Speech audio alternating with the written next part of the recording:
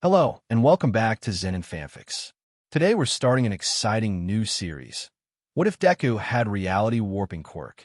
If you enjoy this video, please like and subscribe for more content. The story we're featuring is written by Whispic on archiveofourown.org. You can find all the relevant links in the description, so be sure to check out the author's profile and say hello. Now, let's dive into the story. 3 weeks ago, Katsuki Bakugo hadn't meant it. Not really. The words had spilled out of him like a thunderclap, sharp, sudden, and destructive. His fists clenched at his sides, nails biting into his palms, as if the physical pain could somehow match the ache in his chest. Everything about him was aggressive. His sweat, thick with nitroglycerin-like tension, dripped from his palms. His voice, always loud and explosive, filled the space like a grenade detonating in a confined room. Why don't you just jump off the roof already? No one's going to miss a DMN nerd like you. Izuku Midoriya's eyes widened in a way Katsuki had never seen before. No anger, no tears, no defiance. Just exhaustion. A quiet, thick weariness that seemed to settle over him like a shroud. His gaze flicked away, as if Bakugo's words had drained the air from his lungs. And then, without a word, Izuku was gone. One moment, he was sitting there, clutching his books. The next, he had vanished from the classroom, from their social media feeds, from everyone's view. The school's quiet hum seemed to swallow him whole. His phone line was disconnected. His presence evaporated. Katsuki didn't realize what he'd done until that night. When the wind carried the faint sound of a moving truck, its engine growling like a beast, he saw Izuku Midoriya, Izuku's mother, quietly packing up her house under the cover of darkness. She didn't cry as the truck pulled away, didn't look back once. Her face remained blank, as if she had already accepted the loss. Katsuki told himself it was fine. He told himself he didn't care. Maybe it was a lie, something he whispered to himself in the dark, trying to drown out the gnawing guilt. But 3 weeks later, the headlines hit like a punch to the gut. UA, Hero Course Class 1A receives first and only student. Mysterious Midoriya Izuku stuns teachers in solo entrance exam.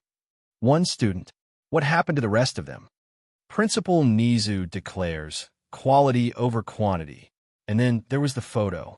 A grainy, shadowed image that seemed to flicker with static. But there was no mistaking the boy in the picture. Green curls in disarray, a hoodie that hung too big, probably borrowed in haste, and a half-smile that didn't quite reach his eyes, like he was masking something deeper.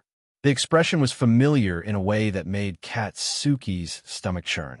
Midoriya Izuku was very much alive, and Katsuki Bakugo was left with more questions than answers.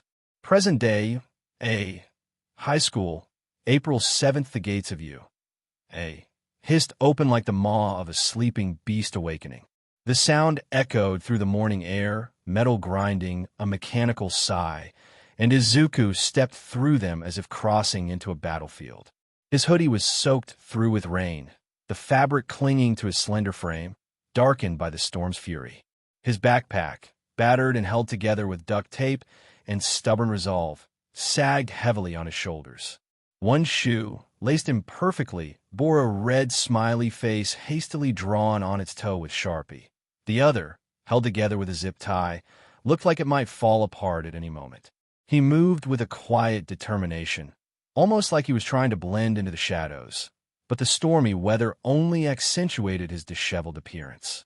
Standing under the overhang, arms crossed and leaning heavily against the wall, was Aizawa Shoyuta, his gaze sharp and judging, like a predator sizing up prey.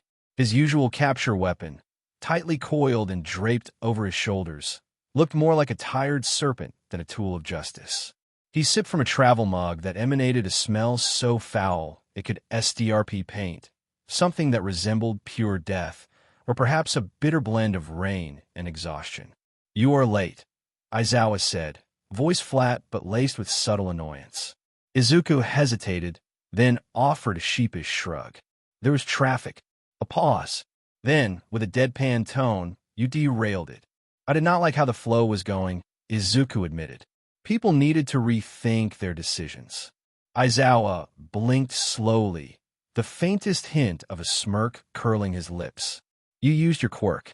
I'm still listed as quirkless, eraser, Izuku replied, voice unwavering. Aizawa's eyes narrowed. Uh-huh. Silence stretched between them, thick and unspoken, like a RBB band stretched to its limit. A distant seagull's cry echoed across the empty grounds, adding an eerie soundtrack to the morning. Aizawa took another slow sip from his mug, the grimace on his face betraying his true feelings. You're banned from touching any form of public transit from now on. Understood, Izuku said softly, shoulders sagging just a little under the weight of his burden. Classroom 1AK, the Ferret den. The room was eerily silent, echoing with the ghosts of students long gone. 20 desks, pristine and untouched, sat in perfect rows, each one a silent witness to the chaos that had once inhabited this space. The air was thick with a strange stillness, like a church abandoned after a funeral. Only one desk was occupied. Its owner, Izuku Midoriya, sat cross-legged on the chair, hoodie sleeves rolled up to his elbows, tinkering with a small device on the desk that hissed angrily and emitted a faint cloud of smoke. Sparks flickered as he soldered with meticulous precision, eyes flickering with a mixture of focus and fatigue. Aizawa leaned against the wall at the front of the room, watching him silently. He didn't ask what Izuku was working on. That was a lesson learned from past experiences. Instead, he kept a watchful eye, arms crossed, as if waiting for something to go wrong. You rewrote the access codes to the staff Wi-Fi, Aizawa said, voice even but with a hint of curiosity. Izuku looked up, expression neutral, wires and small parts still dangling from his hands. It was vulnerable, he said simply. Your password was SleepyKitten69. Aizawa blinked. Don't shame your homeroom teacher. You don't deserve the bandwidth. Izuku shot back, a faint smirk flickering across his face. Aizawa sighed, pulling out his phone. Then, faintly, a scuttling noise echoed from the ceiling vent. He raised an eyebrow. Are you in the walls again? Not me, Izuku said, not looking up. That's the decoy ferret. Aizawa's eyes widened. What the hell is a dash? Don't worry about it, Izuku interrupted, voice flat and unbothered. About everything under control. The faint sound of claws scraping and tiny paws skittering overhead filled the room, a strange, unsettling symphony to the quiet chaos of their new beginning. Group name. The UA Faculty Group Chat. Do not mute. Members. Aizawa, Present Mike, Midnight Power Loader, Cementos, All Might Recovery Girl, Snipe, Vlad King, Niza Present Mike. Okay, so like hypothetically if a kid breaks into your apartment at 3 a.m., eats your leftovers without asking, and then proceeds to lecture you about government surveillance, and then vanishes into the air ducts, is that a crime? Or bonding? Midnight. If it's Midoriya, it's both. Probably at the same time. Power Loader. He rerouted my lab's entire power grid yesterday. Said it was too linear. Like, what even is that supposed to mean? Cementos. He filed an architectural complaint against my walls. Cementos, my walls. As if they're the problem. Vlad King. Wait, are you all seeing him in person? I thought he was a ghost. Recovery Girl. The boy's been here for 3 days now. He's settled into the vents, I suppose. Eraserhead. He lives in the vents now. Eraserhead. I'm pretending it's a metaphor. Eraserhead. It's not a metaphor. All Might. Young Midoriya reminds me of myself when I was his age. Nizu. Smiling face with smiling eyes, you cried, because your neighbor wouldn't return your yo-yo, Tashinori. Recovery Girl. He bit me when I tried to vaccinate him, in a thereplane. Principal's office, 1:30 p.m. The room is well lit, but cluttered with papers, books, and a large, cozy armchair where Nizu, the small, intelligent rat-shaped principal, sits confidently.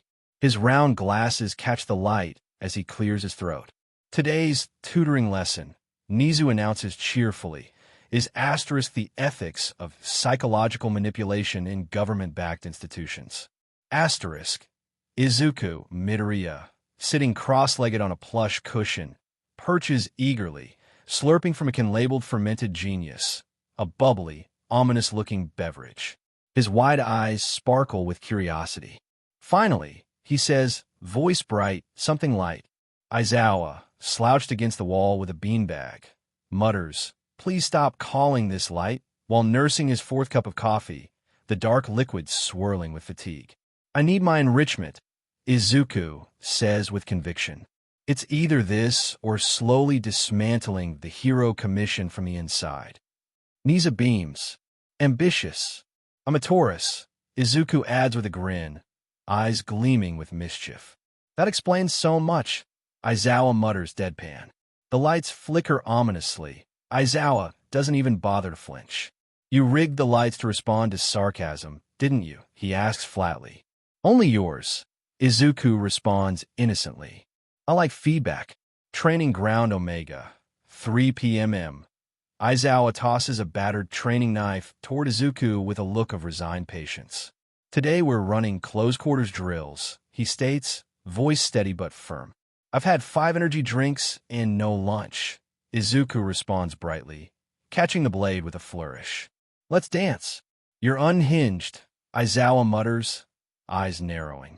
"I'm a minor. You legally can't diagnose me," Izuku retorts, smirking. Aizawa's expression darkens as he mumbles something about Nizu's sadistic tendencies and lunges forward. The fight that ensues is brutal, fast, chaotic, and entirely illegal in at least 14 countries. Izuku moves with a predatory, almost feral grace, erratic, unpredictable, like something born from shadows. He dodges inches from harm, striking like a spider eager to evolve. At one point, Aizawa has to disengage because Izuku appears too calm, like he's not even using his quirk, like he doesn't need to. Finally, Aizawa pins him with a foot on Izuku's chest, a blade pressed lightly to his throat, and the boy grins up with BLD-stained teeth. "I think Houdini did something like this once," Izuku gasps hoarsely. "If I recall correctly, he was out of the hospital in no time." Aizawa's deadpan reply is effortless. "Well, that's encouraging." The morning awakening is shattered by an eruption, an explosive burst of sound and chaos that reverberates through the classroom walls. It's so sudden, so deafening, that the ceiling tiles tremble as if struck by a seismic wave. Several tiles dislodge, tumbling in slow, dusty arcs before hitting the floor with muffled thuds. Dust and debris billow upward, obscuring the room's light and filling the air with a gritty haze. A third of the students are caught in the cloud, their eyes watering, blinking rapidly as they cough and stumble to clear their vision. In the midst of the chaos, the classroom door swings open with a thunderous bang. Vlad King bursts inside, hair wildly frizzed and standing on end, as if he'd been plugged into a lightning storm. His face is flushed, eyes wide with alarm and frustration.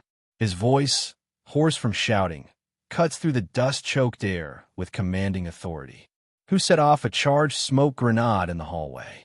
His gaze sweeps the room, seeking the culprit, his fists clenched tightly at his sides.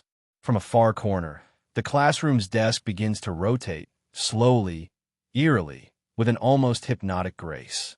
It spins on an invisible axis, smooth and silent, reminiscent of celestial bodies orbiting unseen. No wheels squeak, no hands turn, just a sleek, hypnotic whirl that defies the laws of physics, casting shifting shadows across the walls. Seated at the desk is Izuku Midoriya. He sits perfectly still, sipping from a juice box labeled "definitely not poison" with a calm that feels disturbingly deliberate. His other hand gently pets a tiny mechanical squirrel, its glowing red eyes flickering softly with each movement. Izuku's expression is inscrutable, eyes half-lidded, face devoid of emotion, as if he's contemplating the end of the universe rather than a classroom incident. "It wasn't a grenade," he states flatly, voice devoid of remorse or agitation. "It was a test." Vlad's eyes widen in confusion, his brow furrowing as he takes in the scene. His entire body tenses, trying to process what he'd just heard. "A test of what?" he demands, voice cracking slightly from the adrenaline. Izuku tilts his head slightly, the mechanical squirrel still cradled in his palm. of how loud something has to be to get you to stop humming the One Piece theme song. While pacing, he replies, deadpan, as if it was the most obvious thing in the world. A tense silence follows. The classroom remains suspended in the strange, unsettling moment. From across the room, a quiet voice breaks the silence, a student from Class B, hesitantly raising a hand. It was getting annoying, they admit softly, voice barely above a whisper. Vlad rubs his face, frustration mounting. His shoulders slump as he runs a hand through his hair, eyes darting around the room in exasperation. He mutters under his breath, I'm going to need so much therapy by the end of this year. 1 week earlier in the faculty lounge, Vlad King stands before a desk cluttered with papers, his eyes glued to the memo Nizu has just sent out. His expression is a mixture of disbelief and concern, eyes wide and unblinking. Why is he joining my class? He asks, voice trembling slightly as if the words are unsteady on his tongue. Aizawa, already sprawled on a nearby couch with a warm compress pressed to his face, lets out a long, weary sigh. His eyes peek over the edge of the mask, dark circles prominent beneath. Because he needs socialization, Nizu cheerfully responds, stirring his tea with an elegant, deliberate motion. Like a feral cat, to teach him boundaries. Vlad's voice cracks. He put magnets in the faculty microwave, he says, voice trembling with disbelief. Why would he do that? Nizu chuckles softly, a high-pitched, amused sound. From another corner, Power Loader speaks, softly, but with gravity. He said it was a behavioral science experiment. He asked me if I thought time was real. Cementas, ever the pragmatist, adds with a shrug. Was it real? A faint voice echoes from inside the faculty mini-fridge, Izuku's. Is he in the fridge? Vlad whispers he's everywhere, eyes darting nervously. And yes, it's just for a few lessons. Aizawa groans, flipping over onto his side. He's in the walls, the ceiling, the closet, he's everywhere. But yes, it's only temporary. Today, Class 1B, Homeroom Vlad, stands at the front of the classroom, visibly tense as he surveys the students. His hands hover awkwardly over a stack of fire extinguishers, ready for action. Behind him, a whiteboard proclaims in bold, colorful letters, Welcome, Midoriya. Please do not bite anyone. Seated next to him is Izuku Midoriya. His posture is stiff, almost robotic, shoulders hunched as if guarding himself from an invisible threat. His eyes are distant, unfocused, as if he's contemplating the universe's impending collapse. His hair is a wild, unkempt halo, framing a face that looks too serious for a 15-year-old. Meet Midoriya, Izuku. Vlad begins, voice steady but slightly strained.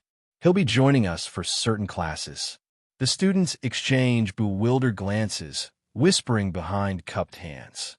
One student in the back mutters, I thought he was a cryptid, eyes wide with disbelief. He looks young. What is he? Like 14. Vlad, trying to keep control, mutters under his breath, he is. Be nice. Wait, a cryptid or 14?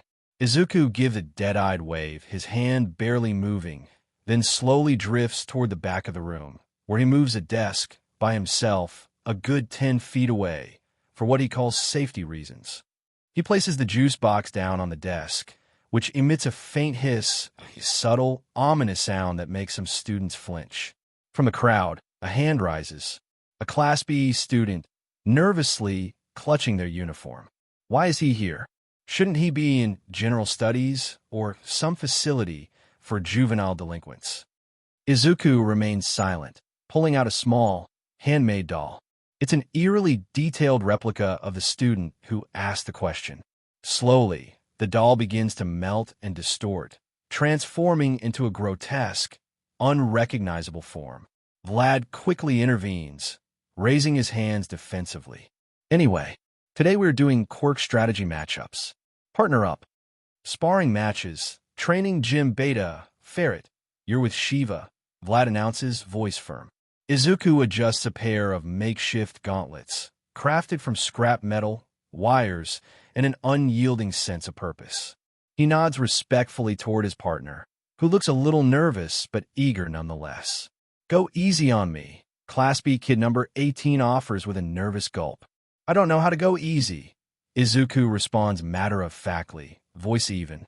But I respect your optimism. The countdown begins. Begin. The sparring erupts into chaos. It's fast, brutal, and entirely illegal in most countries. Izuku moves like a shadow, erratic, unpredictable, almost intangible. His body flickers in and out of sight, seamless and silent, as if he's become a ghost slipping through cracks. He arcs behind Shiva, tapping her shoulder from behind with uncanny precision. You have a blind spot 17 degrees off your right side. Izuku murmurs conversationally, voice eerily calm. You might want to work on that. How? Shiva yells, spinning around in confusion. Have you considered mirrors? Or spiritual enlightenment? Izuku replies, deadpan. The scene is mesmerizing, an unsettling ballet of calculated chaos. He runs psychological operations on each sparring partner. Gaslighting, subtle manipulations, mind games. No one gets hurt, technically, but the mental toll is evident. He whispers to Class B kid number 3, convincing him he's trapped in a simulation. To kid number 5, he whispers, I am not even here, making the boy panic and fight his own shadow. To number 2, he softly mutters, I already erased your quirk, even though he hadn't touched him. Students watch in a mixture of horror, fascination, and unease. Some whisper, is he even using a quirk? Another shivers, no one knows. I think he might be the quirk. Faculty Lounge, 4:15 p.m. Vlad bursts into the lounge, splattered with spaghetti sauce and glitter, clothing torn, hair disheveled. Why was there a spaghetti trap? He yells, eyes wide with disbelief. Aizawa, still lying on the couch, glances up lazily, unimpressed. That wasn't for you, he says simply. Then who? Power loader, Aizawa responds, gesturing vaguely toward the door. Vlad sighs heavily, rubbing his temples. Why's he like this? Aizawa shows him his phone, displaying a chaotic group chat filled with messages. The UA faculty group chat, do not mute. Midnight. He reorganized my shoe closet by color, moral alignment, and trauma level. Present Mike. He beat me in Mario Kart with a calculator. Recovery girl. Diagnosed me with burnout and left a self-care kit in my office. Nizu. I love him. So much. He's the apocalypse with homework. Aizawa. He asked if I wanted kids. Present Mike. Wait for real. Laughter and exasperation echo through the group chat, a strange chorus of chaos. Teacher dorms. 9 p.m. Aizawa softly knocks on the door of room 1, the Ferret's den, now adorned with a handmade sign. Inside, Izuku is curled in a corner, gazing out the window at the city skyline. His wild hair frames a face that looks both young and burdened, illuminated by the glow of distant streetlights. You know, Izuku says softly, voice tinged with a rare vulnerability, I think I'm having a midlife crisis. Aizawa's brow furrows, voice gentle but tired. You're 15. I might die at 30. Izuku whispers, eyes distant. Aizawa sighs, settling beside him. The city hums below, a constant, unending pulse of life and chaos. I don't know what to do with someone like you, he admits quietly. Izuku doesn't turn, voice small. I'm sorry I make things difficult. A long silence stretches between them, filled only with the distant sounds of traffic and life. Finally, Aizawa speaks softly, you don't. He pauses, then adds, you make things interesting. For the first time all day, Izuku's face softens, not into a smile, but into a quiet, contemplative expression, an acknowledgement that someone sees him, truly sees him. There were things Tamura Shigaraki had meticulously planned for. He'd envisioned a full class of naive, eager future pro-heroes, children with wide, untested eyes, still fresh from childhood innocence, too inexperienced to recognize the true danger until it was too late. Their youthful energy, their hurried attempts at heroism, would be no match for the chaos he intended to unleash. He prepared for chaos. He prepared for BLD. He had not, however, accounted for a gremlin in a hoodie who made direct eye contact with the Nomu and called it chonky. 10:30 a.m. UA. Hero course bus. The vehicle was unnervingly quiet. Not the quiet of sleep or peaceful reflection, but the oppressive hush that hangs heavy with anticipation, like a predator lurking, waiting for the perfect moment to strike. It was the kind of silence that suggested someone was plotting something sinister, or perhaps had already committed a crime and was debating whether to confess or let the authorities stumble upon the evidence. Aizawa sat at the front, his sharp gaze fixed on the papers in front of him, the faint rustle of pages the only sound breaking the stillness. His scarf was loosely wrapped around his neck, the fabric concealing the faint tension in his shoulders.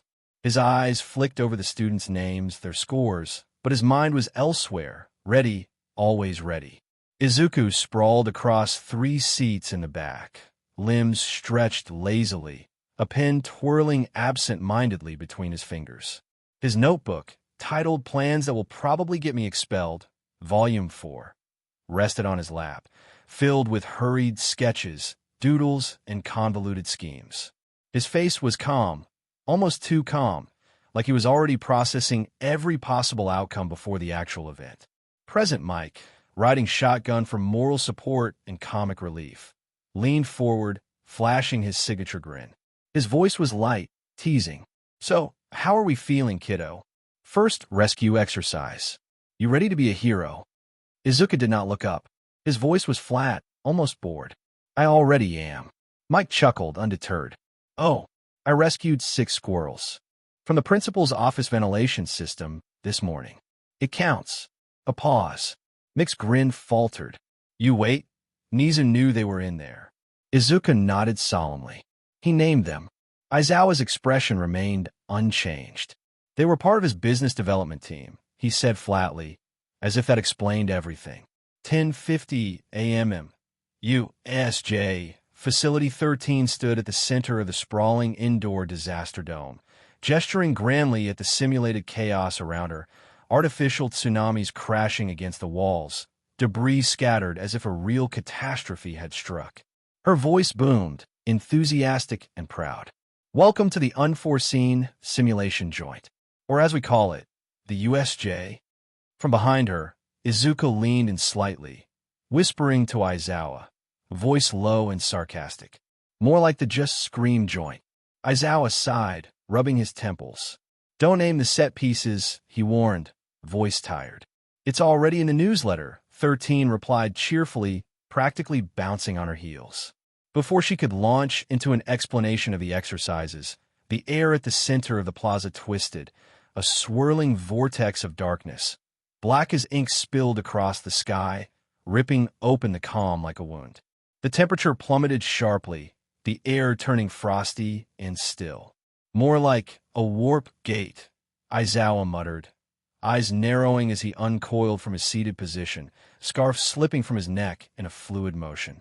Then everything changed. The fog descended rapidly, dense and impenetrable, swallowing the plaza in a thick curtain of white and shadow.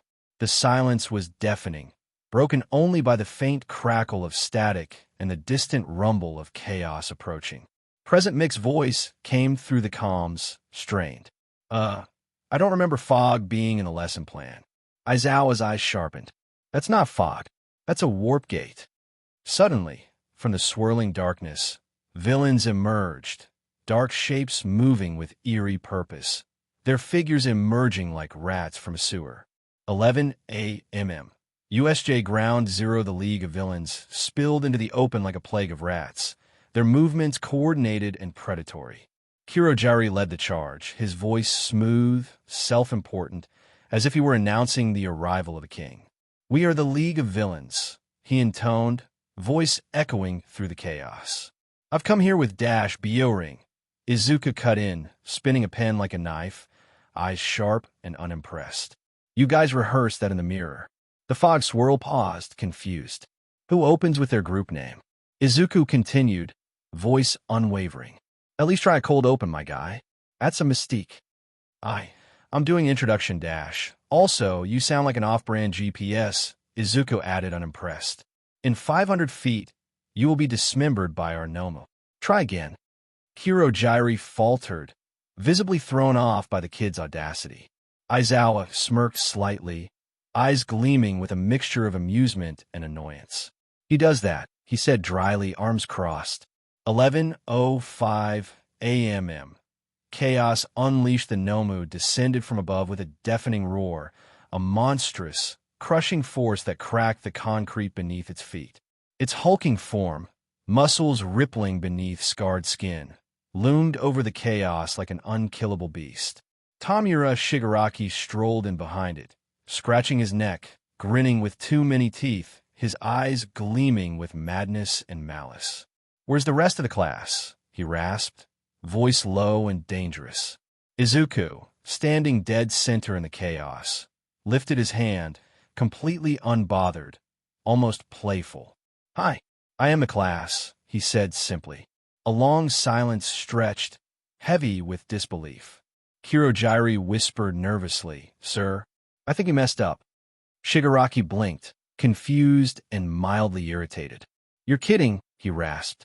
"Nope," Izuku said cheerfully, cracking his neck with a casual snap. "Budget cuts. I'm all that's left." Surprise. Tamura's eyes widened in disbelief. "One kid. They only have one student." Aizawa's deadpan response cut through the chaos. "Quality over quantity," he said plainly, as if that explained everything. 11:08 a.m. Let the games begin. The Nomu lunged again, jaws snapping, muscles flexing for another attack. A blur of black and red shot forward, Aizawa, scarf whipping behind him like a banner of defiance.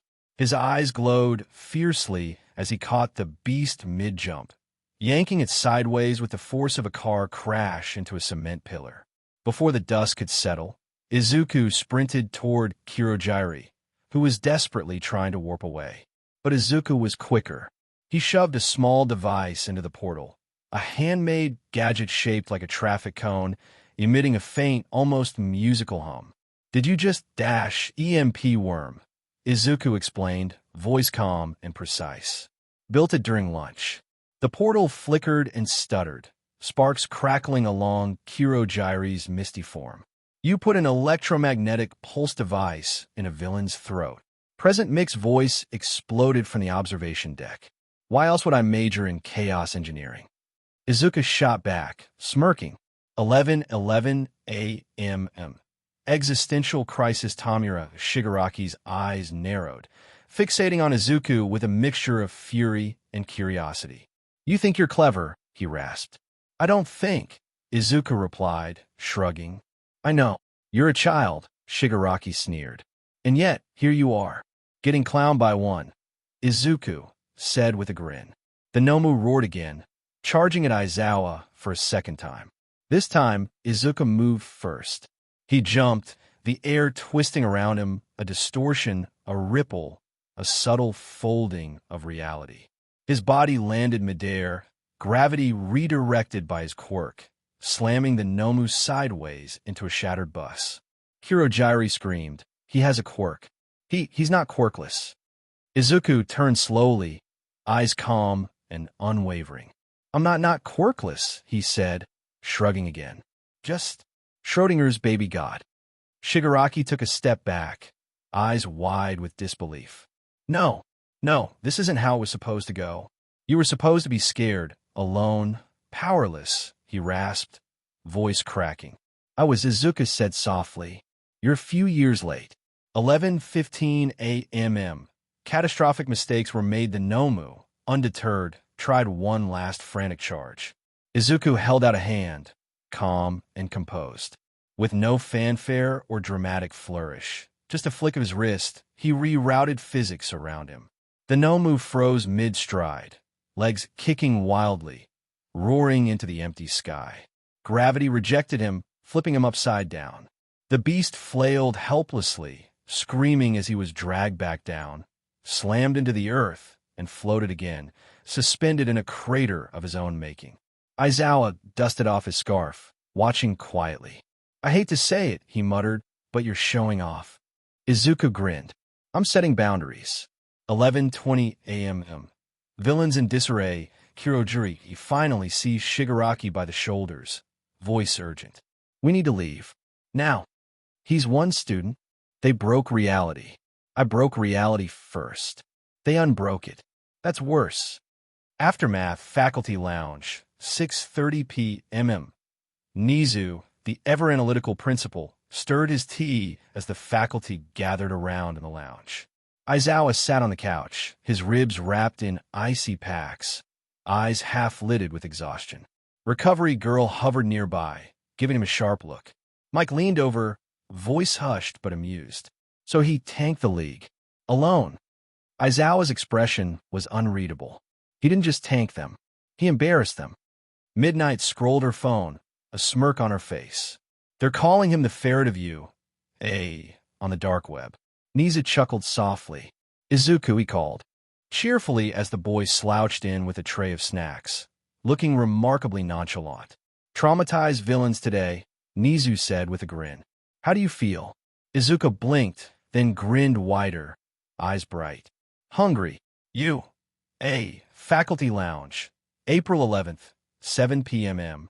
The atmosphere in the lounge was heavy with a chaos that only damage control, armed with baked goods, could attempt to tame. The room felt like a battlefield strewn with crumbs and half-empty snack wrappers, a makeshift peace offering to an emotional storm. Midnight had arrived bearing a tray of cookies, chocolate chip, oatmeal raisin, and a few experimental batches that suspiciously looked like they'd been shaped by a caffeinated squirrel. Her expression was serious, as if these treats were the only things standing between sanity and complete collapse. Present Mike, ever the exuberant dad trying too hard, carried 2 packs of chamomile tea, steam rising from the cups like fragile lifelines. His energetic presence filled the room despite the tense air, like a beacon of stubborn optimism. Cementos sat in the corner, pretending to read a thick tome, but his ears twitched constantly, betraying his focus. His eyes flicked toward the gathering, subtly listening, analyzing every word, every gesture. Power Loader was already under the table, meticulously installing a reinforced panic hatch, a heavy-duty hatch with multiple locks and emergency signage, just in case someone's emotional stability decided to take a nosedive. His brow was furrowed as he carefully measured, drilled, and secured the hatch, muttering to himself about safety protocols. Aizawa slouched on the couch, shoulders hunched, leaning back as if he'd been hit by a bus he himself had parked. His expression was a mix of exhaustion and reluctance, a man resigned to the chaos yet committed to containing it. His dark eyes flicked from person to person, waiting for the inevitable. Perched cheerily on the windowsill, Nizu sipped his tea with alarming serenity. His round glasses caught the dim light, and his bright, calculating eyes seemed to see right through the chaos, as if the room's turmoil was just a small ripple in his grand plan. Just to clarify, Aizawa said slowly, voice low and measured, "We're doing what exactly?" Recovery girl, standing nearby with her usual no-nonsense air, folded her arms. "An intervention," she stated firmly, voice like a scalpel. "You've been letting him run completely unchecked. You can't just let a trauma goblin stew in a vent system. He needs to process things." Aizawa raised an eyebrow, his tone dry. "I don't let him live in the vents. He chooses the vents." Mike leaned in, eager to add his 2 cents. "I once heard him argue with them. Like the vents themselves. Their voices. I don't know whose." Midnight stepped closer, her expression softening, but her voice firm. "We've all seen the signs. The kid's brilliant, but he's clearly not okay. We have to try, show Yuta." Aizawa rubbed his temples, a faint flicker of worry crossing his face. "This is going to be a disaster." Nizu, with a cheerful smile, raised his teacup. "Then we'll do what heroes always do, make it worse with teamwork." Operation Emotional Containment, 7:30 p.m. Izuku had been summoned under the guise of post-USJ debriefing, but he sensed something was off the moment he stepped into the room. His hoodie was half-chewed on one sleeve, a screwdriver peeked out of his back pocket like a holstered weapon, and he held his cursed definitely not poison juice box with a suspiciously wary look. He froze in the doorway, eyes narrowing as he took in the assembled faculty. So casual, so unprepared for the storm about to unfold. "Is this an ambush?" he asked, voice cautious, shoulders tense. "No," said Recovery Girl, voice calm but no nonsense, like a nurse who has seen too much. "Yes," Mike said brightly, a grin stretching across his face. "Sort of," admitted Aizawa, voice heavy with reluctance. Izuku made a sharp turn, already suspecting a setup, but Power Loader's hand shot out, locking the door with a metallic click. Nizu beamed at him, the picture of innocence. "Welcome to our first annual Feelings Fest." "Kill me," Izuku muttered, shoulders sagging in resignation. "The intervention begins, Midoriya," Recovery Girl said gently, stepping forward with her usual calm authority. "We are concerned about your mental health." Izuku's eyes flicked downward, expression flat and unreadable. "I'm 15, he replied, voice dull. "I don't have mental health. I have Sparkle's coping mechanism sparkles." A beat of silence. "Okay," Midnight said softly, voice gentle but serious. "Can you talk about them?" Izuku narrowed his eyes, suspicion flickering. "You want me to unpack in a circle of people who literally watched me dismantle a Nomu, using an existential crisis and a slingshot?" Cementos put down his book, slowly, deliberately. "I thought that was a hallucination." "Nope," Mike said, grinning with a hint of pride. "I filmed it." Aizawa rubbed the bridge of his nose, eyes tired but patient. "Look, the thing is, kid, we care about you, even when you're a little dash unstable." Izuku supplied, voice flat but with a hint of defiance. "Terrifying," Cementos added deadpan. "Possibly a war crime waiting to happen," whispered Vlad King, who had just wandered in and immediately regretted it. "Loved," Aizawa corrected sharply. "We care because you matter, even when you won't let us in." The room fell silent, the weight of the words sinking in. Izuku remained still, eyes distant, like a glass figurine on the verge of shattering. And then it got worse. "So apparently the bad vibes I've been feeling are actually severe psychological distress," Izuku said suddenly, voice even but startling everyone. The statement hit like a piano falling from the sky. Everyone blinked, stunned, unsure of what they just heard. And like, Beaches be like, "I'm baby," but have childhood trauma and neglect like, "WTF do you know about being baby? You were forced to grow up from an early age." "Anyway, I'm Beaches." Mike dropped his tea, eyes wide. Aizawa stared, visibly transported back to his own teenage years, dragged screaming into memories he'd tried to forget. "Midoriya," he said slowly, voice strained. "That's a lot." Izuku's face was neutral, inscrutable. "You asked." "I didn't. Okay, fair," Aizawa admitted, rubbing his temples. "I'm not emotionally unavailable," Izuku said, crossing his arms. "I'm just selectively open to people I don't think will abandon me the second I stop being useful." "Oof." Midnight winced audibly. Mike hesitated, then handed Aizawa a sticky note that just said, "We are so F." Later the meeting was inconclusive. Izuku did not cry. He did not storm out. Instead, he pulled out a chart titled "Reasons I Am the Way I Am" and passed it around like a resume. The top 3 reasons listed. Mother listed me as quirkless for safety. I've been psychologically alone since age 4. I'm not allowed to join group therapy because I kept making the other kids spiral. There is also a doodle of a crying frog holding a sword, looking fiercely determined. "I'm trying," Izuku said quietly as the meeting wrapped up. "I just don't know how to be normal." "You're not supposed to be normal," Aizawa said, walking him back to the dorms. "You're supposed to be okay." Izuku hesitated, voice small. "I think I forgot what that feels like." Aizawa sighed, shoulders relaxing slightly. "Well, that's what this team is for." "I thought I was a solo mission," Izuku mumbled. "Not anymore, kid." Meanwhile, a faculty group chat present Mike. "I think we emotionally waterboard to Child Midnight. He emotionally waterboard US Cementos. I'm reevaluating my life choices, Recovery Girl. He built a personality profile for each of us in real-time Power Loader. He anger cried in my toolbox, Nizu, smiling face with smiling eyes, Aizawa. I want kids, but I wouldn't be a good dad. Aizawa. I think you'd be a great dad, Zoa. Present, Mike. So should I find some adoption forms? Everyone, broken heart place of worship on paper. It was the simplest exercise. 1 student, 7 trials, and 0 surprises. It was a test designed to be straightforward, predictable, almost boring in its lack of complication. The kind of routine check that should have gone off without a hitch. No unexpected variables, no chaos, just a clean, neat demonstration of capability. It was supposed to be impossible for anything to go wrong. And yet, that one student was Izuku Midoriya. And you? I had yet to accept the fundamental law of his existence. If something can be broken, he will break it. If something can't be broken, he will convince it to self-destruct for moral reasons. 7 a.m. Jim Vlad King paced nervously, running his hand through his hair for the 10th time, eyes darting anxiously across the room as if expecting a disaster to spontaneously erupt from the ceiling.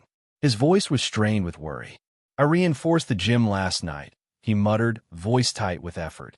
We upgraded the heat shielding, rewired the power grid, triple-checked the structural integrity dash before he could finish. Aizawa cut him off, voice flat and unimpressed. You used duct tape and prayer. Vlad's expression flickered, defensive. Very strong duct tape, he insisted, voice slightly defensive.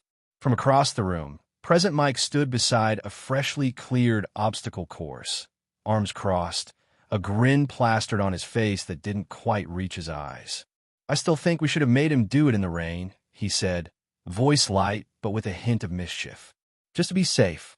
Aizawa shot him a tired look. It's indoors. I know what I said. Mike grinned wider, voice playful. Aizawa sighed deeply, turning away. He cast a quick glance at Power Loader, who was already kneeling under the table, fiddling with tools. What about the smart vending machine? He asked, voice losing all patience. Power Loader muttered bitterly, still sentient. Calls me father, asks if it has a soul. Aizawa's eyes narrowed. Unfortunate, he muttered, tone grim, as if contemplating the universe's cruel sense of humor. 7:30 a.m. Arrival of the Ferret Izuku entered Gym Gamma, shoulders hunched, hands buried deep in the pockets of his hoodie. His face looked like he'd slept for 12 minutes, eyes dull and rimmed with exhaustion, hair tousled from restless sleep or perhaps just a lifetime of neglect. His hoodie sleeve was half chewed, a telltale sign of his nervous energy, and a screwdriver jutted out of his back pocket like a holstered weapon, ready, always ready for the chaos he might unleash. He paused at the threshold, eyes narrowing as he surveyed the gathering faculty, who looked far too relaxed for the impending storm. Why do I feel like I'm on trial? He muttered, voice husky, glancing around as if expecting the tribunal to judge him at any moment. You're not, Aizawa said, voice calm but serious, standing with a stance that said he was prepared for anything. This is a routine evaluation. Routine, Izuku echoed, suspicion creeping into his tone. Well, technically a containment drill, Midnight added softly, her voice soothing but with an underlying seriousness. We need to figure out your official quirk classification, Recovery Girl said gently, stepping closer, her eyes kind but firm. You've never been properly registered, and since you entered early, because my middle school literally kicked me out for making a chemistry lab in the music room. Izuku shot back, voice edged with tired sarcasm. You turned an oboe into a grenade, Mike muttered under his breath, eyes twinkling with mischief. Semantics, Izuku said with a shrug, voice indifferent but tinged with frustration. 8 a.m. First trial. The ball throw, Aizawa tossed Izuku a softball-sized orb, precise and clinical. His tone was matter-of-fact. Start with a basic test. Throw this as far as you can using your quirk. Izuku caught it lazily, eyes narrowing as he examined the sphere with a half-hearted interest. Define quirk, he said, voice calm but inquisitive. Aizawa blinked, caught off guard. Anything that comes out of your very concerning ability to break reality like it owes you money, he replied, voice flat. Cool, Izuku muttered, inhaling deeply, focusing.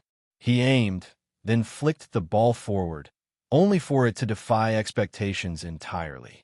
Instead of traveling outward, it shot straight up, ascending like a rocket, higher and higher until it vanished into the sky. The tracking device embedded inside the sphere began to scream, unable to compute the arc. The screen sputtered, then finally displayed. Distance. Y equals ascending past satellite range. Seek divine counsel. Everyone in the room stared. Power Loader's eyes went wide, muttering, "That's impossible." Izuku shrugged. "Gravity is a capitalist construct," he said casually, voice full of unshakable confidence. 8:20 a.m. The sprint Cementos called out, voice steady. "Standard 50-meter dash. You'll be timed." Izuku rolled his neck, stretching lazily, looking relaxed. When the buzzer sounded, he took a single step, then just walked. Casually, like he was headed for the kitchen for a snack, not a race. And then, another Izuku blinked into existence at the finish line, the original nowhere to be seen. Aizawa's eyes widened in disbelief. "Did you just displace yourself through time?" he asked, voice tinged with horror. "I call it the Schrödinger stride," Izuku said, brushing his hoodie off with a casual hand. "I exist both at the start and finish until I decide which is real." "Do you ever just run like a normal human?" "Absolutely not," Izuku replied with a grin, eyes shining with mischief and a hint of challenge. 8:45 a.m. The grip strength test. Izuku approached the machine, a challenge in his stance. He cracked his knuckles, then gripped the bar with a determined expression. The gauge immediately read 137 kilograms. Then sparks flew, the machine shuddered violently, and finally displayed a crying emoji before powering down with a hiss. "It gave up," Vlad whispered, eyes wide with disbelief. "I didn't do anything," Izuku protested, eyes innocent. "You're radiating menace," Mike said, narrowing his gaze. "I'm just standing," Izuku insisted, shoulders squared. "You're standing like you planned 6 revolutions and know the name of every bird within a 5-mile radius," Mike added, voice full of awe and a dash of fear. "That's not fair. I only know most of them," Izuku said, voice innocent, but the smirk on his face betrayed him. 9:15 a.m. The agility test. They set up an elaborate parkour course. Floating platforms, narrow beams, rushing wind gusts, and flickering lights. Izuku navigated it with a precision that defied logic, finishing in 9.3 seconds. Backwards, blindfolded, and while solving a Rubik's Cube. "Ow," Nizu asked, smiling brightly. "Do you manage that?" "I rearranged the wind patterns to increase my aerial velocity," Izuku said casually, like it was just another afternoon activity. "Also, I calculated the beam angles 3 nights ago and practiced them in my dreams." Midnight looked visibly upset, her brow furrowed. "He's not a student," she muttered with a mixture of admiration and despair.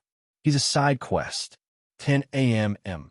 Final trial, core classification battle simulation, Aizawa explained, voice calm but serious. "This is a mock combat zone. Use your abilities to escape the scenario and reach the extraction point." Izuku nodded, then disappeared from the starting zone. 17 seconds later, chaos erupted. The room caught fire. The simulated environment twisted and shifted, and the intercom suddenly crackled with an eerie lo-fi beat, villain-themed, of course. "Did you program the simulation?" Power Loader yelled, panicked. "No," Izuku called from inside the wall, voice muffled but confident. "I gaslit the AI into reprogramming itself." The vending machine chimed, "I'm filing a complaint," in a robotic tone. Aftermath, Faculty Lounge, 12 p.m. Most of the staff sat quietly, clutching ice packs, either for their bodies or their minds, trying to process the whirlwind of chaos and revelations. Nizu, ever cheerful, chirped, "He certainly has a unique profile." Cementos muttered, "Reality-manipulating godchild isn't a legal quirk name." Mike nodded enthusiastically. "It should be." Aizawa, eyes dull and distant, stared into the middle distance, as if contemplating the end of days. "We need to file something," Midnight said quietly. He can't just keep being quirkless on record. That's not safe, or accurate, or moral. Nizu, ever the optimist, offered, I'll write the classification. What about parallel perception-based constructive override? Everyone looked at him, then at each other, realizing the magnitude of what they just witnessed. Mike shook his head slowly. It's 5 words for don't PSS him off. Exactly, Aizawa said softly, staring into space. Later that night, dorm's Aizawa quietly knocked on Izuku's door, which was slightly ajar. He pushed it open gently, eyes landing on the figure inside. Hoodie pulled up, shoulders hunched, eyes rimmed with exhaustion. You good? Aizawa asked softly, voice steady and reassuring. Just thinking, Izuku replied in a hushed tone. About? Izuku hesitated, then whispered, if I ever lose control of my quirk, if I ever slip. Aizawa stepped closer, steadying himself. He placed a hand on the doorframe, voice calm but firm. If that happens, we'll stop you, and then we'll help you. In that order. Izuku blinked, eyes glossy, then nodded slowly. Thanks, Dad. The door shut quietly behind him. Aizawa stood there for a long moment, shoulders heavy, before pulling out his phone, contemplating the weight of what had just transpired. Aizawa, he called me Dad. Present, Mike. Loudly crying face midnight. I'm printing shirts. Power loader, we are in so deep. Cementos, I would burn the world down for that kid Nizu. Smiley face. The UA, Hero Costume Department, had one rule, within reason. It was printed on every requisition form, in bold, underlined font. It was the last desperate plea of designers clinging to sanity as 15-year-olds requested battle armor with built-in speakers, flamethrowers disguised as scarves, or, once, a grappling hook made entirely of rhinestones. But nothing could have prepared them for Izuku Midoriya's costume request. Because Izuku didn't request a costume, he submitted a manifesto. 7 a.m. Support Department, Design Lab 2C Power Loader stared at the paper in his hands like it had insulted his lineage. The blueprint read, Midoriya I. Hero Suit Proposal Base Layer. Reinforced carbon weave bodysuit with fluid thread stitching, resistance to fire, electricity, psychic incursion, and low to moderate divine smiting add-on. Tactical HRNSS with 17 pockets, at least 3 of which must be metaphysically inaccessible cape. Yes. Cloak, also yes. Mask, optional, but must strike fear into the hearts of godless men. The color scheme. You ever seen a Dead Star? That, but more haunting. Back logo, a stylized ferret with a knife. There was also a handwritten postscript. I must look like I crawled out of an existential horror novel, but stayed for the vibes. Power Loader turned slowly. Is this a joke? He asked. Izuku, lounging in the corner sipping tea labeled Anxiety Fuel, extra bold, smiled serenely. I never joke. I only commit. 9 a.m. Staff Lounge, a.k.a. the emotional fallout shelter. Why does he want both a cape and a cloak? Present Mike whispered. Because he can, Midnight muttered, scrolling through the 42-page PDF Izuku had attached. I'm not worried about fashion, Aizawa said, voice already dead inside. I'm worried about how many times he used the phrase aesthetic intimidation. He said his look is a narrative threat, Recovery Girl added.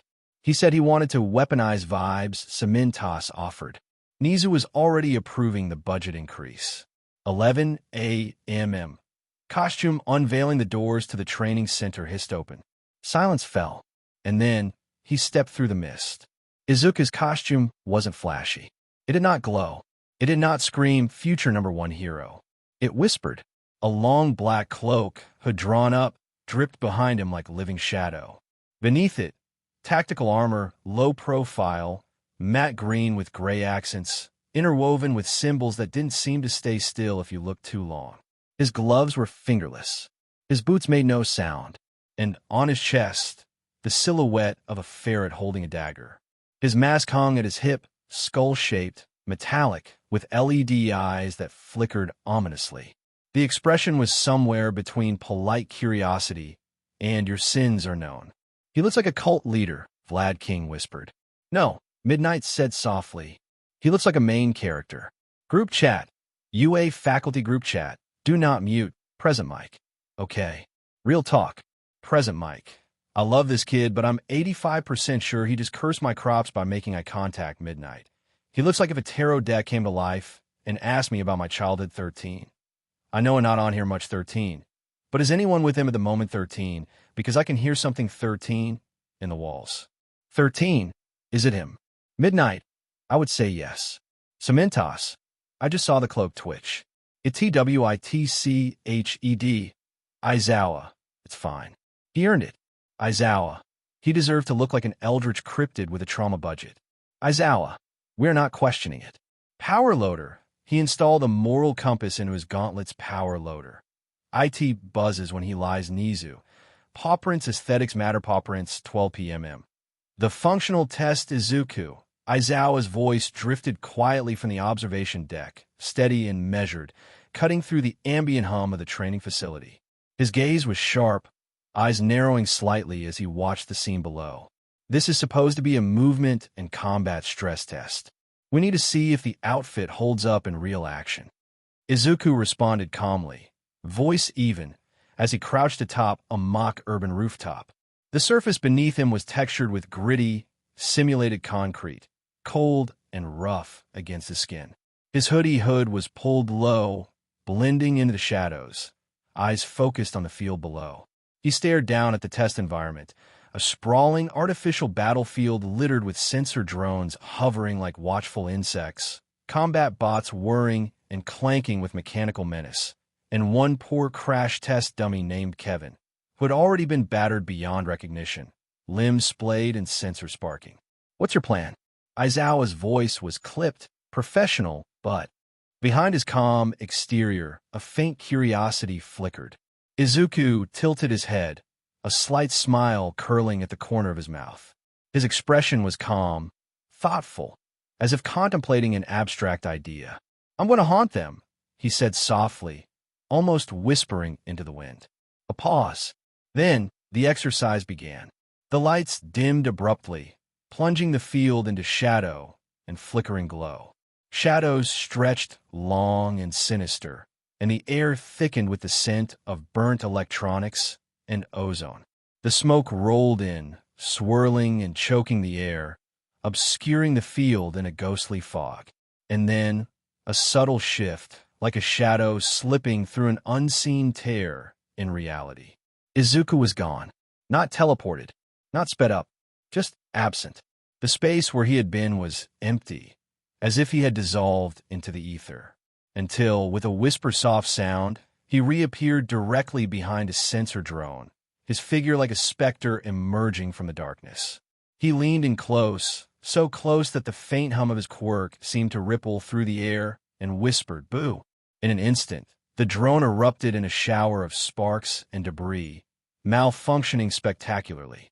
Kevin the dummy, already battered and battered again, was launched into the air with a loud, mechanical squeal, limbs flailing as if caught in a violent gust.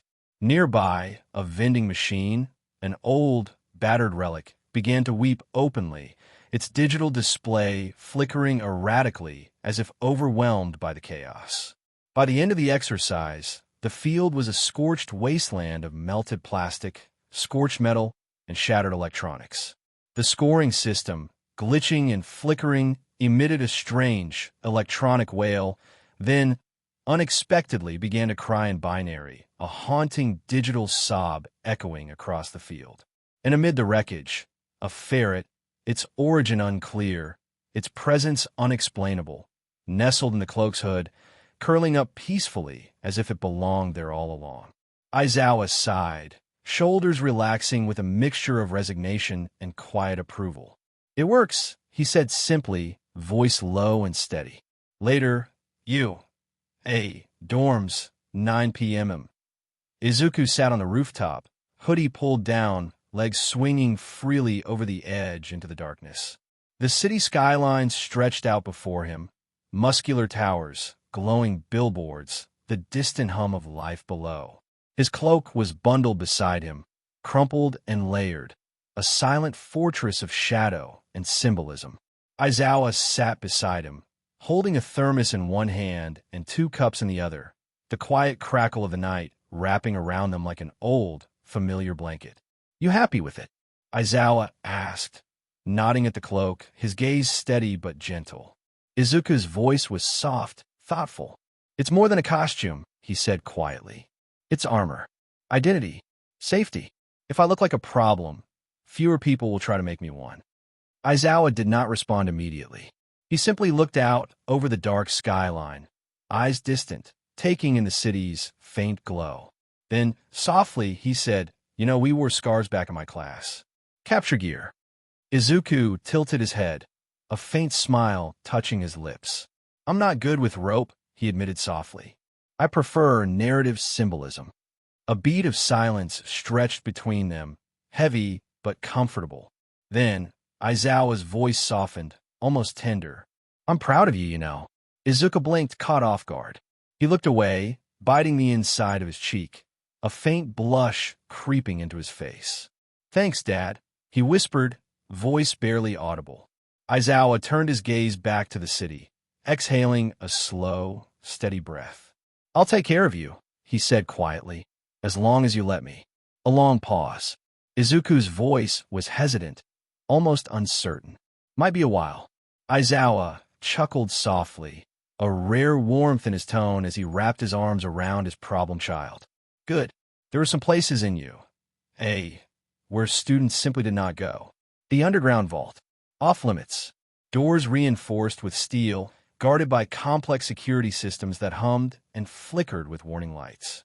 The very air inside was thick with secrecy, the scent of old metal and dust lingering like a curse. The staff-only supply annex. Restricted. Its entrance concealed behind a shimmering, high-tech barrier, accessible only by those with clearance, and even then, only with a special key or a precise code. The faint hum of machinery and the faint scent of industrial cleaning fluid drifted from within, warning intruders to stay away. And the break room hidden behind Cementas's bookshelf. Oh, that was a legend. Accessible only through an elaborate pressure-triggered panel that demanded 3 knuckle knocks and a quote from some obscure French poetry. An insidious puzzle only the most dedicated or foolish dared to solve. It was a place where no student had ever set foot, a clandestine haven for staff and secrets, which was, of course, unfortunate, because Izuku Midoriya had just moved in. 6:12 a.m. Hidden faculty break room, somewhere deep beneath UA. The door swung open with a faint, almost lazy wheeze, revealing a hidden world. Present Mike, yawning widely, pushed through, eyes still half-lidded from sleep, his expression a blend of exhaustion and curiosity. The scent of stale coffee and faintly burnt toast wafted out as he stepped inside, anticipation already building for some caffeine-fueled breakfast. But what greeted him was a fortress. Pillow walls, piled high and uneven, creating cozy, makeshift barricades that looked like they'd been built by a team of sleep-deprived children. Fairy lights draped haphazardly across the ceiling, their bulbs flickering softly, casting a warm, flickering glow that danced on the walls and made the space feel alive with quiet magic. A kettle sat on a small, battered hot plate, gently steaming, its whistling sound soft but persistent, an invitation for tea or perhaps something stronger. And in the center of it all, curled up like a medieval gremlin prince, sat Izuku Midoriya. His hoodie was pulled up over his head, the fabric slightly rumpled from sleep and mischief. His expression was focused, eyes flicking over a tablet with intense concentration, fingers tapping and scrolling. He was wrapped in a heated blanket, thick and fluffy, like a cocoon spun from warmth and chaos. His skull-shaped mug, labeled "My Feelings Have Teeth," was cradled in one hand, steam rising from the dark liquid inside, swirling upward in lazy tendrils. Mick's eyes widened. His mouth opened slightly, a gasp caught somewhere between surprise and horror. He screamed, loud and unfiltered, the kind that made the walls seem to shake. And suddenly, from a corner, one of the tiny, vesty-clad squirrels, with a serious expression, threw a cashew directly at him. the nut sailing through the air before bouncing off his forehead with a soft thud. The room fell into stunned silence, the quiet hum of fairy lights and the gentle bubbling of the kettle the only sounds. Mick's mind was racing, trying to process what he'd just seen, an illicit fortress, a secret sanctuary of chaos and cuteness, hidden away in the depths of you, where only one student dared to claim territory. And that student, it seemed, was perfectly at home. Mike screamed. 6:30 a.m. Faculty group chat present Mike. The Ferret has breached the inner sanctum midnight. What power loader? Which sanctum, Mike? The breakroom. The sacred breakroom cementos. Impossible. I sealed that room behind a bookshelf, Mike. Well, guess what cement Jesus he solve your escape room, Izawa. Is he eating my special soba, Mike? Bro, Mike. He has a kettle. Mike, the tea is ethical. I don't even know what that means, Nizu. Smiling face with smiling eyes, I gave him the key. Nizu, Prince, he earned it. All Might, lurking silently for the past 3 days, I, too, have seen the tea. It judged me. Sad face. 7 a.m. Confrontation power loader stormed into the secret break room with dramatic flair, his footsteps echoing softly against the uneven, hidden floor. The door swung open with a faint squeal of hinges, revealing a space that was as much a fortress as it was a chaos playground. His sharp, focused gaze immediately scanned the room, searching for signs of intrusion or chaos, any hint of a squirrel invasion, a misplaced object, a sign of Izuku's latest mischief. You, he bellowed, voice reverberating through the tiny, cluttered sanctuary, eyes blazing with righteous fury. The room seemed to shudder at his outburst, fairy lights flickering slightly under the force of his presence. Izuku, sitting comfortably on a beanbag that definitely had not been there the week before, did not look up. His expression was calm, an eerie serenity that contrasted sharply with Power Loader's fiery indignation. He took a slow sip from a skull-shaped mug labeled, "My feelings have teeth," steam curling from the dark liquid like a warning. "You infiltrated my coded perimeter," Power Loader hissed, eyes narrowing as he stepped closer, wary of any sneaky squirrels lurking nearby. His voice was low, deliberate, each word dripping with suspicion and annoyance. The kid gazed at him from the beanbag with an innocent, almost bored look, eyes half-lidded, a slow smirk curling at his lips. "It was too easy," Izuku said softly, voice even and unhurried, like he was commenting on the weather rather than invading his workspace. Power Loader's jaw clenched. "You deactivated my biometric pad," he hissed, voice sharp with frustration. His fingers twitched at his sides, itching to disable or destroy anything that looked remotely suspicious. "I guess the password," Izuku replied casually, tilting his head with a faint, amused smile. "It was Tool Dad 2020. His tone was light, almost playful, but beneath it, there was a dangerous undercurrent, an unsettling confidence that made Power Loader's stomach tighten. The room's tense silence was broken only by the faint hum of the hot plate, the crackle of fairy lights, and the soft rustle of the blanket wrapped around Izuku's shoulders. Power Loader's voice cracked, hoarse from suppressed anger. "Shut up." Izuku, unbothered, reached into the pocket of his hoodie and pulled out a crumpled, handwritten note, an official-looking ID badge. He held it up with a flourish. "Izuku Midoriya, emotional support Ferret and Nizu's favorite," he announced proudly, as if revealing a badge of honor.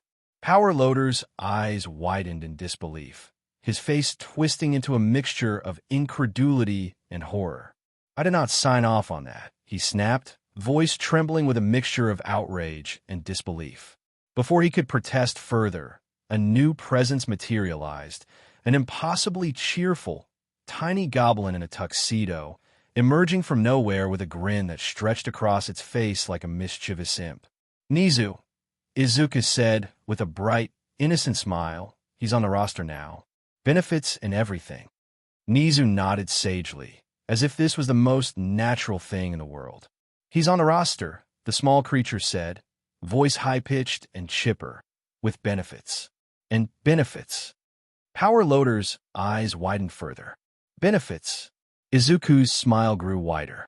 I get dental, he said casually, and trauma leave. The room fell into stunned silence, the air thick with disbelief, chaos, and the faint scent of confusion. 8 a.m. Staff Ward declared Power Loader, eyes gleaming with a mischievous light, stepped forward with a determined stance, fists clenched. His voice was low but fierce, full of newfound resolve.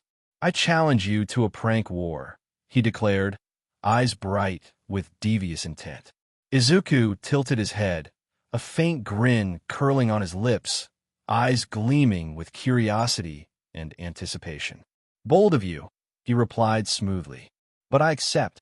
Aizawa, passing by with a half-eaten granola bar, muttered without slowing his pace, voice flat and resigned. You're on your own. If he turned you into a toaster, I'm not getting involved. His words hung in the air like a warning, an unspoken plea for sanity amid the chaos. Day 1. Operation. Glitterstorm Power Loader, ever the meticulous technician, had spent the night before orchestrating his masterpiece of chaos engineering.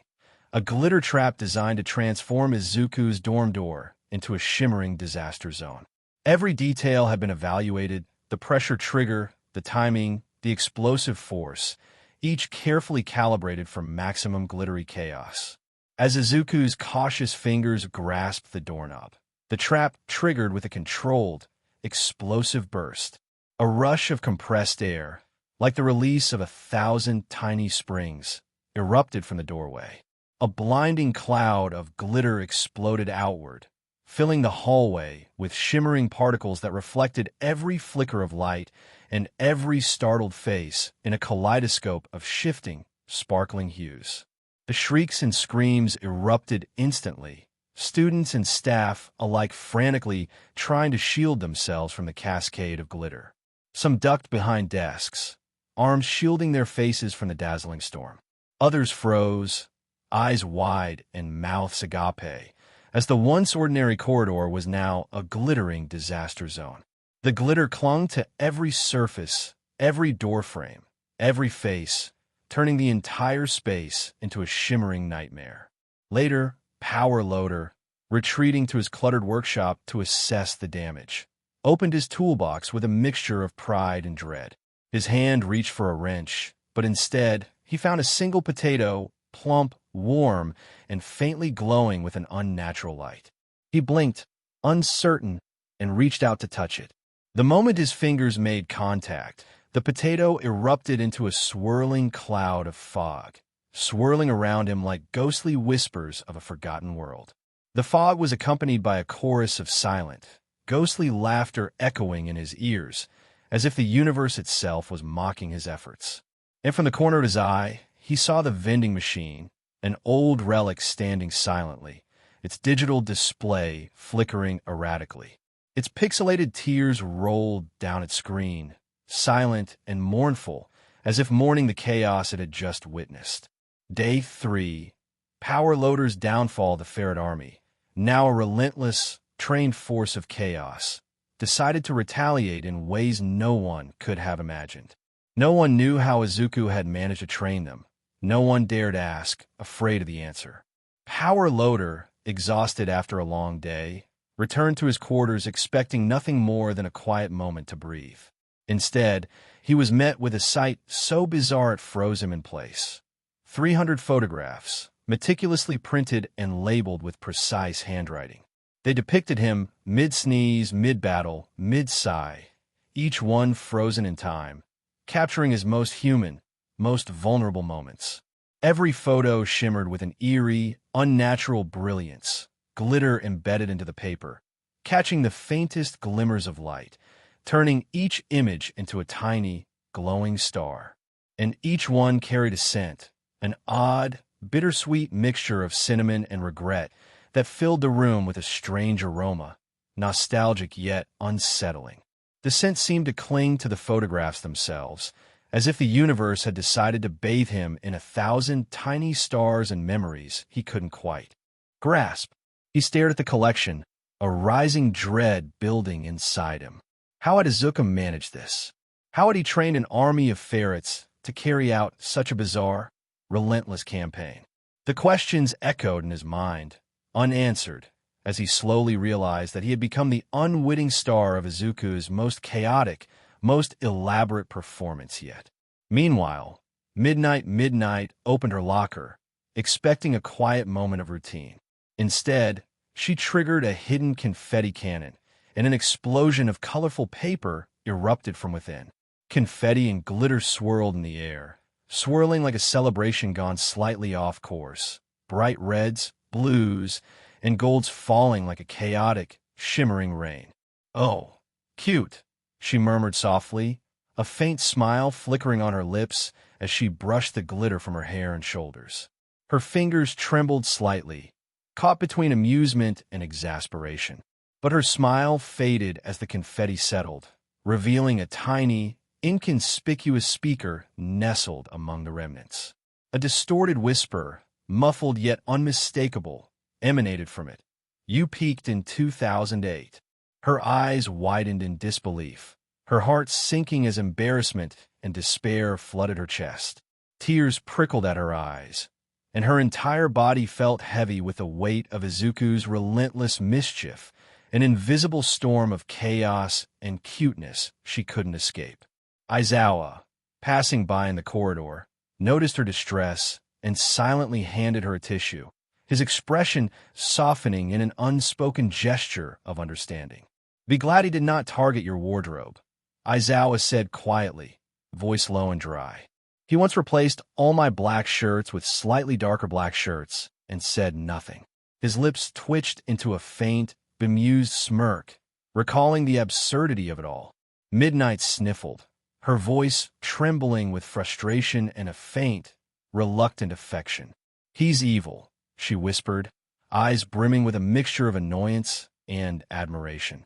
Aizawa's usual stoic expression softened just a little, a faint flicker of warmth shining behind his eyes, an acknowledgement of the relentless chaos that was Izuku Midoriya. Present Mike, 1 hour later when Hisashi was leaving the staff room, his eye caught something in the mirror. Turning around, he found a sticker on his back that said, "Microphone volume, unchecked police car light stability, concerning sparkling heart vibes, immaculate," he left it on. 10 p.m. Rooftop day taunt, okay, power loader admitted, sitting next to Izuku under the stars. "You win. I know. Is it always like this in your head?" Izuku thought about it. Louder. Funnier. "But yeah, this is peace for me." A pause. "You scare the hell out of us sometimes, kid." Izuku leaned back on his hands, eyes half-lidded. "Yeah, I scare me too." 10:30 p.m. Faculty group chat power loader.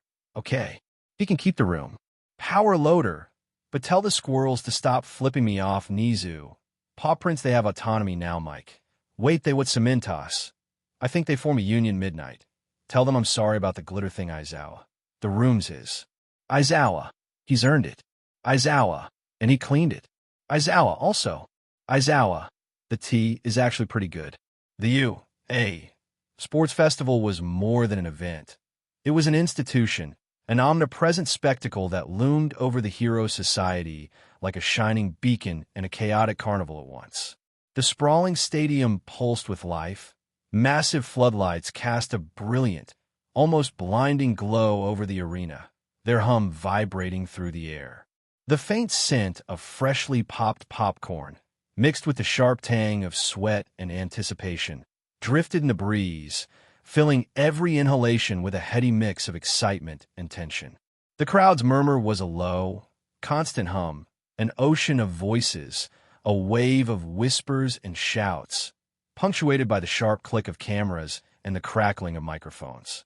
Every seat was packed, every face turned toward the center stage, eyes bright with eager curiosity and expectation. The announcers' voices boomed and bounced off the stadium's walls, exaggerated and energetic, promising a showcase of youth, strength, and unhinged chaos.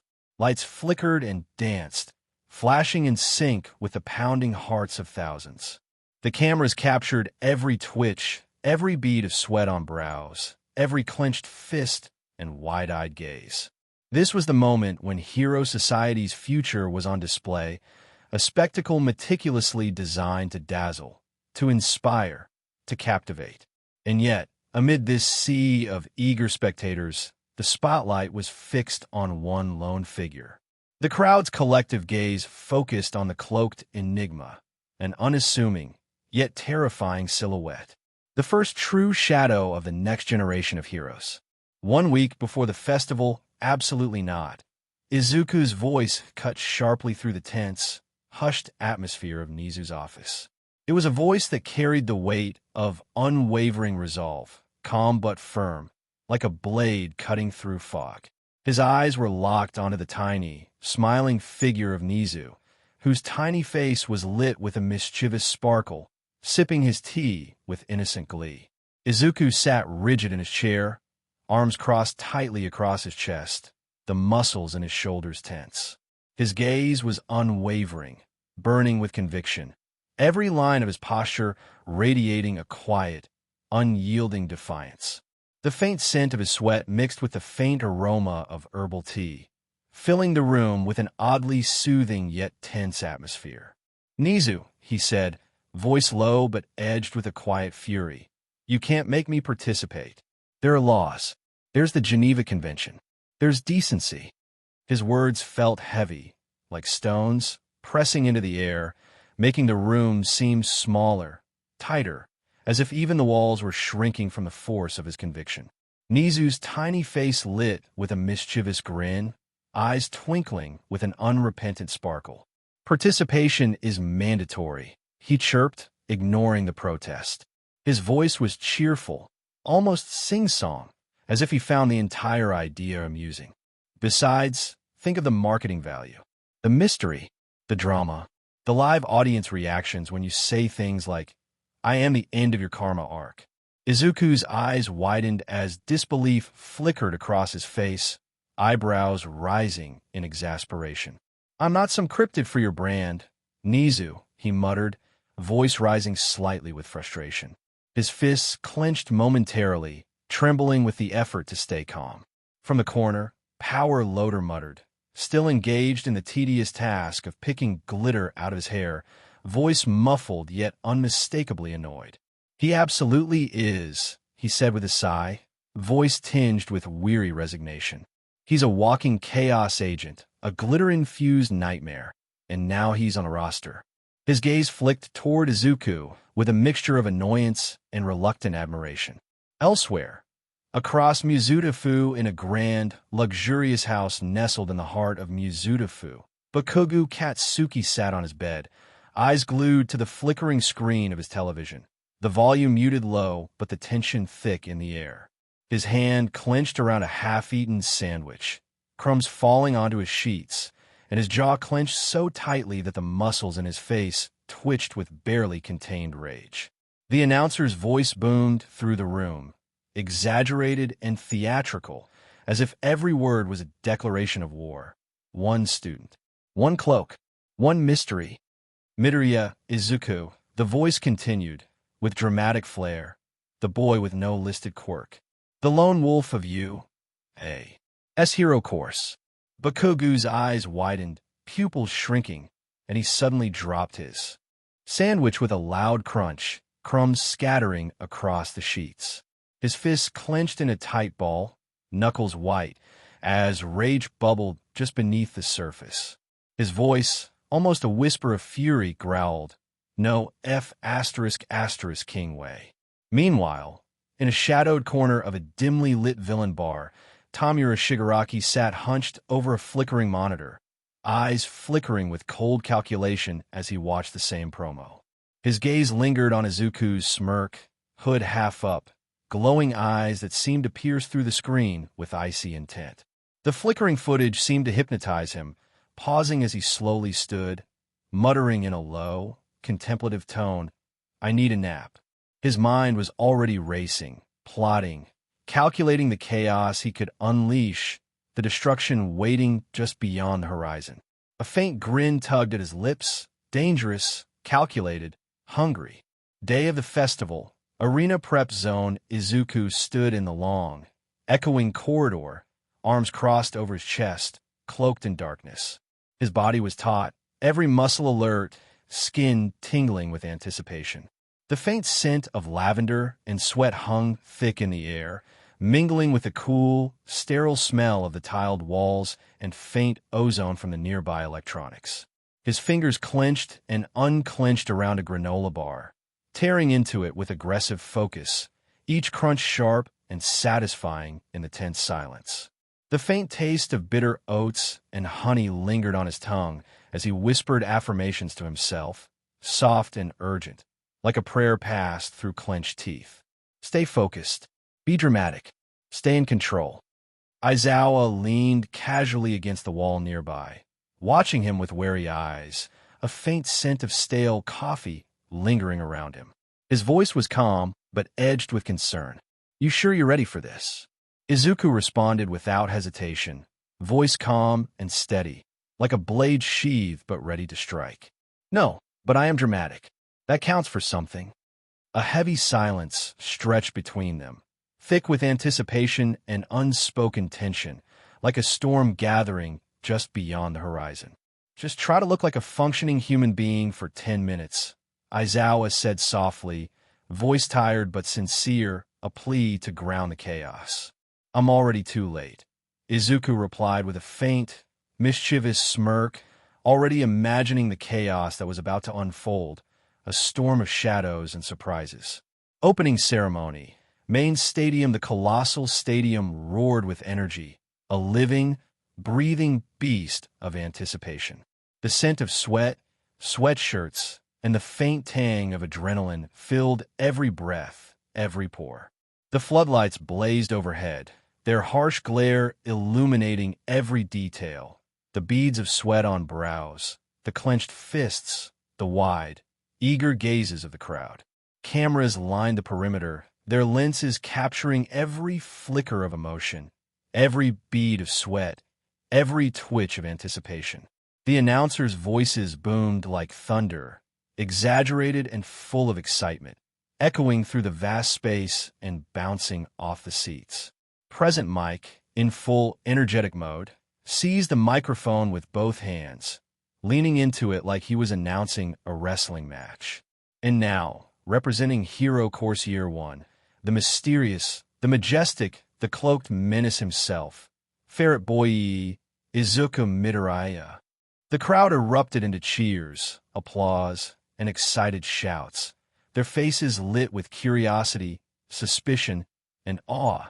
Izuku stepped into the spotlight with a slow, deliberate gait, each step heavy and purposeful, as if knowing the entire internet was already losing its mind over the spectacle. The cloak billowed behind him, swirling like a shadow caught in a storm, the fabric rippling with every movement. The blinking LED mask cast an ominous glow, pulsing softly in time with his heartbeat, giving him an almost supernatural aura.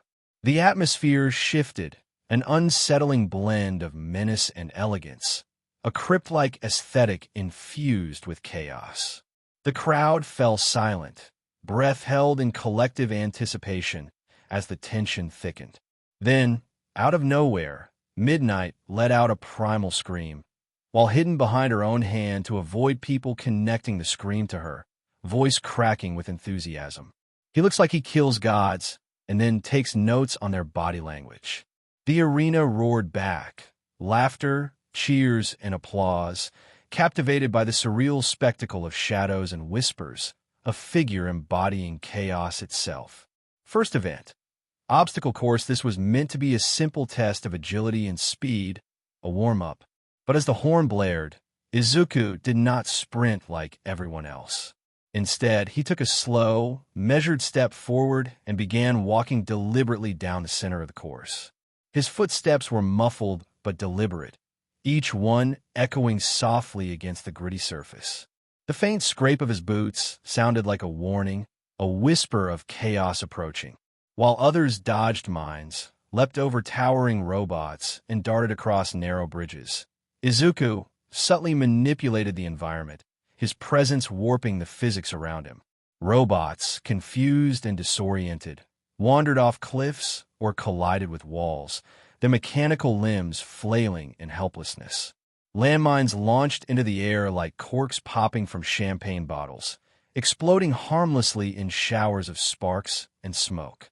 A pit trap, sensing his approach, tried to close its jaws, but instinctively avoided him, closing just inches away from his feet. He crossed the finish line without breaking stride, then pulled out a battered notebook, flipping through pages with deliberate care.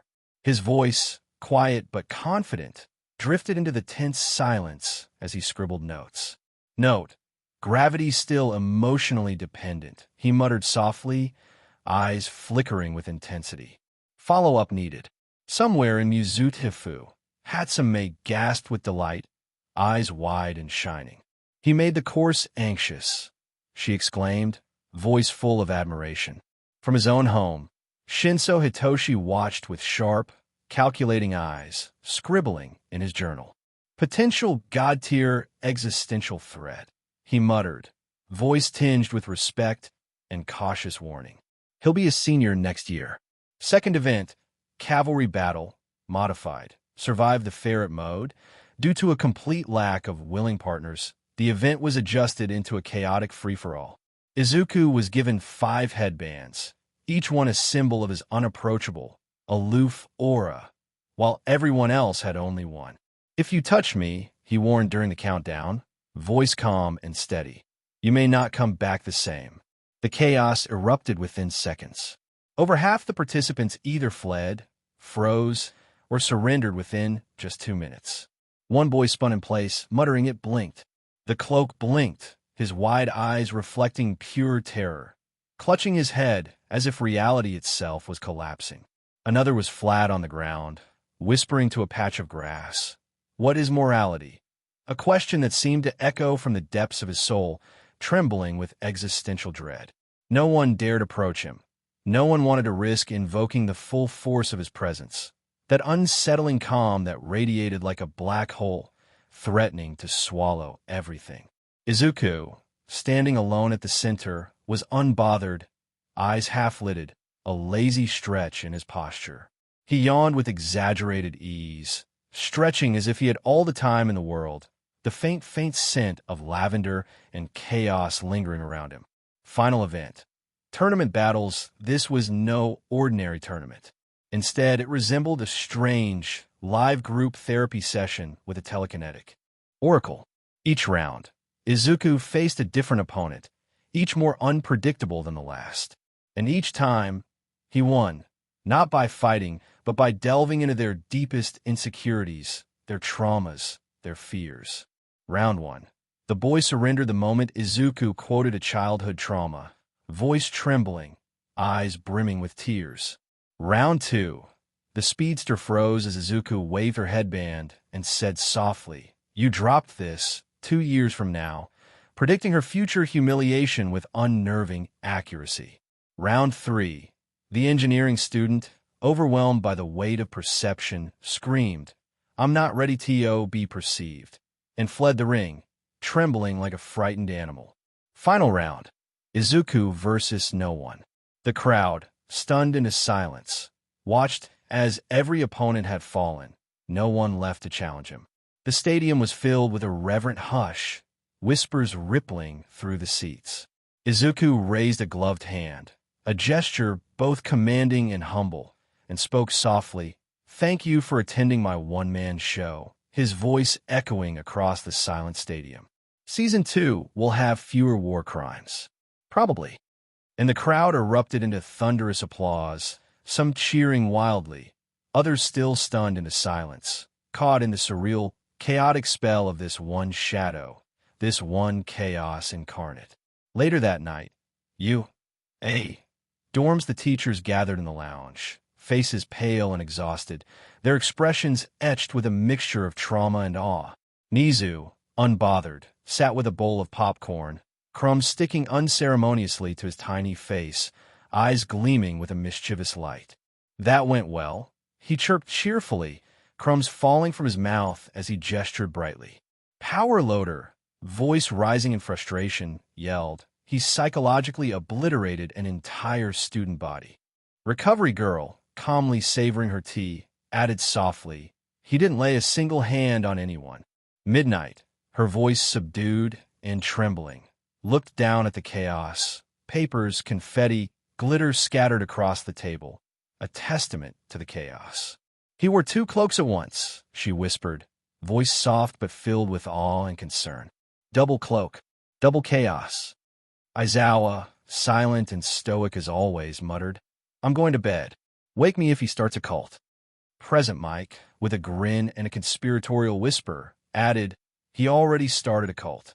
Nizu's grin widened, eyes gleaming with mischief. They're calling him the cloaked ghost of UA online. Hero agencies are already sending bribes. Back in his dorm room, Izuku stood in front of the mirror, peeling off the mask. His face was streaked with sweat, his hair damp and tousled from the chaos of the day. His eyes shimmered with a complex mixture, pride, exhaustion, and a flicker of uncertainty. The cloak, dark and swirling, hung loosely around his shoulders, a shroud of chaos and protection. A tiny voice inside his mind whispered, hushed but persistent, like a ghost echoing in the silence. You're not a side character anymore. He looked at himself in the mirror, trembling slightly, a faint, tired smile curling across his lips as he felt the weight of his own chaos, internal, external, settling around him like a shroud. From the corner of the room, a squirrel saluted, a tiny, twitching gesture of allegiance, a silent vow of loyalty. Izuku, with a weary but resolute expression, returned the salute, feeling the chaos inside him and wondering where this chaotic path would lead next. It had been 4 weeks since Izuku Midoriya rose from the metaphorical grave, exploded on a national television, and redefined the concept of problem child with godlike power. It had been 4 weeks since Katsuki Bakugo realized he might be a terrible person. And it had been 4 minutes since Katsuki marched through the gates of UA without a visitor pass, slamming the security kiosk with a palm of nitroglycerin sweat and screaming, "Where the hell is Deku?" 2:12 p.m. UA. Entrance Plaza Present Mike was the first on the scene, sliding down a banister with the wild-eyed panic of someone who had not been trained for this exact situation. Kiddo, you can't just barge into Dash. Shut it. Walmart All Might, Katsuki snapped. I saw the sports festival broadcast. I know he's here, and I'm not leaving till I get answers. Mike blinked. Walmart All. Okay, ouch. First of all, Dash behind them. Aizawa walked up, hands in his pockets, scarf trailing. Let him in. Show you to... Are you serious, Dash? He was always going to show up eventually. Aizawa sighed. Might as well let the fireworks happen on our terms. 2:17 p.m. Staff group chat panic midnight. Explosion child at the gate. Real angry. Real loud. Power loader. Is this the blonde you said bullied Izuku in middle school? Mike, yes. It's him. Katsuki, spicy regret, Bakugo. Nizu, smiling face with smiling eyes, Cementos. This is going to be a psychological Armageddon recovery girl. I prep snacks and trauma bandages, Aizawa. Let him in. Aizawa. I'll be supervising. Aizawa. Midoriya already knows he's here. Nizu. Paw prints, I scheduled it for drama hour paw prints, 2:23 p.m. UA courtyard, the heavy gates of the school swung open with a slow, grinding creak, revealing the familiar, yet strangely distant, silhouette of Katsuki Bakugo. His body tensed as he stepped inside, every movement sharp and deliberate, like a predator approaching a battlefield. His fists clenched, knuckles white, as if holding back a flood of pent-up fury, regret, and 1,000 unspoken words. His chest heaved slightly, breath shallow but ragged, the air thick with tension and the faint scent of burnt metal and sweat. The sun shone harshly overhead, casting long shadows across the cracked pavement. The breeze stirred the edges of his hair and the hem of his gauntlet, an almost mocking reminder of the chaos he felt inside. His eyes flicked across the courtyard, scanning, searching for something, someone. Across the open space, sitting cross-legged on a low stone wall, hood pulled up over his head, mask half on, sat Izuku Midoriya. His posture was relaxed, almost too casual, as if he didn't have a care in the world. His cloak moved in the wind, fabric rippling softly, a dark silhouette against the bright sunlight. A single squirrel, perched on Izuku's shoulder, blinked slowly, its tiny eyes observing Katsuki with calm indifference. The boy was sipping from a juice pouch labeled Chaos Nectar, the liquid inside shimmering faintly as he took slow, deliberate sips. His eyes, visible beneath the hood, were calm, too calm. The kind of calm that made Katsuki's stomach tighten, a cold shiver running down his spine. "Hey, Kakin," Izuku finally said, voice smooth and measured, like a quiet river flowing beneath a stormy sky. Katsuki froze. His breath hitched for a moment, heart pounding loudly in his ears. He hesitated, the words caught in his throat. Because it wasn't the voice of the kid who used to beg for scraps of kindness, who stammered and stuttered and desperately sought approval. It was calm, controlled, collected. It was a voice that said, "I don't need you anymore." The air grew heavy. Katsuki's fists clenched tighter, knuckles aching, as he fought to keep his composure. His mind spun with conflicting emotions, anger, fear, guilt, and a strange, aching hope. "You're alive," he managed to say, voice trembling, thick with disbelief. "Yup," Izuku replied simply, raising the juice pouch in a silent toast. You vanished. Your mom left, your number changed, and then you show up on TV making killer robots cry." Izuku took another slow sip, the faint crackle of the juice pouch the only sound in the tense silence. "You told me to jump off a building," he said, voice even, almost detached. "I figure I'd try up." It worked out. Katsuki flinched, just slightly, but enough for Izuku to notice, his shoulders tightening as if a blow had landed. "I didn't mean it like that," Katsuki blurted, voice strained, the words spilling out before he could think. "You did," Izuku said softly, without anger, without judgment. Just a quiet, unwavering certainty. Katsuki's fists clenched so hard that his nails dug into his palms. His jaw tightened, eyes narrowing as rage and frustration battled within him. "You think you're all high and mighty now, huh? UA's favorite trauma gremlin. You think you can outgrow me?" Izuku's gaze remained steady, unblinking. "I didn't outgrow you," he said evenly. "I survived you." The words hung in the air, cold, sharp, unrelenting. Katsuki's entire body tensed as if struck by a blow, and for a moment, all the rage drained from his face, replaced by something softer, something hurt. 2:30 p.m. This is not a conversation. It's a detonation. Everyone's talking about you like you're some kind of genius. Katsuki snapped, voice sharp and full of raw emotion. His eyes blazed, fists clenched at his sides, veins standing out in his neck. "Like you didn't use to trail after me like a DMN lost puppy." Izuku, still calm, took another measured sip from his juice pouch, the faint sound of the liquid slipping past the straw almost soothing. "And you used to punch vending machines for validation," he said, voice even but cold, cutting through Katsuki's anger like a blade. "What the hell happened to you?" Katsuki roared, voice cracking with frustration, a surge of emotion spilling over. Izuku's expression remained unchanging, as if he was watching a storm pass through him. "You happened," he said softly, the words heavy with meaning. A pause, thick and suffocating. Katsuki's chest heaved with the effort to breathe, to hold himself together. "And then I happened to myself," Izuku added quietly, voice barely above a whisper. Katsuki's eyes went wide, no longer angry, but lost, a flicker of confusion and regret flickering in their depths. His voice was hoarse and trembling, almost unrecognizable. "I thought you were dead, Izuku." Izuku looked at him for a long, silent moment, meeting his gaze with a depth that seemed to pierce through the chaos of their past. Then softly he said, "So did I." A heavy silence fell like a thick fog between them. The wind stirred the edge of Izuku's cloak, the fabric whispering and fluttering in the breeze, a dark shroud of secrets, pain, and unspoken truths. Somewhere nearby, a drone buzzed softly, humming a monotonous recording, always recording. "You wanted answers," Izuku said, voice gentle but firm. So here's the only one that matters. I'm not the same person you pushed around anymore. I'm not waiting for your approval. I don't need your respect. But if you want to fix what you broke, start by admitting you broke it.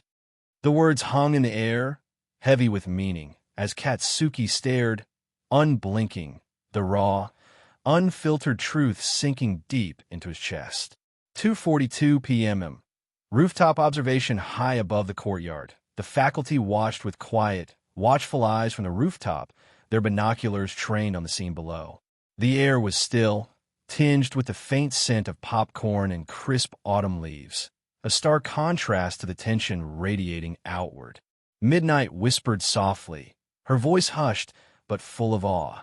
I feel like we just witnessed emotional murder.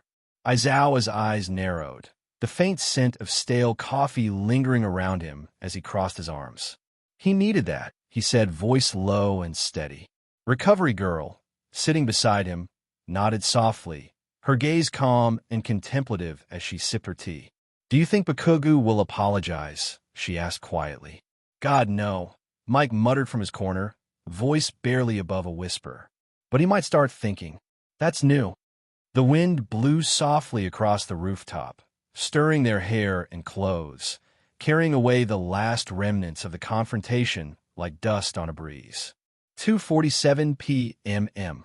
Courtyard wrap-up. Katsuki didn't respond. His gaze was fixed on Izuku, but it was different now, no longer angry, no longer raging. Instead, there was a cold, uncertain vacancy, like he was seeing a stranger through a cracked mirror, a distorted version of the boy he once knew. I don't know who you are anymore, he muttered, voice hollow and unsteady. Good, Izuku replied, voice calm and unwavering. I like it that way. Katsuki turned slowly, shoulders heavy, and walked away without a word. No explosion, no shouting, no fury unleashed. Just a slow, deliberate departure into the shadows, leaving behind the ghost of a boy who once had the power to shake the world. Izuku sat back down, taking a slow sip from his juice pouch, then pulled out a battered notepad labeled Therapy, but with Casual Violence, Volume 3. A tiny squirrel dropped a peanut into his hand, its beady eyes watching him with unwavering loyalty. He nodded in quiet acknowledgement, the faintest smile touching his lips as he stared out across the courtyard, contemplating the next chapter in this strange, chaotic story. If you asked anyone at UA who came up with the idea, the answer would be the same: Nizu. Obviously. Only Nizu would look at the current state of the hero world, bloated commissions, murky moral gray zones, kids being shoved into PR-friendly death pits, and say, you know what we need? A debate. And only Nizu would invite Izuku Midoriya to help teach it. 3 days before the event, faculty lounged. The air in the faculty lounge was thick with a mixture of tension and quiet chaos, the kind that only comes from knowing something monumental was about to happen. Nizu, small but confident, poured himself a cup of tea, the warm aroma curling upward in tendrils of peppermint and subtle herbal notes. His tiny smile radiated mischief. Aizawa stood stiffly nearby, arms crossed, scarf pulled up to his nose, eyes half-lidded with exhaustion and suspicion. His voice was low, gravelly, tinged with warning. I'm not doing this, he said, voice flat but firm. You're weaponizing my child. Nizu chuckled softly, voice cheerful and unrepentant. He volunteered. He chirped, gesturing with a tiny paw as he poured more tea. Besides, I promised snacks. Aizawa's gaze narrowed. You offered him co-hosting rights and a laser pointer. That's not the same. Nizu's grin widened. I also promised snacks. Power Loader, behind a cluttered desk, groaned loudly, muffling his voice behind a newspaper. He asked if the projector could handle philosophical reprogramming and then winked. His words sounded like a mixture of dread and admiration. Mike leaned over, eyes gleaming with mischief. Show you to, he whispered, voice full of amusement. He already wrote the presentation, and he gave me a syllabus. A syllabus. Midnight, half listening, muttered. He told me my shoes were a symbol of capitalist complacency, and I agreed with him. Aizawa buried his face in his scarf, a long, slow sigh escaping him. "This is going to cause an incident," he muttered, voice muffled but ominous. One day before, Izuku's room, the walls, desk, window, and even the shelves of his squirrel enclosure were covered in neat, tiny handwriting, each note meticulously placed like a battlefield map of ideas. Sticky notes fluttered slightly in the breeze from the open window, their ink crisp and bright. Against the pastel walls, "Heroism versus utilitarian sacrifice," bold underlined. "Commission records redacted," scribbled with a flourish. "Ethics, are we kidding ourselves?" A question that felt heavy, pressing at the edges of his mind. On the desk, a stack of thesis binders sat in perfect order, each tab labeled with sharp, precise handwriting. One of the tiny squirrels held a miniature pointer stick, standing on a pile of notes like a professor delivering a lecture. Every surface was alive with anticipation, cloaks draped over chairs, piles of books, and a sense that this was a battlefield of ideas. The faint scent of paper, marker ink, and the faintest hint of mint from the gum he'd been chewing filled the room, a quiet hum of concentration. Day of 6 p.m. Hero Ethics Open Lecture Hall. The lecture hall was packed. An ocean of students, faculty, press, and representatives from hero agencies, all eager to witness the culmination of Izuku Midoriya's chaotic genius. The air was thick with anticipation, tinged with the scent of polished wood, fresh paint, and faint electric hums from the projector warming up. Nizu, seated at the front, looked calm, collected, with a smile that radiated confidence. His tiny paws stroked his chin as if he had already anticipated everything. Standing beside him was Izuku, cloaked in his full outfit, mask hooked at his hip, fingers laced in front of him like a Victorian therapist preparing to dismantle worldview. The room dimmed, the projector hummed, and the silence stretched, thick and expectant, before Izuku finally spoke. With a quiet, deliberate voice, he began, "Today we are going to talk about how hero society uses children to fix its mistakes." Slide 1. The lie of the system. Izuku paced slowly, each step deliberate, the faint scrape of his boots against the polished floor echoing in the silence. His voice was calm, but carried the weight of conviction. "Courts were never the problem," he said, eyes steady, scanning the room. "Lack of support, of resources, of honest mentorship. That is the real issue. Heroes burn out because they are told to be symbols instead of real people." Cameras clicked, some capturing the intensity of his gaze, others recording the faint tremor in the hands of the commission reps as they whispered nervously.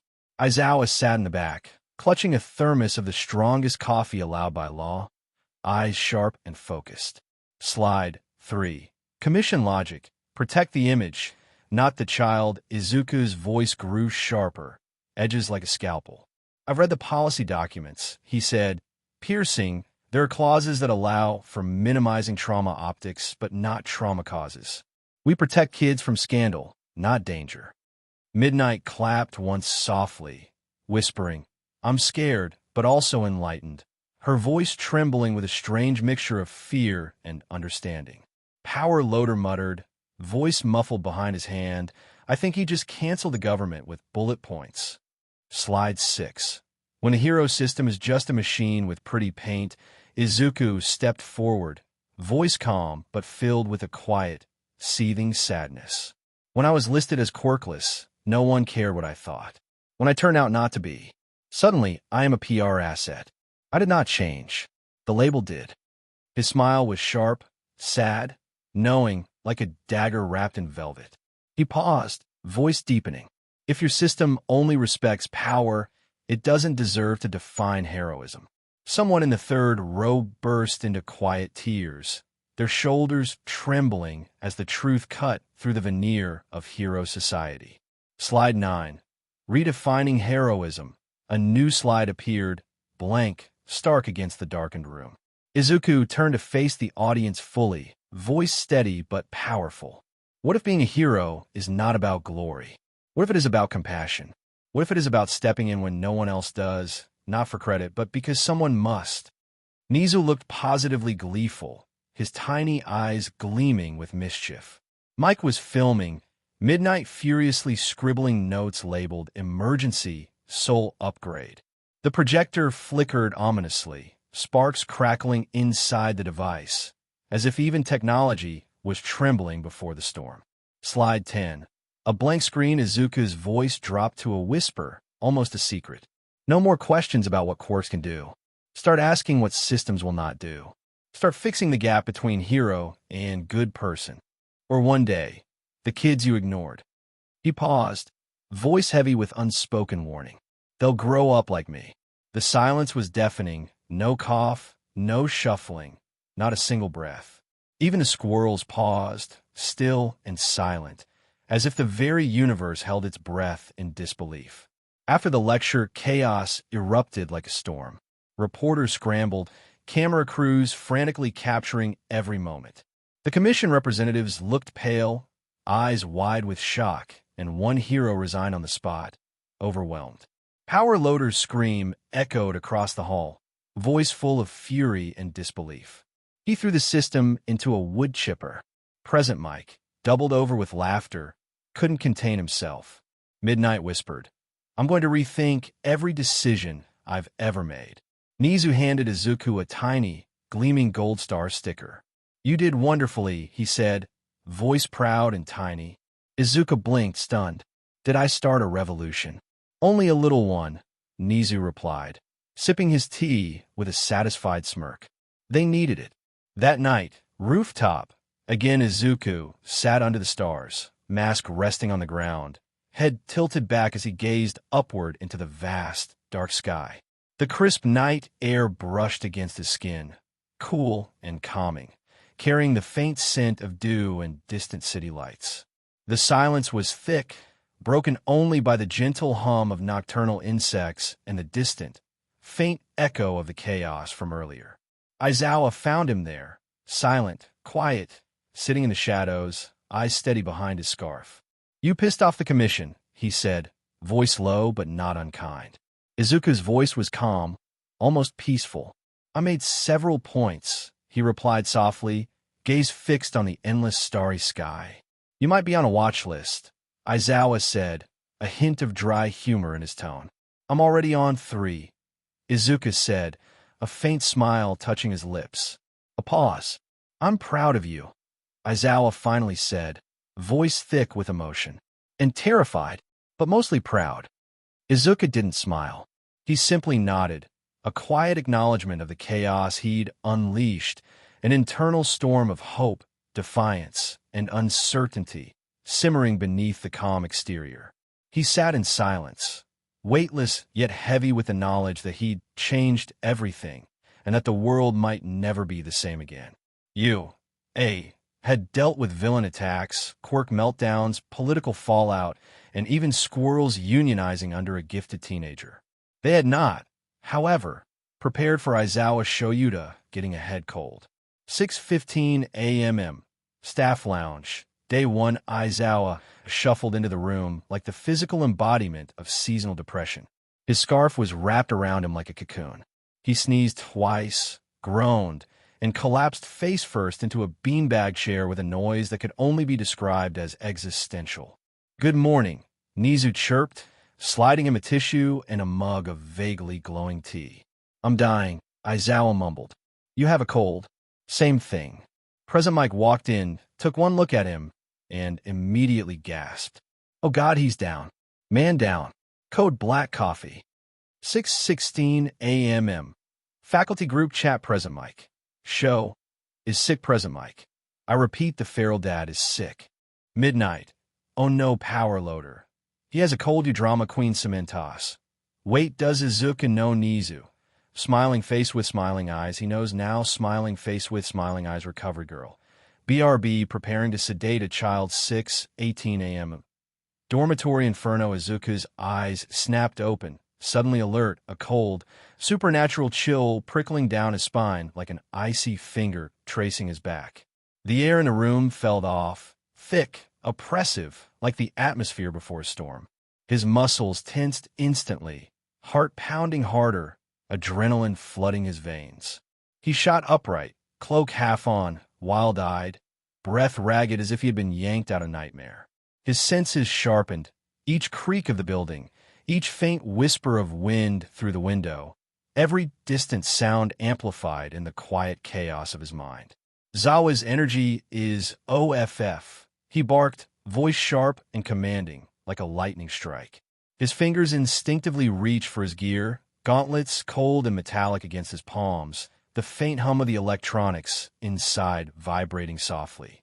He grabbed 6 vials of immune boosters, the glass cool and smooth, and a battered binder labeled Emergency Dad Care Plan Alpha, its edges frayed from use, the paper thick and slightly crinkled from countless emergency meetings.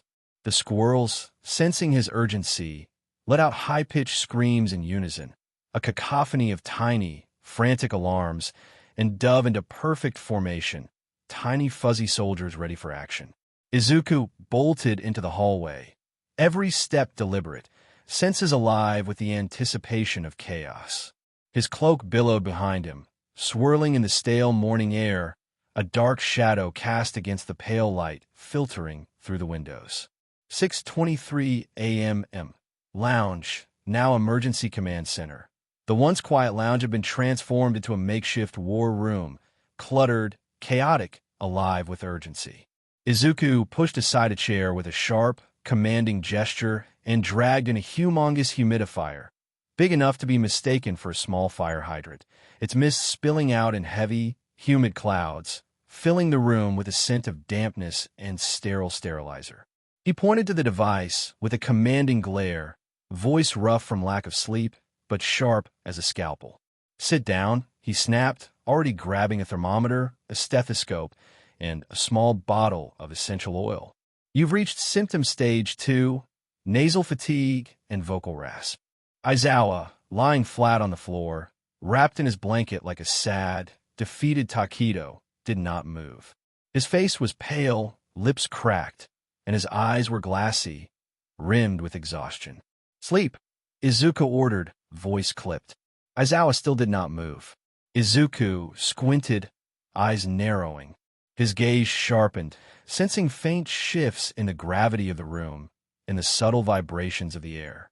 "Don't make me reality fold your blanket tighter," he warned, voice low but edged with a razor's edge. The blanket, as if obeying an unspoken command, tightened slightly around Aizawa, who finally grumbled, defeated, and let his body relax, surrendering into the fabric. 7 a.m. Mission briefing. The staff found themselves seated on cheap plastic kiddie chairs arranged around a whiteboard scrawled with the words, Operation Dad Down, a title that dripped with both desperation and dark humor. Objectives were written in bold marker.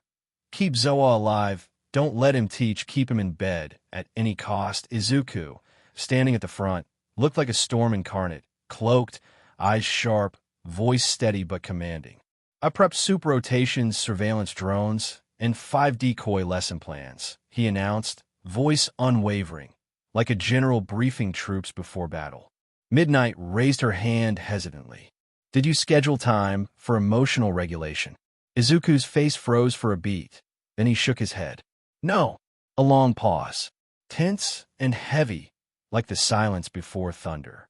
"But I did make tea," he added, voice soft but resolute, as if a small act of rebellion in a war of chaos. 8:10 a.m. First priority. Aizawa, trying to slip out of bed unnoticed, tiptoed toward the classroom in an act of quiet defiance. But Izuku's senses were sharper than a hawk's. His eyes snapped open, and he caught him mid-escape. "How?" Aizawa asked, voice flat on the floor, wrapped in his blanket like a sad, exhausted taco. "I sense shifts in your gravitational pull," Izuku said, voice calm but eerily precise, as if detecting a tremor in space-time. "That's not science," Aizawa grumbled. "I'm not science," Izuku replied, eyes gleaming with something unhinged, almost playful. Aizawa sighed, defeated, and sank deeper into his blanket, the fabric soft and warm, but unable to hide the exhaustion etched into his face. 10 a.m. Replacement teacher. Ferret mode. Izuku took over Aizawa's classes like a high-functioning maniac, cloak swirling around him, tea in hand, the the scent of chamomile and chaos filling the room. He organized the whiteboard into a rotating chaos wheel, the markers squeaking softly as he wrote, "When the hero becomes the problem." The students, still reeling from the sports festival, sat in stunned silence, eyes wide as they absorbed the chaos. Subtopics: emotional burnout, PR trauma masks, the ethics of punching fascists. No one dared to speak until one girl, tears brimming, quietly whispered, "Thank you for validating my feelings," before dissolving into emotional relief. The room was thick with silence, an oppressive, almost sacred hush, as Izuku's words sank deep into their hearts, the weight of truth crashing over them like a storm surge. Noon. Faculty lounge recovery check. Aizawa, wrapped in 3 blankets like a shroud of exhaustion, sat staring out the window into the gray sky, eyes dull and distant. His face was pale, lips cracked, the faint scent of cold air and stale coffee lingering around him. Midnight handed him a bowl of steaming soup, the aroma warm and comforting, but he only stared, unresponsive. Mike sat nearby, softly playing a playlist titled "Mild Bangers for the Emotionally Fractured," the gentle beats contrasting with the chaos of the day. "I'm fine," Aizawa rasped, voice hoarse, eyes dull. "You're not." Power loader snapped, voice sharp and urgent. "He had a spreadsheet. Show you to. It auto-updates your temperature based on your grumpiness level." A beat of silence. The air grew tense. "It's disturbingly accurate," Midnight muttered, eyes wide with a mixture of awe and horror. 1:30 p.m. The intervention, Part 2. Izuku returned between classes, calm and composed, an unshakable storm. "You didn't rest," he said softly, voice like a whispering gale. Aizawa, coughing violently, replied, "I did," then immediately sneezed 5 times in rapid succession, the force of each sneeze shaking his entire body. Izuku crouched next to him, gentle but firm, pushing the tea closer. So softly that others almost missed it, he said, "You don't have to break yourself to be useful." Aizawa blinked slowly, looking away, but the faint, tiny tremor in his hand betrayed him. He accepted the tea, the warm steam curling around his face, the bitter scent of herbs and healing. 6 p.m. Rooftop. The sun was dipping low, casting long, golden shadows across the cityscape. Izuku sat on the rooftop edge, legs dangling, wrapped in a blanket borrowed from the faculty lounge, the fabric soft and warm, tinged with the faint scent of lavender and city smoke. The ferret squirrels nestled in his hood, tiny paws twitching in contentment. Aizawa, scarf pulled loosely around his neck, slowly approached, quiet and deliberate. "I should be mad you took over my classes," he said, voice gravelly but calm. "You are mad," Izuku replied softly, eyes fixed on the horizon, but also full of chicken broth, which makes it hard to fight. Aizawa sat beside him, shoulders relaxed, taking in the view and the quiet hum of the city below. "You worry too much," Aizawa said, voice low, almost affectionate. "You give me reasons to," Izuku answered, leaning his head gently on Aizawa's shoulder. A pause. The distant sound of city life, the faint rustle of leaves, and the soft, rhythmic breathing of 2 weary souls. "You're really starting to act like my kid," Aizawa finally said, voice thick with unspoken emotion. Izuku's eyes softened. "Yeah," he whispered. "I noticed." The quiet settled again, the kind that lingers in the air after a storm, peaceful, heavy, and full of unspoken promises. Every A student was required to join a club. It was a simple mandate. Promote student bonding across courses. Encourage hobbies. Prevent unchecked existential spirals. In theory. But the moment that policy reached Izuku Midoriya, should have shredded the rulebook and started over. 9:45 a.m. Administration office. "I'm forming a club," Izuku declared, sliding a very thick, very annotated folder across Nizu's desk. Nizu's ears perked up. "Oh, what kind of club?" "Chaotic altruism." "Go on." "Combining public service, crisis intervention, moral philosophy, practical activism, and light sabotage. For educational purposes. Nizu opened the folder. The first page had a ferret in a beret holding a knife and a banner that read, Ferret Foundation, Fixing Systems, Wrecking Expectations. By page 4, there was a mission statement. By page 9, there were lesson plans. By page 13, there was a merch store link. Approved, Nizu said, signing it immediately. Do you want grant funding or just a direct account with our internal discretionary budget? 10:20 a.m. Faculty group chat meltdown power loader. He made a club midnight. What's it called? Present Mike. The Ferret Foundation Cementos. Sounds fake recovery girl. Sounds like the most terrifying non-profit ever. Nizu.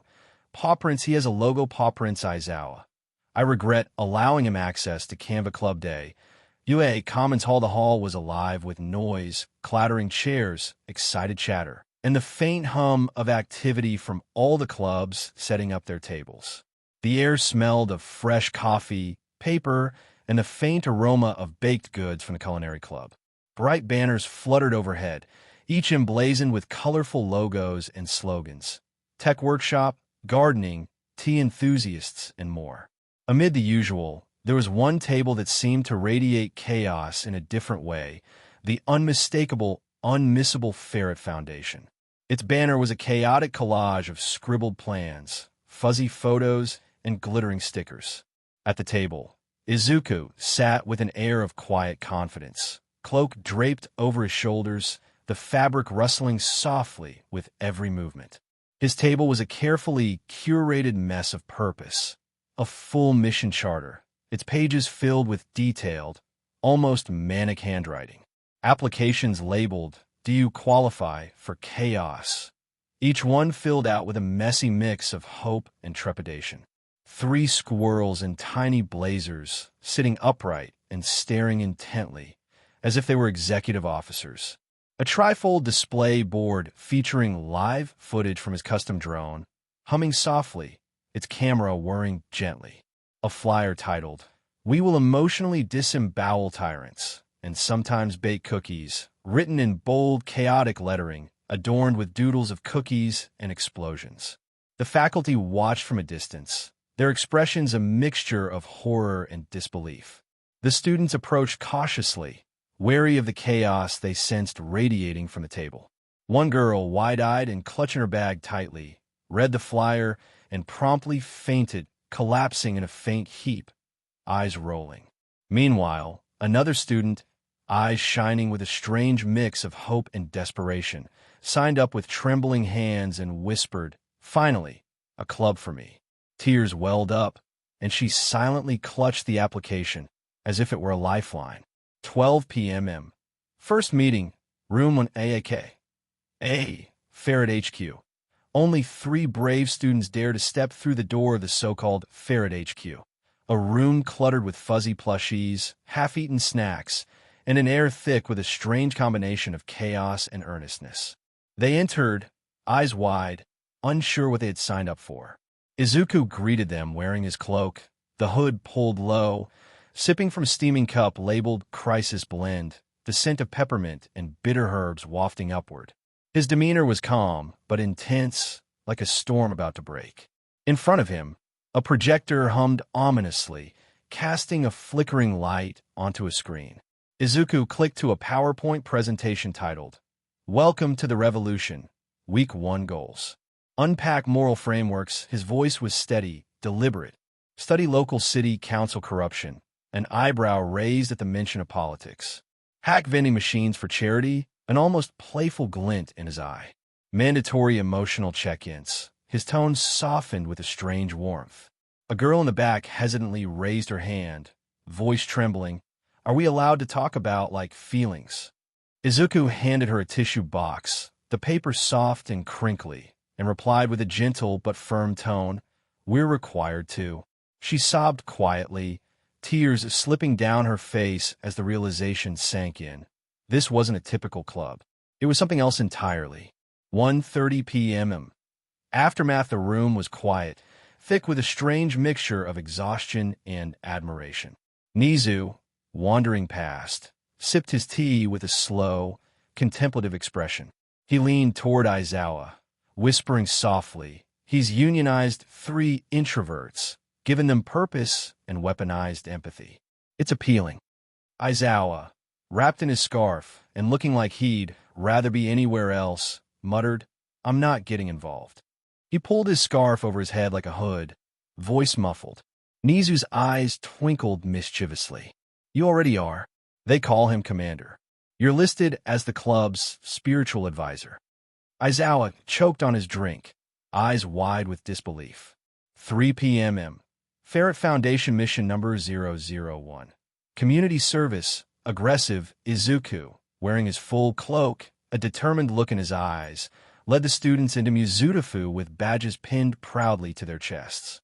The directive was simple but effective. Help where help is denied. Within 30 minutes, the city was a flurry of activity.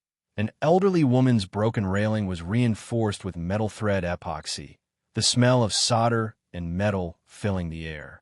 A vendor, caught overcharging students, was gently coerced into refunding, the faint scent of lemon cleaner lingering as they negotiated. A cat stuck high in a tree was rescued via anti-gravity pad, and a prepared speech about mutual respect across species boundaries was delivered with earnestness. One business owner, overwhelmed, called the police, but the officers arrived, listened, and left a generous tip, shocked but amused. 4 p.m. Hero Commission Surveillance Van 2 agents watched the chaos unfold on their monitors, their expressions a mixture of concern and curiosity. "Are we worried about this one?" one asked, eyes flickering over Izuku organizing leaflets with a tiny squirrel assistant. The other, chewing gum, thoughtfully replied, "He's 15. But he's also running a functional underground support network, has a small army of rodents, and just opened an encrypted donation page for victims of housing evictions." The first agent sighed. "Yeah, we're worried." 6 p.m. Staff lounge debrief. The teachers gathered, faces exhausted but oddly proud. Midnight leaned back in her chair, eyes shining. "I love the Ferret Foundation," she said softly. "It's unhinged in all the right ways." Cementos, not unkindly, nodded. "It's organized anarchy." Recovery Girl added with a gentle smile, "They're going to change the city." Power Loader muttered, "They're going to get sued." Mike grinned widely. "They're going to get results." Aizawa, heading toward the couch with a sigh, added, "I'm taking a nap."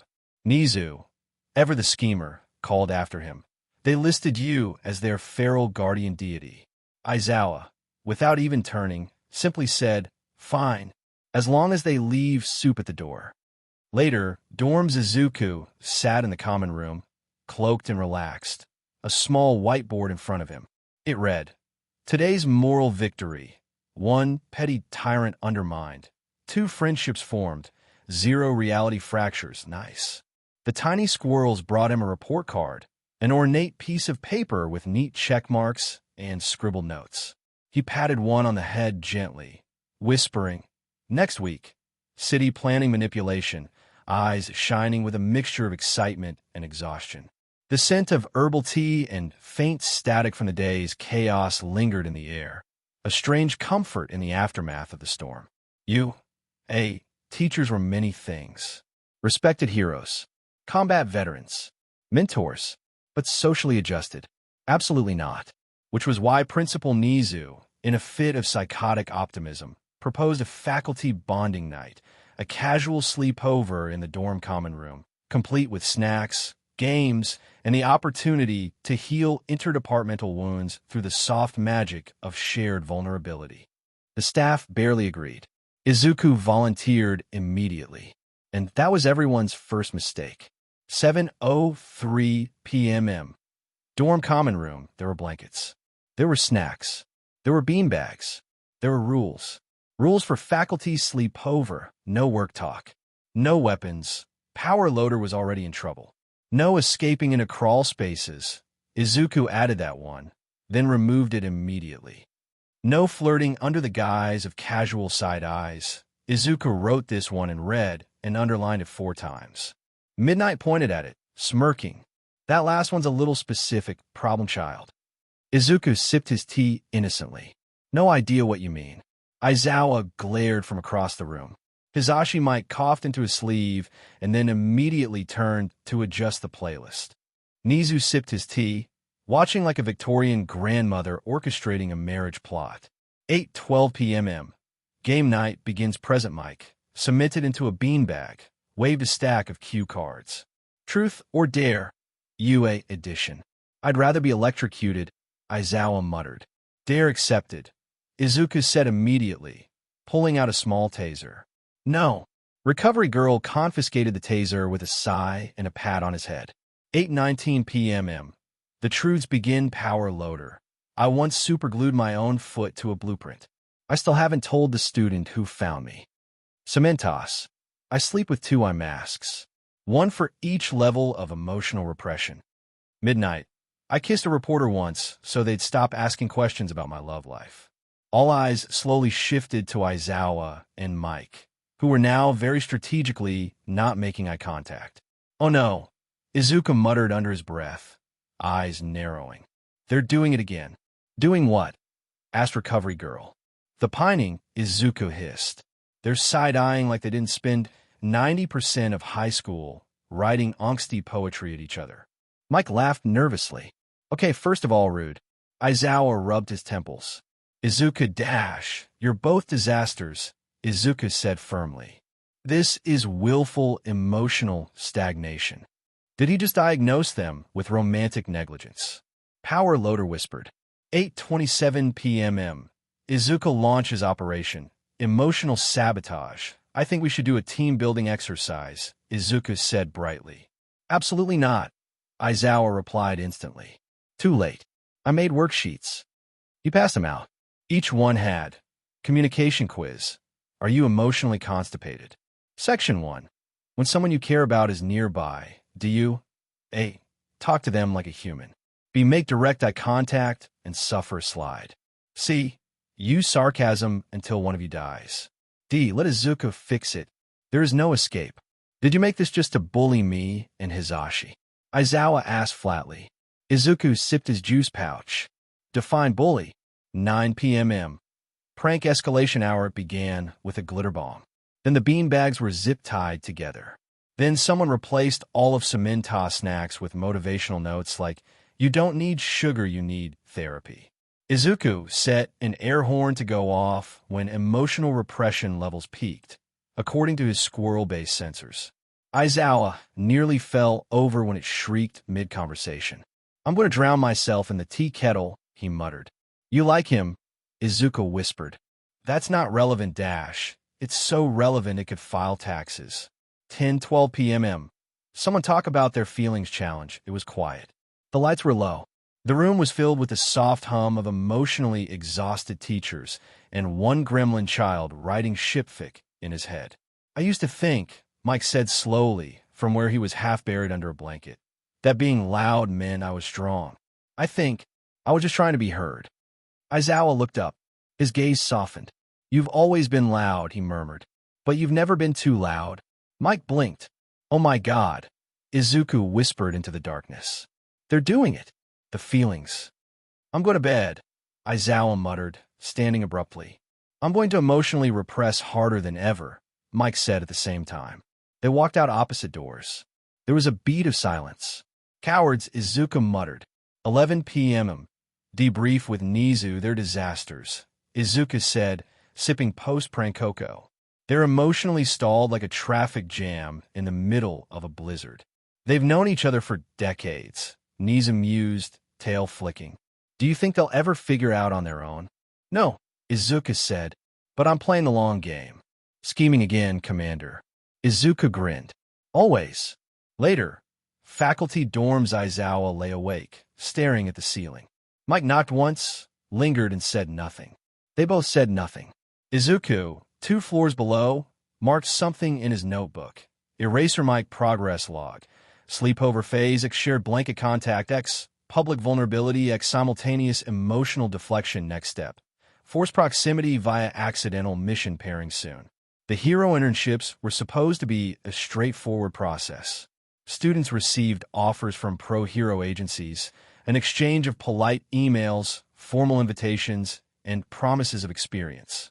They picked the one that aligned with their goals, signed their acceptance letters with careful, practiced handwriting, and waited for the inevitable.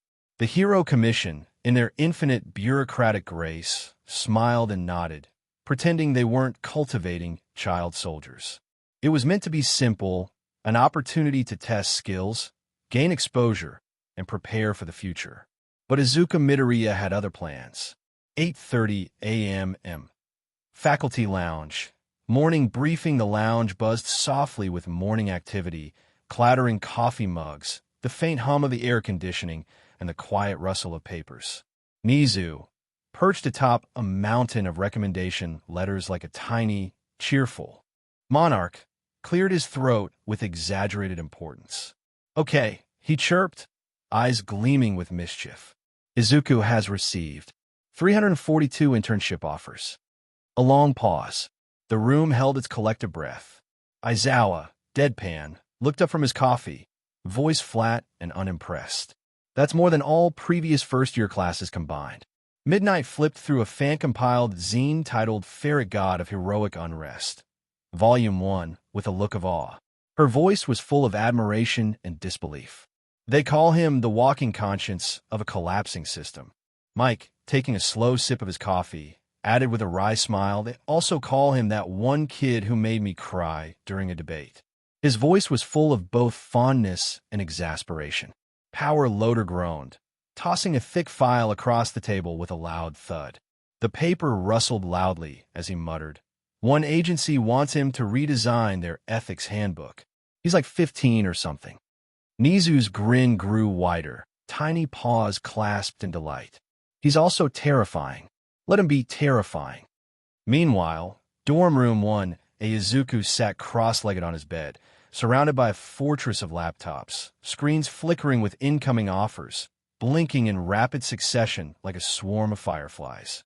His gaze was sharp, deliberate, as if he were dissecting each message with surgical precision. He sipped from a flask labeled emotional acid, the cold liquid tingling as it traveled down his throat, a strange comfort amid the chaos. His eyes narrowed as he read the offers, some from the local hero scene, others from villain-turned-counselors, a quirky bookstore vigilante, and Miruko. His brow furrowed, then relaxed into a grin. "I've been recruited by a local hero, a villain-turned-counselor, a bookstore vigilante, and Miruko," he muttered, voice calm and amused. He blinked slowly, eyes twinkling with mischievous glee. "I think she just sent a photo of herself punching a wall." A tiny squirrel, perched on his shoulder, nodded solemnly in agreement. "I love her," Izuku whispered, a faint smile curling his lips, eyes glinting with both admiration and a hint of chaos. The squirrels, as if understanding the gravity of the moment, nodded in unison, tiny fuzzy soldiers on the battlefield of his plans. 9 a.m. Faculty group chat chaos. The digital chaos erupted with its usual frantic energy, messages flying faster than anyone could read, emojis exploding across the screen like fireworks, and memes flooding in with reckless abandon. The chat was a swirling storm of chaos and curiosity, a digital battlefield where every message was a tiny explosion of personality, some serious, some sarcastic, some utterly insane. Izuku's phone buzzed relentlessly as the flood of notifications continued, the screen flickering with incoming offers, memes, and the ever-present chaos that seemed to follow him like a shadow. The room was filled with a strange hum, the electric buzz of digital chaos mixed with the faint scent of burnt toast from Aizawa's forgotten breakfast in the corner. Power Loader. I swear if one more agency uses the phrase tactical empathy in their offer letter, Twilight Sparkle. Izuku said he wants to audit them for moral decay, Twilight Sparkle. Wait, who changed my name for Midnight? Cementos. That kid is both a blessing and a lawsuit waiting to happen. Then a new notification appeared. Beveragebox problem_child has joined the chat. User, Izuku Midoriya, CREM, wait scrim, no Twilight Sparkle. Is he in here? Power Loader. Who gave him access? Nizu. Smiling face with smiling eyes. I did not stop him. Smiling face with smiling eyes. Recovery girl. Izuku, sweetie, this is for faculty beverage box problem underscore child. And I'm spiritually your child beverage box problem underscore child. Also, none of you use two-factor authentication cementos. I didn't even know we had one-factor feral dad. Izuku, leave the chat. Beverage box problem underscore child. No feral dad. Izuku beverage box problem underscore child. Father, I crave context SCREM. He called you father again, Twilight Sparkle. Help, it's so funny, power loader. I'm trying to remove myself, and I can't beverage box problem underscore child. I changed the permissions beverage box problem underscore child. You live here now 9:10 a.m. The screen share from hell asterisk Izuku has posted a link. Asterisk beverage box problem underscore child. I made a spreadsheet of every agency offer. Color-coded by actual integrity, performative virtue signaling, potential for mutual ferret-based power coups, snack potential. He screen shared a 37-tab document that updated in real time. Nizu clapped with delight. Mike fainted and fell off the couch. 9:22 a.m. Hero Commission attempted to intervene. A new number joined the chat briefly. Commission underscore rep underscore 432. Hello, we'd like to speak with the student directly. Beverage box problem underscore child. No beverage box problem underscore child. You lost that privilege the moment you tried to turn me into a moral mascot for a broken system built on child labor and optics over reform. Beverage box problem underscore child. Also, your file naming conventions are terrible. Consider hiring someone under 60. Commission underscore rep underscore 432 has left the chat. Recovery girl. He eviscerated a government official with bullet points cementos and aesthetic formatting 10 a.m. Intervention. Again, Aizawa dragged Izuku into his office, arms crossed, exhausted. You hacked the staff chat. Yes. You locked us in. Yes. You humiliated a commission rep in front of Nizu. They started it. Aizawa sighed and slumped into his chair. Kid. Izuku watched him carefully. Then softer. I didn't do it to be mean. I know. I just want to see if the system breaks before I have to. That made Aizawa pause. He looked at the boy, the cloak, the half-grin, the exhaustion tucked into his bones, and reached out, placing a hand on his shoulder. You don't have to fix the world, Izuku. Then who will? You don't have to do it alone. Izuku didn't speak, but he nodded. 10:45 a.m. Later, faculty chat problem child has changed chat name to We Fight Villains and Stuff. Beverage box problem underscore child. I'm picking an agency beverage box problem underscore child based on their snack offerings and their ability to not emotionally invalidate me. Beverage box problem underscore child. Stay tuned, power loader. Can I leave the chat now? Beverage box problem underscore child. Absolutely not, Nizu. Paw Prints. Welcome to the Ferret Zone. Paw Prints. When Izuku Midoriya submitted his final internship choice, it sent a seismic ripple through the entire UA campus, the pro-hero community, and even, perhaps most alarmingly, one covert government monitoring system that immediately registered his decision as a threat level escalated to red alert. He didn't pick the quiet, reputable agency that would keep his head down and his reputation intact. He didn't choose the ones promising influence, prestige, or personal brand growth that sounded like hollow promises whispered in glittering corridors. No, he chose Miruko, the rabbit hero, the embodiment of chaos in motion. High-octane, reckless, beautifully violent, ranked in the top 10 and powered solely by adrenaline, zero chill, and a reckless disregard for safety. Izuku's reason was simple, yet terrifying in its honesty. I think she sees the world the same way I do. Fast, messy, breakable. He paused, voice softening almost to a whisper, and in desperate need of being kicked in the face. 8 a.m. UA, front gate. No one, absolutely no one, expected her to show up in person. Certainly not in the way she did.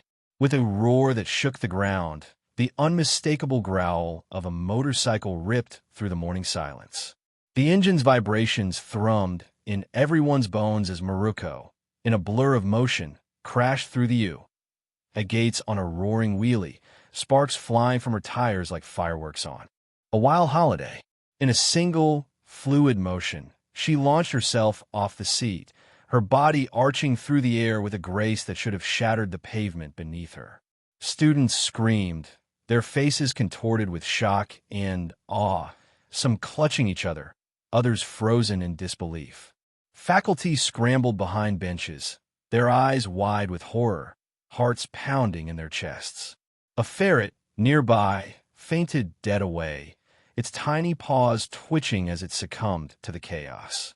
And then, in the courtyard, Miruko landed with a thunderous grace, her poise so perfect it looked like she was walking on air, feet firm, shoulders relaxed, eyes blazing with uncontained wildness. She bellowed, voice echoing like a siren of chaos. "Where's my intern?" Her voice boomed across the courtyard, vibrating like a shockwave. "I got a goblin to adopt." 8:03 a.m. Izuku arrives from the distant shadows of the campus. Izuku approached like a man approaching destiny, calm, deliberate, yet carrying within him a storm of anticipation.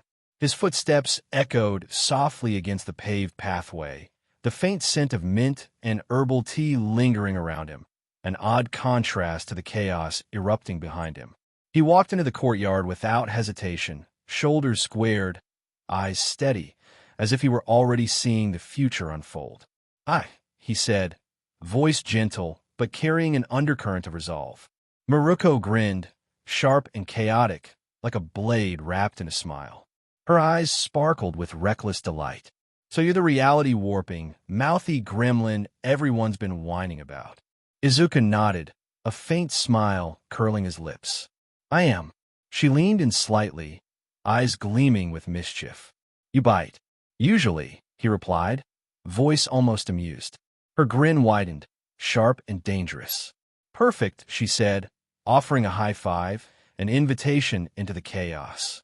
"Let's go ruin some systems."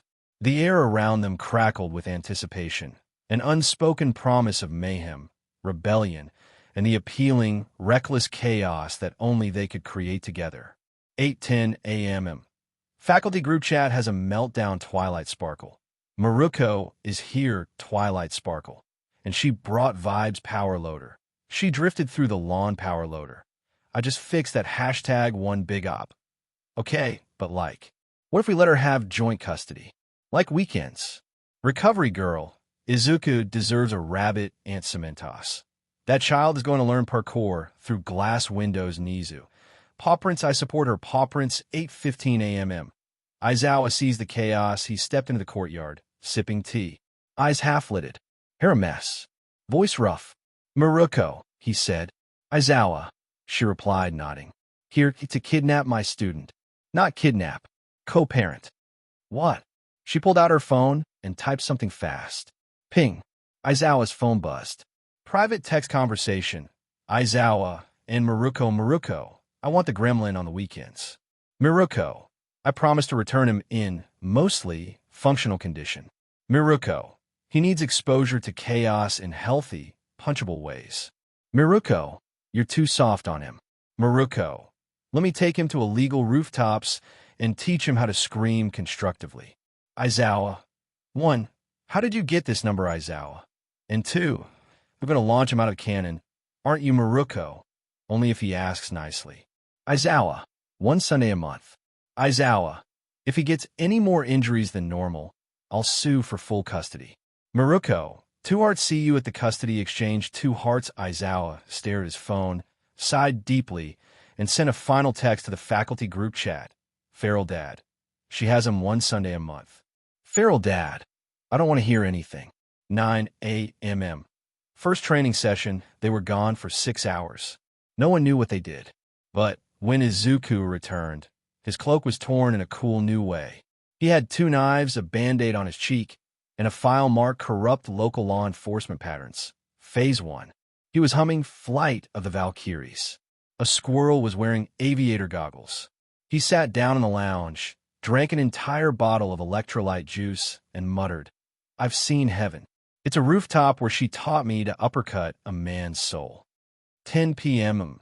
Rooftop debriefed the night stretched out before them, vast and silent as always. Under the blanket of stars, Aizawa found himself walking beside Izuku, the cool air brushing against their skin, damp with the scent of dew and distant city lights. a quiet hum of nocturnal life filling the space between them.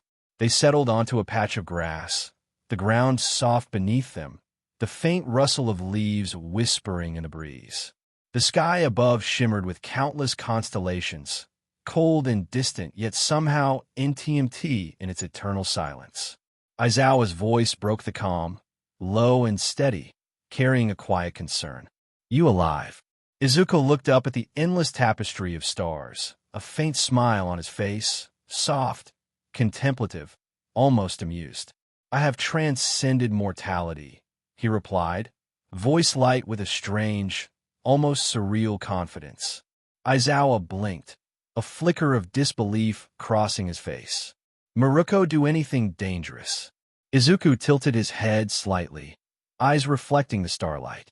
"She told me screaming is cardio," he said, voice dry and deadpan. Aizawa's brow furrowed, a touch of exasperation flickering through his exhaustion. "That's not, never mind." They sat in silence, the kind that feels heavy and weightless all at once, filled with unspoken truths and shared understanding. Then, softly, Izuku broke the quiet. "Thanks for letting her take me." Aizawa looked over, eyes calm but guarded. "She's not replacing me." Izuku's smile softened, almost tentative. "I know, but it's nice having more people who get it." Aizawa nodded slowly, the faint scent of night air and quiet resolve lingering around them. "She's chaos," he said simply. Izuku grinned, eyes brightening with a flicker of reckless joy. "So am I." A pause settled between them, thick with the weight of unspoken feelings. A gentle breeze swept through, rustling the grass and whispering secrets of the night. Then, quietly, Izuku added, "Also, she taught me how to punch a moving truck." A long, stunned silence followed. Aizawa's eyes widened in disbelief, voice low and incredulous. "She what?" And in that moment, beneath the shimmer of stars and the quiet hum of the universe, the world seemed to pause, caught in the tangled web of chaos, trust, and the strange, unbreakable bond of two restless souls. Every year, UA was legally obligated to offer basic health and relationship education to its students, an unglamorous, often awkward requirement. Most teachers avoided volunteering like the plague. Some claimed mysterious fieldwork. Others, in an act of silent rebellion or sheer panic, jumped out windows, metaphorically or literally, disappearing into the ether of their own avoidance. But Midnight, she did not shy away, not even a little.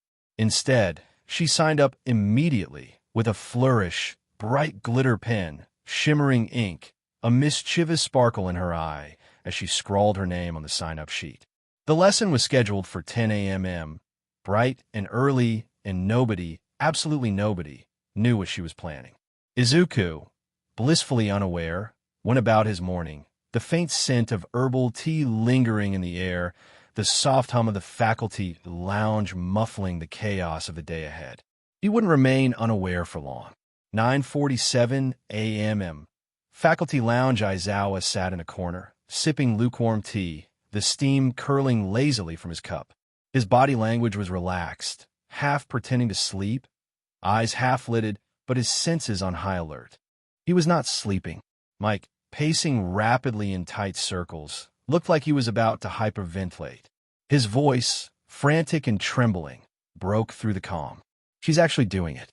The full curriculum. Emotional literacy, consent, relationships, everything." Aizawa muttered, "She does this every year." "Yeah, but dash," Mike hesitated, voice cracking. "She added new slides." "Why?" She said, "Kids these days aren't emotionally constipated. They're relationship feral." Mick's eyes widened, voice full of disbelief. Aizawa sighed, rubbing his temples. "She's not wrong." Then Mick's voice dropped to a whisper, eyes wide with horror. "Wait, Izuku's going to be there." Aizawa's face twitched, a flicker of dread crossing his features. "Oh no." 9:58 a.m. Classroom 1A, the danger zone. Izuku pushed open the door, cloak slung over one shoulder, clutching a thermos-labeled social stability potion, a dark, mysterious drink that smelled faintly of peppermint and something sharper, like chaos in a cup. He looked around, eyes searching for anything familiar. The room was eerily empty, an unsettling quiet, like a prelude to disaster. Then, boom, Midnight kicked the door open with dramatic flair, strutting in like a storm incarnate, wielding a PowerPoint clicker like a scepter, a mischievous grin lighting up her face. "Hello, education," she announced with gusto, voice echoing through the room like a declaration of war. Izuku froze, wide-eyed. "No." "Yes," Midnight replied, eyes gleaming with chaotic purpose. 10 a.m. The lesson begins. Slide 1. The fundamentals of emotional intimacy. Izuku blinked, frozen in place, the confusion written all over his face. "I'm sorry." Midnight beamed, impossibly cheerful, her voice full of mockery and mischief. "Today's going to be a journey through maturity, boundaries, and feelings that make you want to set yourself on fire." Izuku's eyes widened further. "I already do that." "Not physically," Midnight said with a grin. "Emotionally." Slide 2. Understanding the importance of relationship dynamics. An image appeared, an oddly well-drawn cartoon of two people holding hands, intertwined with scribbles of chaos and trauma. Izuku's hands twitched, muscles tightening involuntarily. Somewhere, a tiny ferret, probably one of his squirrels, screamed in horror, its tiny paws waving wildly in agitation. 10:08 a.m. The spiral. And then, Midnight said cheerfully, "We get into the big question. What do you want in a partner?" Izuku made a noise somewhere between a snort and an existential meltdown. "I'm 15 and also emotionally concussed," he muttered, voice trembling with frustration and embarrassment. "That's the perfect time to start unpacking your attachment issues," Midnight declared, leaning in with a grin that could cut glass. "I live in a cloak and scream at metaphors," Izuku shot back, voice strained. Midnight leaned closer, eyes sparkling with mischief. "That's a genre, baby." 10:15 a.m. Aizawa peeks and Aizawa cracked the door open, the faint scent of stale air and faintly burning coffee wafting in. He saw Izuku sitting at his desk, hoodie pulled halfway over his face, shoulders hunched, trembling slightly, an adorable, pathetic bundle of embarrassment. Midnight, deadpan, said, "So when establishing NTMT rapport, it's important to remember that safe vulnerability is hot." Izuku let out a soft, strangled, "Please," voice trembling with the weight of sheer mortification. Aizawa closed the door slowly, like sealing a cursed box, an act of both resignation and dread. 10:45 a.m. Class ends. Midnight, humming happily, drifted out of the classroom, her voice full of self-satisfaction. "I'm amazing at my job." Mike peeked in cautiously, eyes wide with concern. "Is he dead?"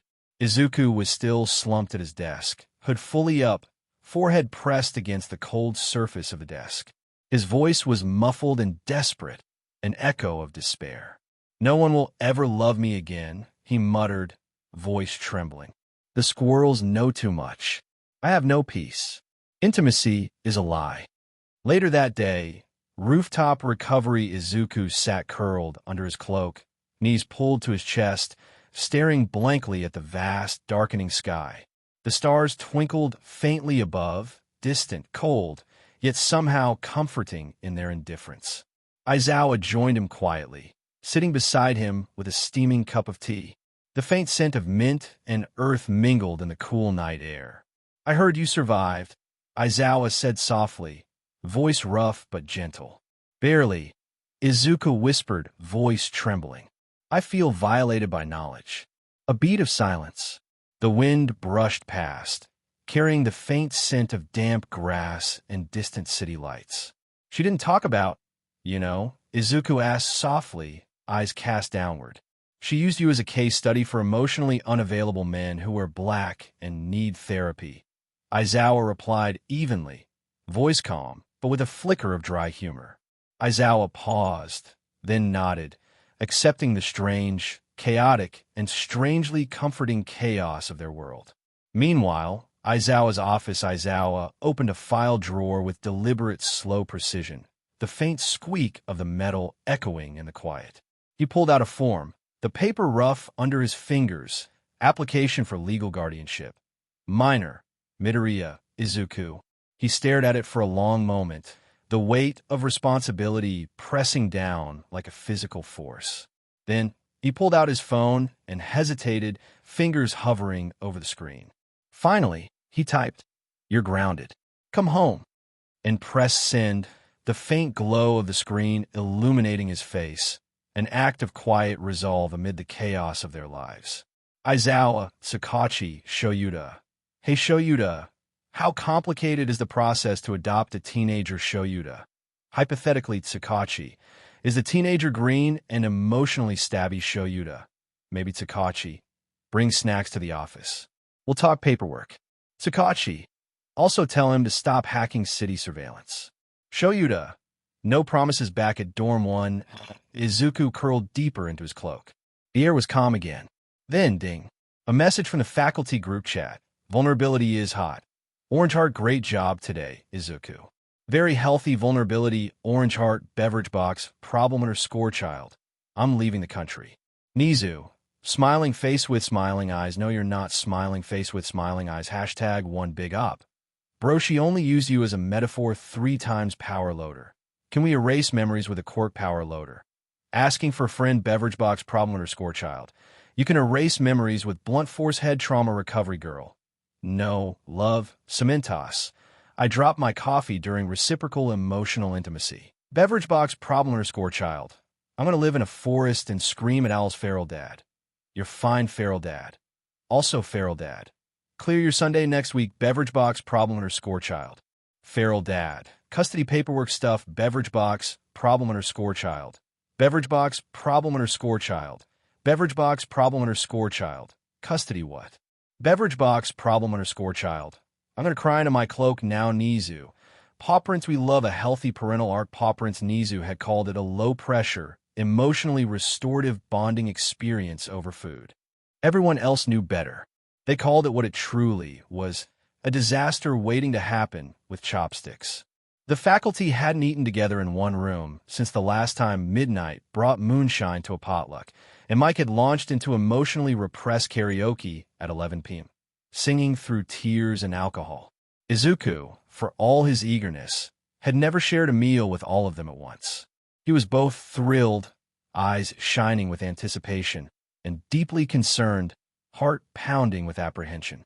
And honestly, fair enough, because the second he stepped into the U.A. common room, the chaos began.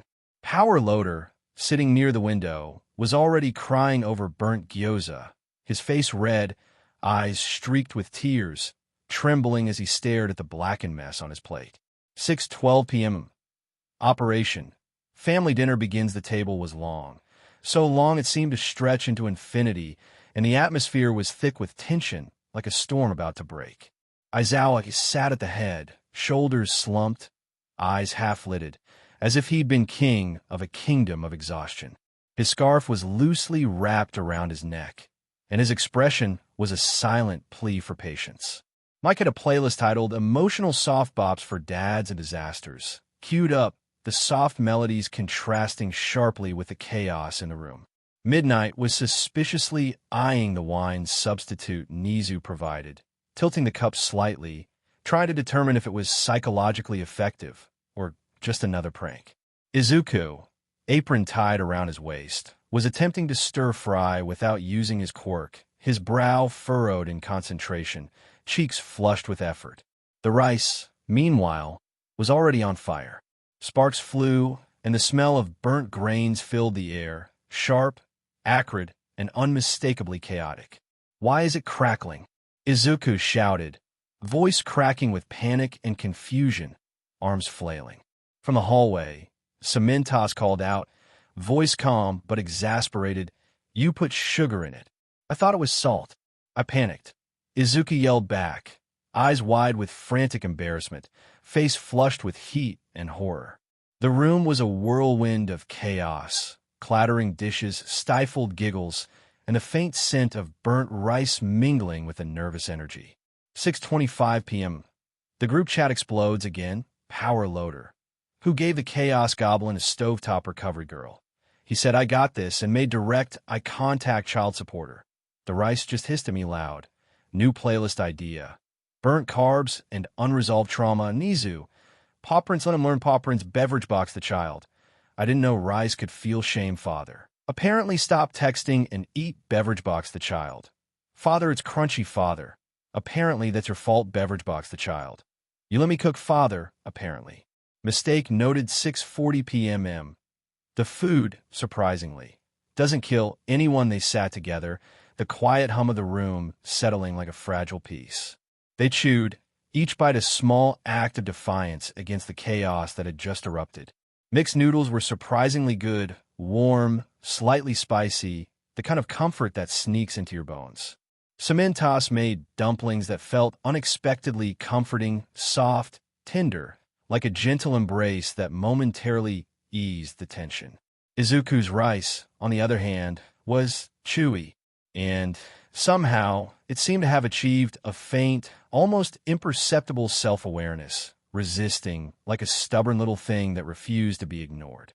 Power Loader refused to comment on what he had cooked, muttering culinary war crimes under his breath as he picked at his plate, eyes flickering with a mixture of guilt and resignation.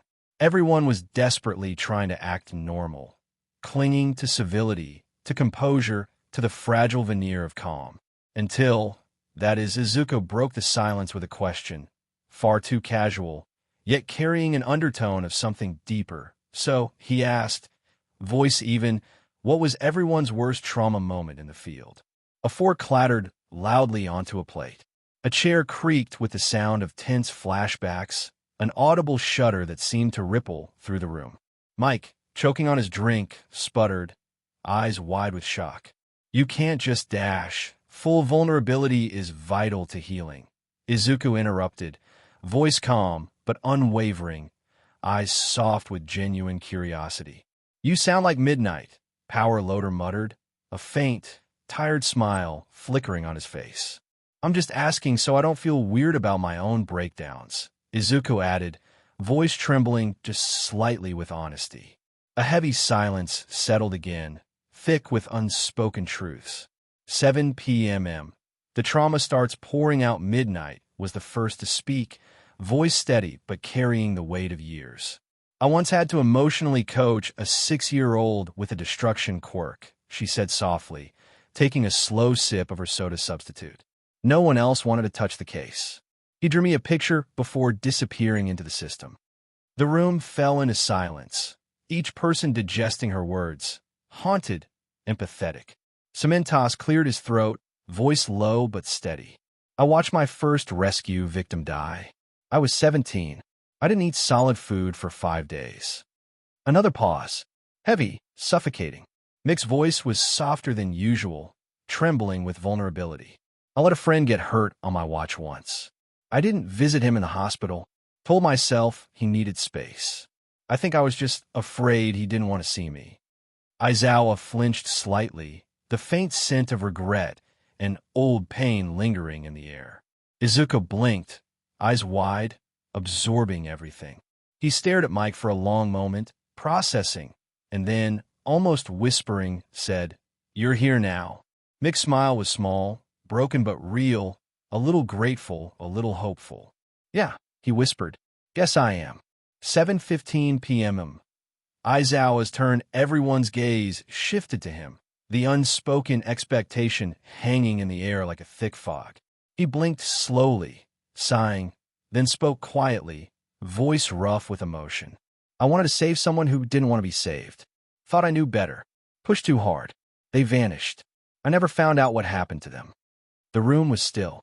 Aizawa looked down at his food, eyes unfocused, like he was staring into the depths of a memory that refused to fade. "I keep thinking I'll screw it up again," he said softly, voice raw, vulnerable. He didn't look at Izuku, but the silence around them spoke volumes, an unspoken acknowledgement of the scars they all carried. Izuku reached across the table and gently nudged his hand. "You won't." he said simply, voice steady and sincere. Aizawa's eyes flickered, faintly, with a hint of something unspoken, trust, perhaps, or the faintest glimmer of hope. 7:25 p.m. Izuku's turn. He hesitated just a moment, then finally spoke, voice quiet but trembling with raw honesty. My mom listed me as quirkless when I was 4, Izuku said softly, eyes cast downward. Said it was for safety. I thought it meant I was a mistake. No one interrupted. I didn't realize how angry I was until I got here, he continued, voice cracking slightly. Until I had a bed that didn't creak, food that didn't make me sick, teachers who looked me in the eye. A breath, deep and trembling. And now, I'm scared if I breathe wrong, you'll all vanish. A beat of silence. You won't lose us, Aizawa said immediately, voice firm, like a promise made in the quiet aftermath of a storm. You're stuck with us, Mike added, a small, genuine smile breaking through the wreckage of their emotions. Midnight raised her soda, her voice soft but resolute. To emotional resilience. To found family, Izuku whispered, voice barely audible but filled with conviction. 8 p.m. Cleanup and confessions. Mike and Aizawa stood near the sink, the air thick with unspoken words.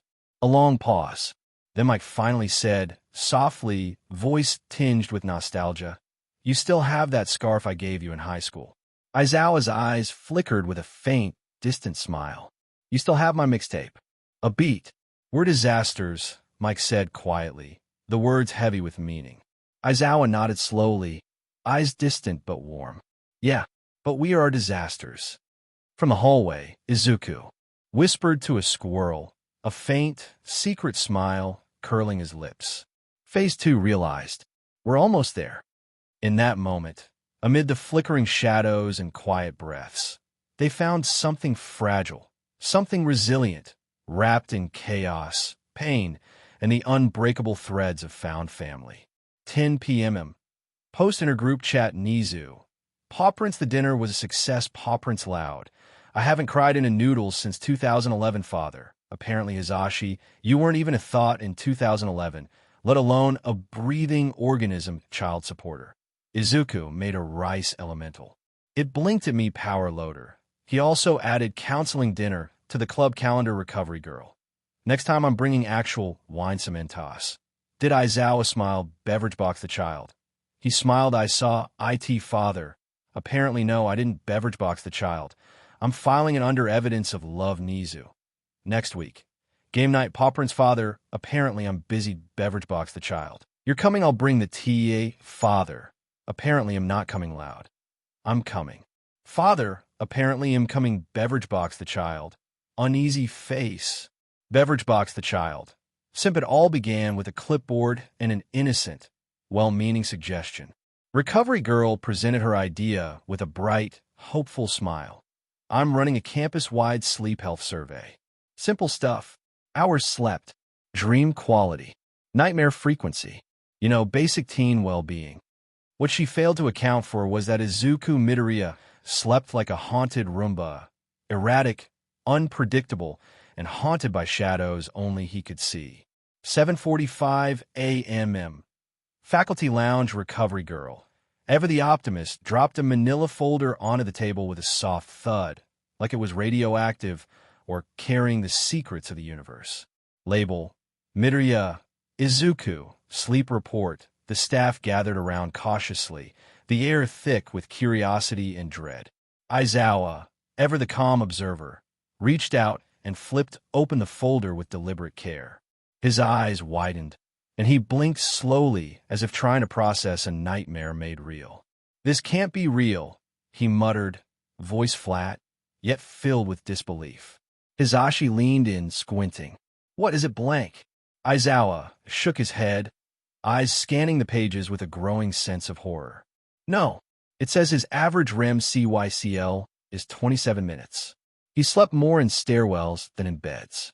He logs nightmares like research notes. Power loader snatched the report, his expression grim as he flicked through it. He read aloud, voice heavy with incredulity. He categorized them by theme. Isolation, betrayal, collapsing reality, unknown shadow version of myself wielding bureaucracy as a weapon. Midnight let out a long, tired sigh, rubbing her temples as if trying to massage away the chaos. That last one's relatable, she admitted softly, voice heavy with empathy and shared exhaustion. 8:02 a.m. Faculty group chat. Without the Ferret recovery girl, Izuku hasn't had an uninterrupted night of sleep in months. Love listener.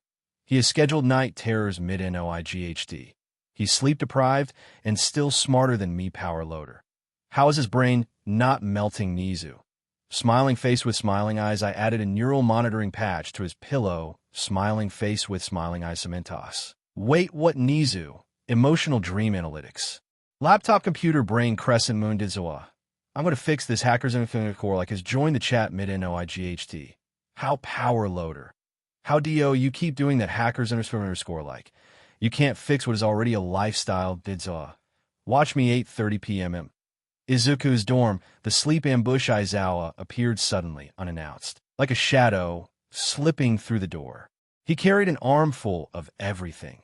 Sleep aids, thick books, weighted blankets, and, unexpectedly, a very sleepy Mike, who looked like he'd been dragged through a storm of chaos and was only just holding himself together. Why is he here? Izuku asked, eyebrows raised in confusion, eyes darting between the pile and the uninvited guest. I'm moral support. Mike grinned, trying to sound enthusiastic, but looking more like a sleep-deprived raccoon. Also, I made a bedtime playlist. Izuku blinked, eyeing the mountain of supplies. I don't do bedtime, he muttered, voice faint with exhaustion and reluctance. You do now, Aizawa said firmly, voice low but unwavering, eyes dark with resolve. We're resetting your circadian rhythm, if it kills me. 9 p.m. Operation. Nap Trap. The room was dimmed to a soft, soothing twilight, fairy lights casting gentle shadows that danced across the walls. A tiny ferret, dressed in a miniature nightcap, curled up snugly on a blanket, eyes closed in blissful sleep. The air smelled faintly of calming herbal tea, lavender, and chamomile, swirling together in a comforting haze. Mike hit play, and a playlist titled Soothing Bops for Mentally Combustible Teens filled the space with gentle melodies, soft, melodic, designed to lull even the most stubborn sleep-resistant into quiet surrender. Aizawa sat beside the bed, reading a thick novel out loud, voice calm and steady, like a lullaby wrapped in a monotone. Izuku stared at the ceiling, eyes unfocused, mind racing even as his body relaxed. I'm too aware of being unconscious, he muttered, voice trembling with a mixture of frustration and vulnerability. You're 15, Aizawa said softly, with a rare tenderness. Pretend you're a phone. Power off. I'm a phone, Izuku said, voice small and tired. My apps are just trauma and caffeine. Sleep, Aizawa growled gently, the command both firm and comforting. Mike whispered from the corner, voice hushed but mischievous. He's trying to dad you into unconsciousness. Let happen. 9:30 p.m. Sleep achieved. Almost. Izuku's eyelids fluttered, breathing slowing as the playlist hummed a lullaby in the background. He was on the verge of drifting away, so close, when suddenly he sat bolt upright, wide-eyed and trembling. What if the squirrels unionize against me? A beat of silence. Then Mike, from the shadows, answered with a deadpan tone, lying through his teeth. They already did. They filed for dental. Izuku blinked, eyes unfocused, voice slurred. Sleep, he muttered, voice trembling, a plea barely holding itself together. Aizawa, without looking up from his book, growled softly, You will sleep. And so, finally, Izuku let himself go, passively surrendering to the gentle pull of unconsciousness, the weight of the weighted blanket, the lull of the playlist. 10 p.m. Emergency protocol. Skincare suddenly. The door swung open again. Midnight entered with a cool, confident stride, face mask in hand, her expression calm but serious. Where you dash, Aizawa started. He sleeps like a goblin. Midnight interrupted, placing cool gel patches beneath Izuku's eyes with practiced care. "Let me help." Izuku blinked, eyes half-lidded, protesting softly. "I feel moisturized against my will." Midnight simply smiled, satisfied. "Good. Sleep is a ritual, not a punishment." 11 p.m. He finally sleeps eventually, with the playlist humming softly, the weighted blanket cocooning him, and Aizawa sitting nearby like a silent sentinel. Izuku's breathing slowed. He passed into genuine sleep, deep, peaceful, untroubled. It was imperfect, mumbling things like, "The void smells like black tea.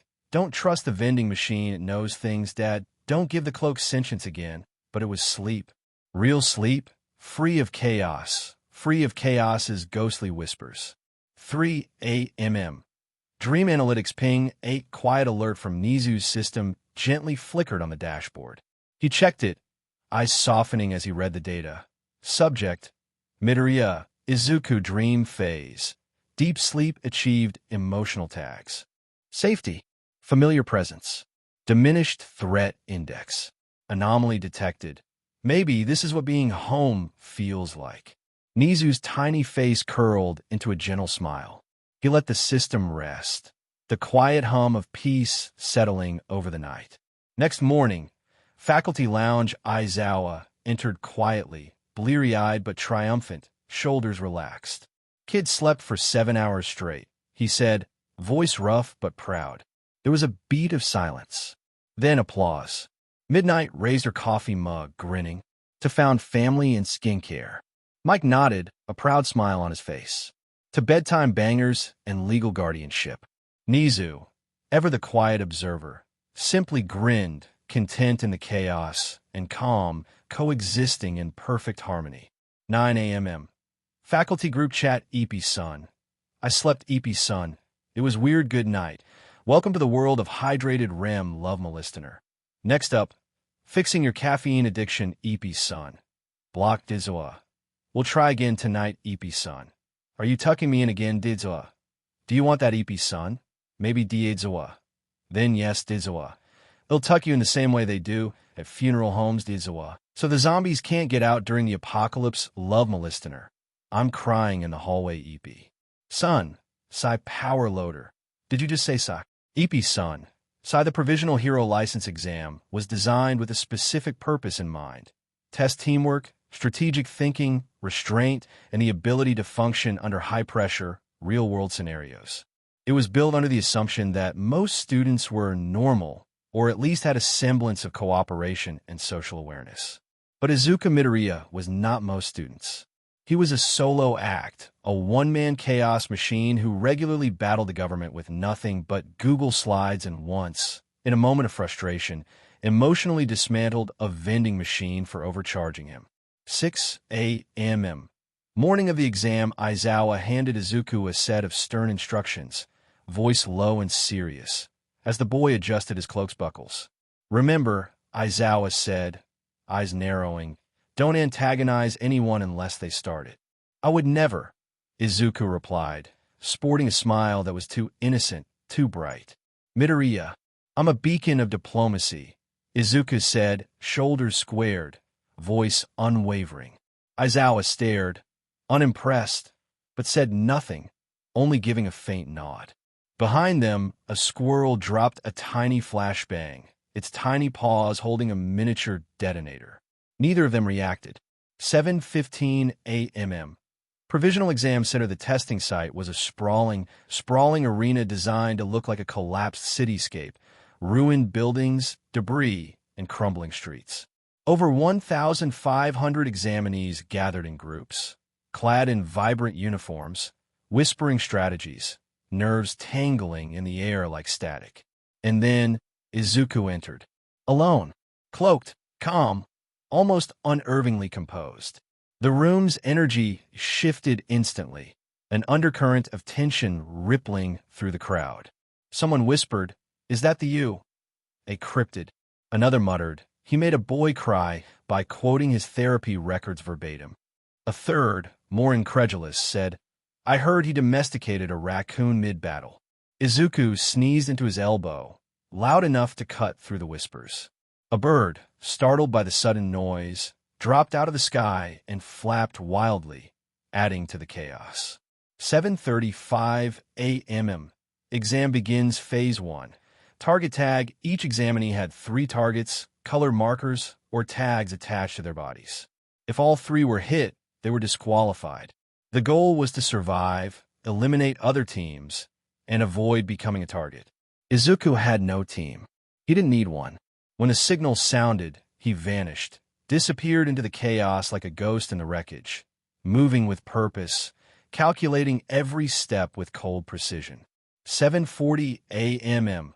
Observation booth. The proctors watched the monitors nervously, eyes flicking between screens. One proctor leaned in, voice tense. U.A.S. loan applicant isn't showing on the monitors. Another scoffed. That's impossible. He's wearing a tracer.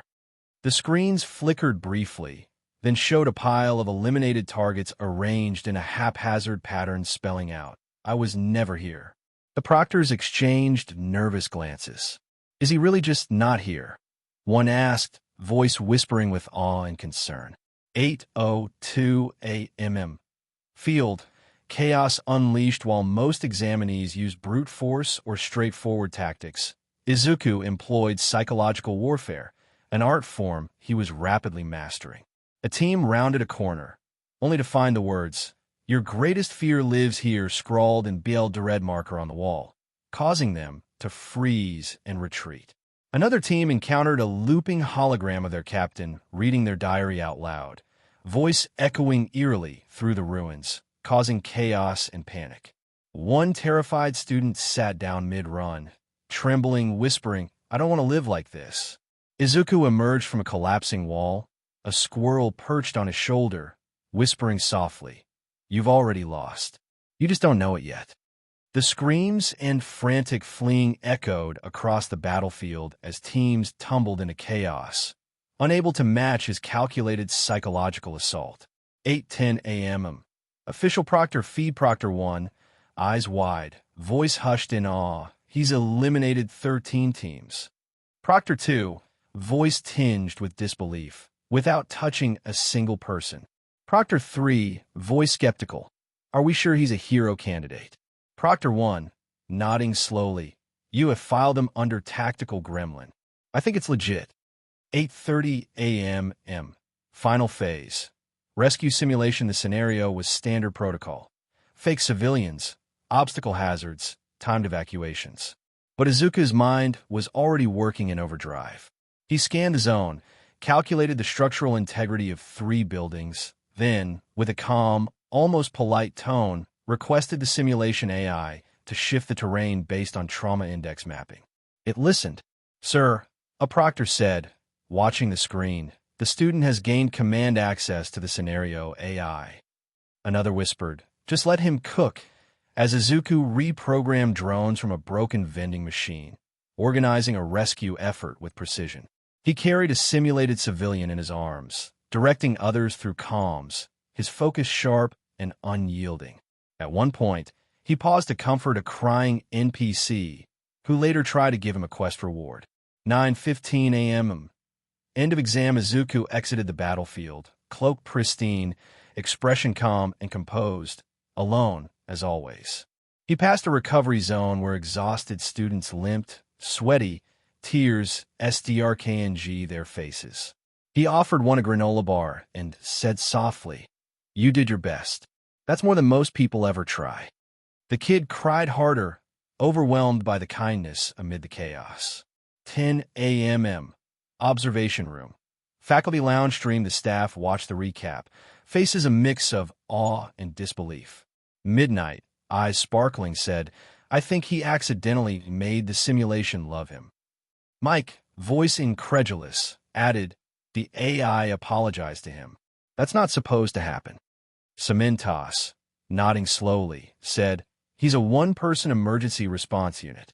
Recovery girl, smiling softly, said, "He parented a program." And Aizawa, eyes tired but proud, sat back and said simply, "He's ours." 10:03 a.m. U.A. Group chat. Nizu, Paw Prince he passed with a 100% approval rating. Paw Prince Yamadad.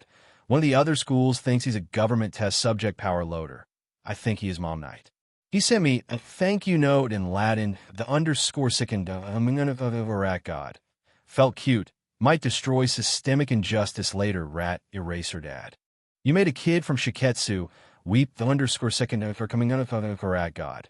He needed to process his internalized perfectionism, Yamadad. He said that out loud, eraser dad. I'm putting your license in a frame, the underscore second underscore rat god. Thanks, Dad, later that evening. Rooftop Izawa found him under the stars again. I'm proud of you, he said. You say that more now, Izuku replied. Because you give me more reasons. Izuku grinned, a little soft. A little tired. Next stop, probably diplomacy training. A beat. With Miruko, Izuku added. Izawa stared into the void. I'll get the first aid kit. The Hero Commission's annual Youth Hero Spotlight Rankings was supposed to be a feel-good PR stunt. A carefully curated showcase of promising students meant to boost morale, promote optimism, and shine a spotlight on the future of hero society. It was not meant to elevate an emotionally unstable teen with reality-warping powers, a vendetta against systemic injustice, and a chronic habit of quoting long-dead memes from the pre-Quirk internet era. But, unfortunately for them, Izuku Midoriya was ranked number 1, and he had things to say. 8:45 a.m. Staff lounge. The TV was on, buzzing quietly in the corner as the staff watched in disbelief. Izawa, ever serious, stared at the screen with a growing sense of dread. Why is he on live broadcast? Nizu, chirping with an uncharacteristic enthusiasm, replied, Public relations. They insisted. He's their golden child. The camera panned to Izuku, who was currently arguing with the moderator about the moral decay of hero culture, gesturing passionately with a pie chart shaped suspiciously like a raccoon. Look at this, Izuku said, pointing at the chart with a furrowed brow. And this is where you messed up. Mike leaned in, whispering, Is that? Comic Sans. Power loader grimaced. He labeled the bad section, Yeet Society, he said grimly, eyes narrowing. We're doomed. 9:10 a.m. The debate begins. The segment started off innocuously enough, friendly questions, a teasing tone. Then, someone asked about hero agency favoritism. Izuku blinked once, slow and deliberate. He smiled, and the entire room felt a shift, like a storm brewing just beneath the surface.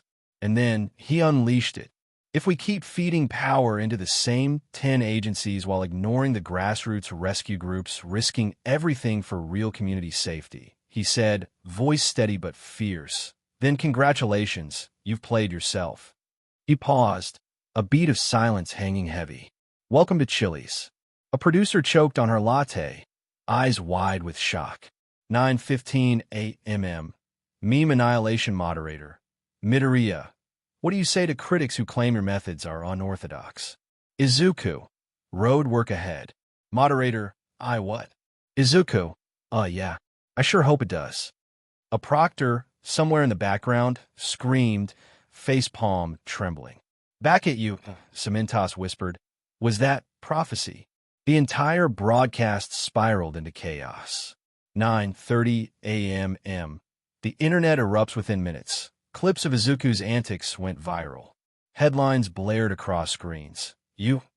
A Ferret student declares hero reform and also summons duck energy. He spoke for 37 minutes without saying plus ultra, and we're still inspired. Is he the little guy or a cult leader?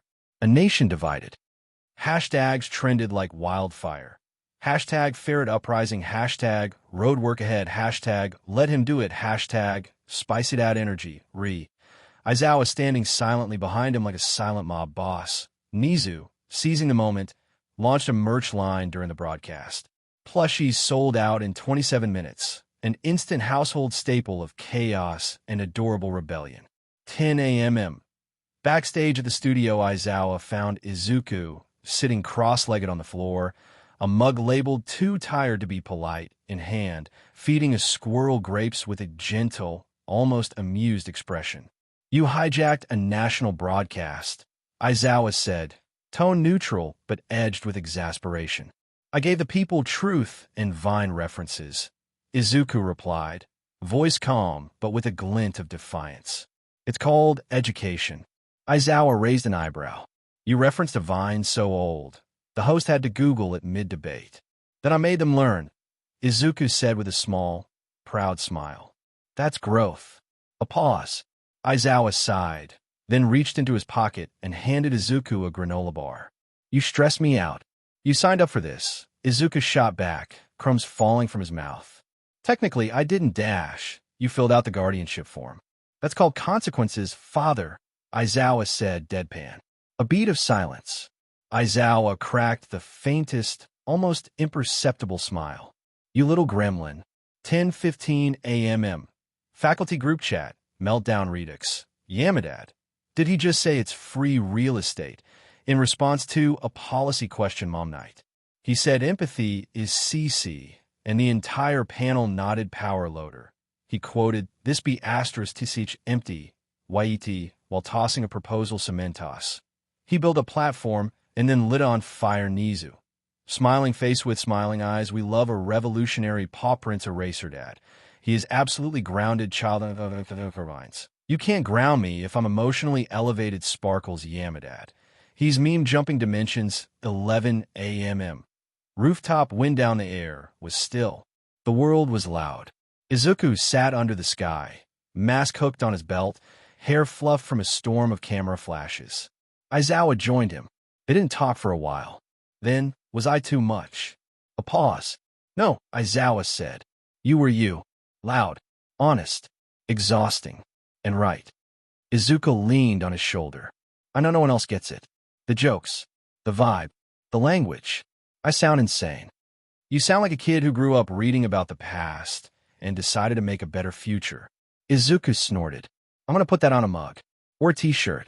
Maybe even a bomb, dorm life at you. A was supposed to be safe, secure, and supportive of the unique needs of our emotionally combustible students, as Nizu put it. But it was not meant to be a surveillance state. Until, of course, Nizu installed 16 wellness observation units disguised as cute wall squirrels with glowing LED eyes. 7 a.m. Dorm hallway. Izuku stepped out of his room mid-yawn. Stretched, squinted, froze. A squirrel-shaped statue on the hallway shelf blinked at him. Not figuratively. Literally. He turned his head. Another squirrel camera rotated, tracking him. A beat. He whispered, horrified. The squirrels have gone corporate. 7:12 a.m. Group chat reboot child underscore vines. Why are the wall ferrets blinking power loader? Wait, what cementos? The what now child underscore vines. Their camera's mom night. What the hell Yamadad? Kid, talk to me. Have you gone crazy, or are you having a psychotic break Nizu? Smiling face with smiling eyes observation bots. Just for safety. Paw prints Yamadad. Dude Yamadad. That's arguably worse child underscore vines. I knew they were watching cementos. How long have they been there Nizu? Since the noodle incident paw prints eraser dad. Which one Nizu? Exactly paw prints 7:30 a.m. The prank war is declared. Izuku posted a flyer on the dorm bulletin board. Warning attention. We are now at war warning target. Surveillance ferrets operation codename. Squeak rebellion tactics. Infiltration. Confusion. Glitter. Goal. Liberation of the private nap zone. Power loader showed up 10 minutes later, duct tape and LEDs in hand. I want in. Midnight handed them both a bag of illegal energy drinks. This is for justice. 8 p.m. Phase 1. The ferret jammer. Izuku reverse-engineered the squirrel cams and built a disruption array using an old fan motor 1 microwave, a music box that plays Careless Whisper at 2x speed. Once activated, every squirrel camera blinked in confusion and slowly rotated 180 degrees. The hallway looked like a horror movie about judgmental rodents. 8:30 p.m. Nizu responds. Nizu, very clever Nizu. You've earned escalation paw prints child of Corvines. You have made a powerful enemy Nizu. I hope you like holograms child of underscore vines. What does that mean 9 p.m. Phase 2. Nizu's revenge. Suddenly, every single squirrel projector activated. The dorm was filled with holographic projections of Nizu. floating 18 inches above the floor. Each one said a different phrase. Drink water, Izuku. Posture check. Your trauma is valid, but please clean your room. Aizawa says eat your vegetables. I know what you did with the vending machine. Izuku screamed. 9:15 p.m. The staff lounge mic wheezed. He turned the dorm into a self-aware therapy maze. Cementos blinked. I think the hallway just diagnosed me with burnout. Midnight whispered. One of them told me to apologize to my high school lab partner. It knew. Aizawa rubbed his eyes. I'm not parenting this. I refuse. 10 p.m. Final stand Izuku, now covered in glitter and loosely wearing his cloak like a dramatic bathrobe, activated his final countermeasure. He'd hacked into the squirrel network. Every Nizu projection now looped the phrase, "Who's a good dad?" You are, Aizawa. You are. Aizawa stared at a wall squirrel. I hate everything. Mike was crying on the couch. Izuku grinned from the shadows. Victory is mine. 11 p.m. Rooftop Aizawa stood beside Izuku, holding a mug that said #one exhausted guardian. You weaponize surveillance against the principal. I merely redefined the power dynamic, Izuku said smugly. A beat. I also may have broadcast footage of Power Loader sleep-talking into the staff group chat. I saw, Aizawa said. He said he wanted to marry a wrench. I support him. Midnight, group chat, final chaos, Nizu, truce. Paw Prince child of minds. Only if the Nizu ghost stopped telling me to exfoliate Mom Night. But you should yellow. I would like my dreams back, Power Loader. Who told him about the wrench eraser dad? The next person to install surveillance in a dorm gets expelled, child of minds. Can you expel the principal, Nizu? Paw Prince, try me, Paw Prince recovery girl. Go to sleep. The announcement arrived quietly, almost casually midweek, dropped into the staff debrief like an afterthought. We're greenlit for the U.A. school festival. Let the kids plan something fun. It was meant to be uplifting, a moment of light-hearted anticipation in the midst of chaos. But instead, it sparked a minor existential crisis. 7:20 a.m. Faculty lounge. Day of the announcement, the morning sun filtered softly through half-drawn blinds, casting long, warm stripes across the scar-scuffed table. Steam curled from mugs placed too close together, each a small, trembling cloud of caffeine and nerves. Power Loader and Midnight were already deep in a low-toned argument over budgets, voices muffled but tense, like a storm waiting to break. Mike, half asleep, lounged with earbuds dangling like a loose wire, eyes fluttering open and closed. Nizu, perched atop a towering stack of paperwork, hummed to himself, a tiny, curious conductor of the morning chaos. Aizawa, sitting with his usual stoic composure, cradled his tea as if it were the only thing tethering him to reality, his expression unreadable, calm as the eye of a storm. You're quiet, recovery girl said softly, leaning in beside him, her voice gentle but probing. I always am, Aizawa replied, voice flat and measured. No, she said softly. You're thinking. He didn't respond immediately. Then, voice low, almost a whisper of despair, he said, He doesn't know how to do fun.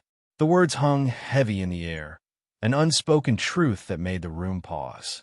Power Loader stopped mid-rant, eyes widening. Midnight blinked in surprise. Even Nizu tilted his head slightly, curious. Aizawa didn't elaborate. He didn't need to. They all knew exactly whom he was referring to. 8 a.m.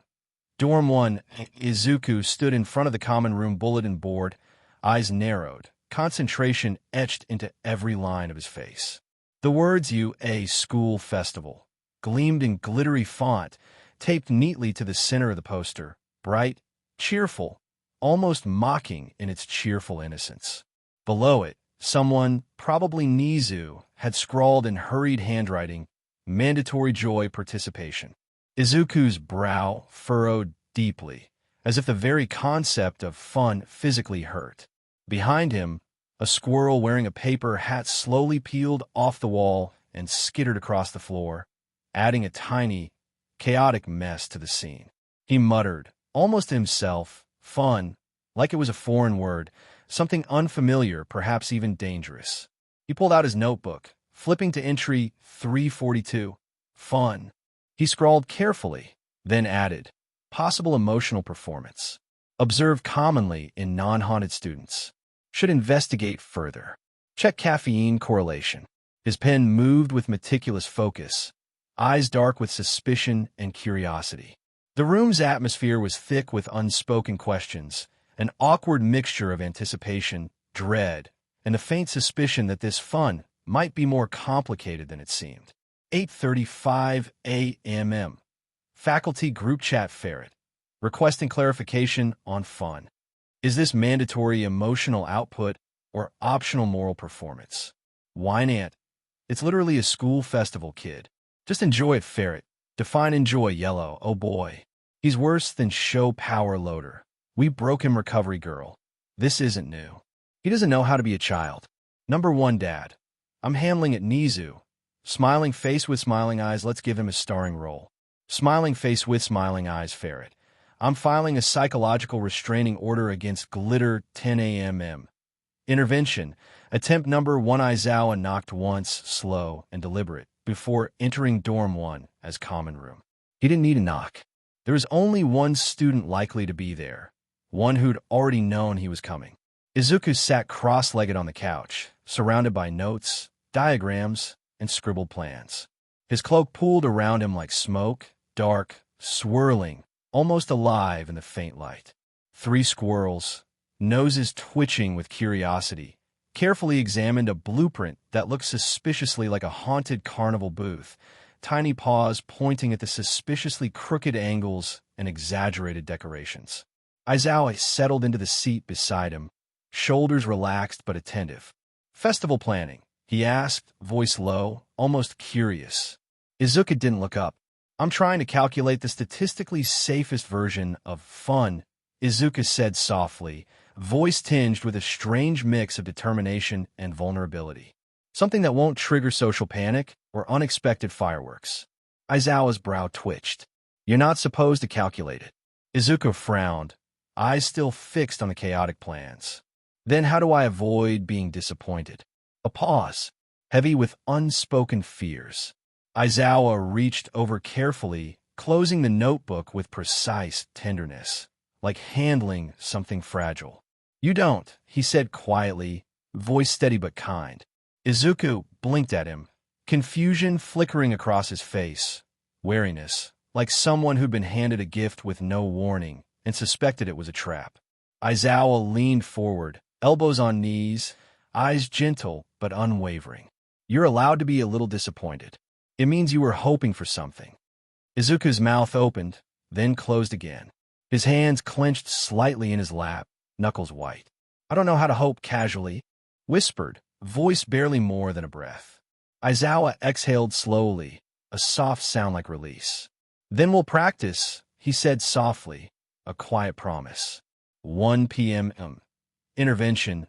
Attempt number 2. Mike burst into the room like a parade, arms overflowing with costume fabric, backup speakers bouncing against his chest.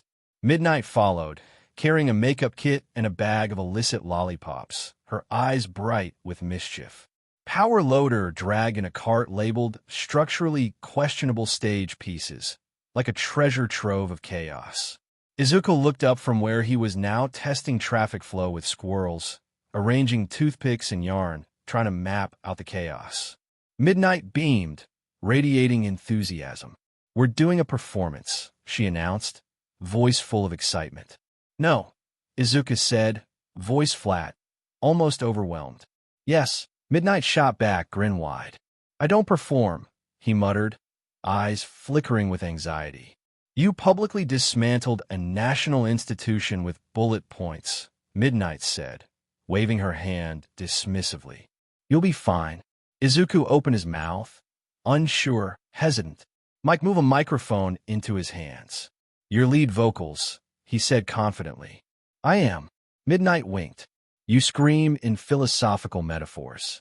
You're a punk rock band. 3:30 p.m.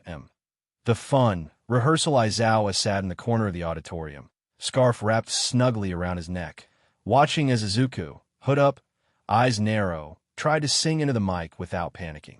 It was a disaster. He was offbeat, off-key, overthinking every lyric like it held the weight of the world. Midway through a chorus, Izuku yelled, "This is a capitalistic farce," then dropped the mic with a dramatic thud. Mike high-fived him, grinning. "That's the spirit." Izuku stared at him, bewildered. "No, really," Mike said, voice earnest. "You're getting it." "Getting what?" "Out of your head," Mike said softly, a flicker of encouragement in his eyes. 7 p.m. Late-night rehearsal. Rooftop the city, skyline blurred in dusk's fading light, orange bleeding into deep blue. Izuku sat at the very edge of the rooftop, hoodie pulled tight around his head, mask in his lap, eyes fixed on the flickering lights below. Aizawa approached quietly, the weight of the day heavy in his steps, shoulders slumped with fatigue and quiet understanding. Izuku didn't speak right away, just sitting there, silent as the wind stirred around them. Then softly he said, "What if no one likes it?" Aizawa sat beside him, quiet but reassuring. "They'll love it," he said, voice steady. "What if they don't?" Aizawa looked out over the city, watching the lights flicker on, one by one, like distant stars coming alive. Then he said softly, "You still did something that wasn't just about survival. And that's more than most people can say." Izuku's throat tightened, an ache he couldn't quite name. "I don't remember ever wanting something small," he whispered, voice trembling. A pause, comfort in the silence. "That's okay," Aizawa replied, voice gentle, unwavering. They watched the city lights flicker on, one after another, as quiet reassurance settled between them, an unspoken promise that even in the chaos, they could find something worth holding on to. Later, group chat, festival pre-night. Yellow. Rehearsals done yellow. Izuku screamed on beat. "Wine Ant, I'm putting him in eyeliner tomorrow, power loader. He designed the best stage in history. Any chance he can help out the support students?" "Power loader. Actually, I take it back, keep him away from the labs, Nizu. Paw Prints, I'm releasing Ferret-themed t-shirts, Paw Prints Recovery Girl. Did anyone tell him we were all coming to watch?" "Don't at me." "I'll tell him yellow. Tell him gently." "He'll cry, Scrim." In lowercase, I can read the chat, "Don't at me." "We are proud of you, Scrim." In lowercase, I'm going to scream again, yellow. "That's literally the point, whine it." "Scream in harmony, Nizu." "See you on stage, microphone, Paw Prints the morning of the school festival arrived quietly. There was no grand fanfare, no heroic trumpet blast, or cue from the heavens. Just soft sunlight filtered through gauzy clouds, the kind that made shadows stretch longer than they should and made the air feel warmer than it actually was. It felt peaceful, unsettlingly so, too peaceful for what was about to happen. 6:42 a.m. Dorm room 1A. Izuku sat on the edge of his bed, legs swinging slightly, socks mismatched. The cloak, his usual armor, lay folded at the foot of the mattress, untouched. Instead, he wore a dark layered shirt and a pair of black cargo pants he had deemed aesthetic enough for emotional performance. His hands fidgeted with the hem of his shirt. Across the room, a small squirrel stood at attention, holding a tiny guitar pick like a war medal. "Are you nervous?" It didn't ask, but Izuku answered anyway. "I don't know how to do this," he murmured to the empty air, voice hoarse from practicing into his pillow all night.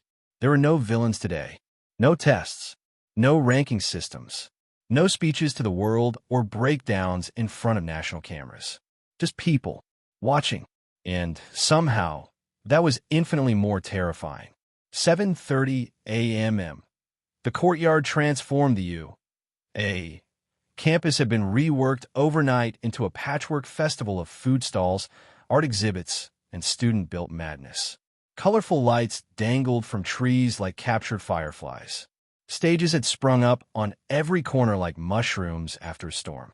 Laughter spilled out into the open air from the general studies wing, and someone in the support course had built a popcorn cannon. It exploded every 23 minutes. Midnight, strutting past in thigh-high boots and glitter, had declared it very festive, also possibly cursed. The performance stage, Izuku's stage, stood at the north edge of campus, tucked beneath the looming shadow of the observatory tower. Wide, Clean, framed in old wood and soft lighting that Izuku insisted give it a rebelliously gentle vibe. Power Loader called it structurally sound. Mike called it punk emo renaissance core. Izuku just called it safe enough. 8:20 a.m. Pre-show nerves. The backstage area wasn't more than a folding table, 2 chairs, and a borrowed curtain, but Izuku paced it like it was a prison cell. His breath was shallow, fluttering in the base of his throat like a trapped moth. His fingers moved without thinking, tapping rhythms into the scarred wood, running patterns across the back of his hand. "I should have said no," he muttered, barely above a whisper. "This was stupid. Stupid. I can't. What if my voice cracks? What if I forget the lyrics? What if someone laughs?" "You face down the hero commission," Aizawa said dryly from the side, arms crossed. "This is different." A beat. Aizawa stepped forward, placed a hand gently on the boy's shoulder. "Ow!" Izuku looked up, and there was that bone-deep honesty, the kind that made even the strongest men shift uncomfortably in their seats. "Because this time it's mine. Not strategy. Not war. Not politics. Just me." Aizawa's mouth twitched. Not quite a smile. Not quite a frown. "You're allowed to be seen, Izuku," he said softly. "You don't have to disguise everything as rebellion." Izuku looked away, swallowed hard. "Then why does it still feel like I'm going to break?" "Because you're growing. And growth hurts like hell." 8:50 a.m. Showtime. The courtyard was full. Students from all departments stood shoulder to shoulder in the grass, some holding signs, others holding bubble tea, and all of them radiating anticipation. No one really knew what the 1A solo student had planned, but the rumors had reached mythic status. Nizu sat near the front with Recovery Girl, sipping tea and humming. Cementos looked mildly concerned. Midnight had already cried twice. Mike adjusted the soundboard with hands that were maybe shaking, maybe just vibrating with secondhand nerves. Aizawa stood just behind the stage steps, arms crossed, watching like a sentry. And then he stepped out. 8:52 a.m. The performance begins. Izuku moved like a shadow, made real, slow and deliberate, but not fearful. The mic in his hand looked too big, too official. His boots thudded softly on the stage wood. He paused in front of the crowd, scanning the faces. A breath. Another. The world hushed around him. "Then, this song isn't about being a hero," he said. "It's about what's left when the world stops asking you to save it." The first chord hit. It wasn't loud. It wasn't flashy. But it was honest. His voice was raw, not perfect, cracking at the edges in places, catching like old film. But he sang like the world depended on it. Like if he didn't get this out of his chest, he'd drown in it. Lyrics about loneliness wrapped in hope. About finding softness in a world made of teeth. About pain and growth, and how sometimes it's hard to tell the difference. And somewhere during the bridge, while his voice trembled through the words, "I thought I had to burn to be bright," a raccoon climbed onto the stage from a back speaker stack. It stood. It screamed. The crowd went feral. 8:56 a.m. Emotional apocalypse. People cheered, laughed, cried. One girl collapsed in her friend's arms and shouted, "He's just like me, FR." Aizawa, still in the shadows, stood still. His throat felt thick. His arms were folded, but his fingers clenched tighter than usual. And when Izuku hit the final note and the crowd screamed his name like it meant something, like he meant something, he blinked too hard. Mike elbowed him from the side. "You're crying," he said quietly, no judgment in it. "I'm not," Aizawa replied, voice hoarse. Mike smiled. "Yeah, you are." 9:10 a.m. Backstage, post-performance, Izuku sat alone behind the curtain, head in his hands. Not shaking, not crying, just processing. Footsteps approached. Aizawa sat beside him without a word. Let the silence hold. "Finally, I didn't fall off the stage," Izuku muttered. "Nope." And people clapped. Very much. And a raccoon screamed with me. That part was surreal. Izuku sniffed. Laughed softly. "I think I liked it." Aizawa leaned back against the wall, letting his eyes close. "You're allowed to like things, kid." 9:30 a.m. Group chat update yellow, he sang. I sobbed. The trash panda ascended. Wine it. I'm adding Raccoon Scream to my ringtone Cementos. He's going to be famous for this recovery girl. It wasn't about the song. It was about him, Nizu. Paw Prince, he's finally learning how to be a child Paw Prince proud dad. He made the crowd cry scrim. In lowercase, I made myself cry yellow. Emotional revolution. Complete scrim.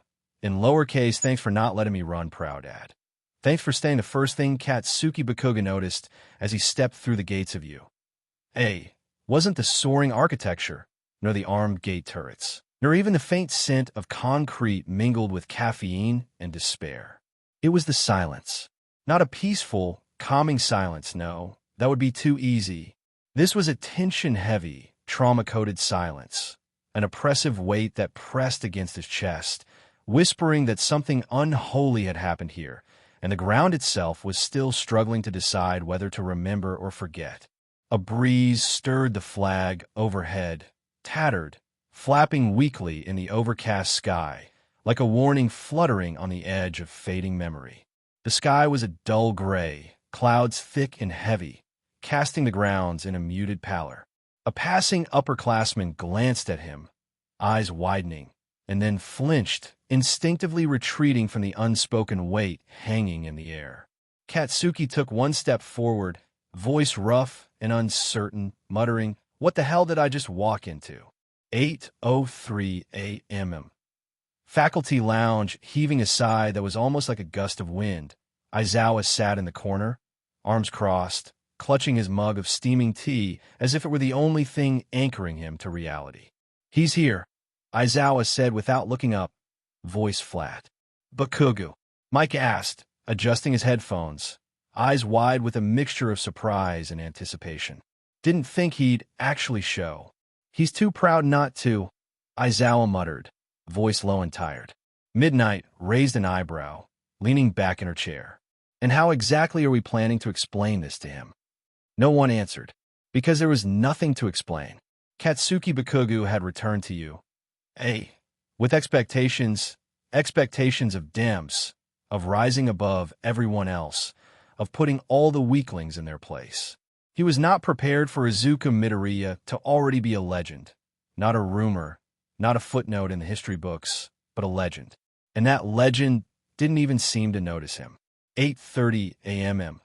Class 1A orientation. Katsuki sat in the back row of the modestly filled lecture room, arms crossed, jaw clenched so tight it looked like it might shatter. The new students whispered around him about their solo senpai from last year, the one who supposedly made a pro-hero cry on live television. He didn't have to ask. He knew. When the faculty began the orientation with the words, "As you all know, S Hero course underwent structural changes last year," Katsuki's stomach tightened. He almost stood up, ready to leave, ready to dismiss the whole thing as pointless. But he stayed, silent, watching with a mixture of simmering anger and grudging curiosity. 9 a.m. Hallway encounter. Izuku didn't mean to run into him.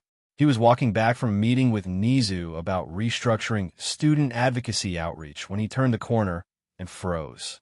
Katsuki stood in the middle of the hallway, one foot angled as if he'd been pacing in frustration, eyes sharp and unreadable. For a second, neither of them spoke.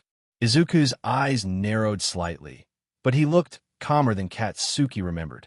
Older, still small, still messy, but standing like someone who knew how to hold space in a room, even when the room hated him. Katsuki's jaw clenched. His fists twitched at his sides. "Hey," Izuku offered first, voice neutral, almost tentative. A pause. Katsuki's jaw clenched tighter. "Where are the rat things?"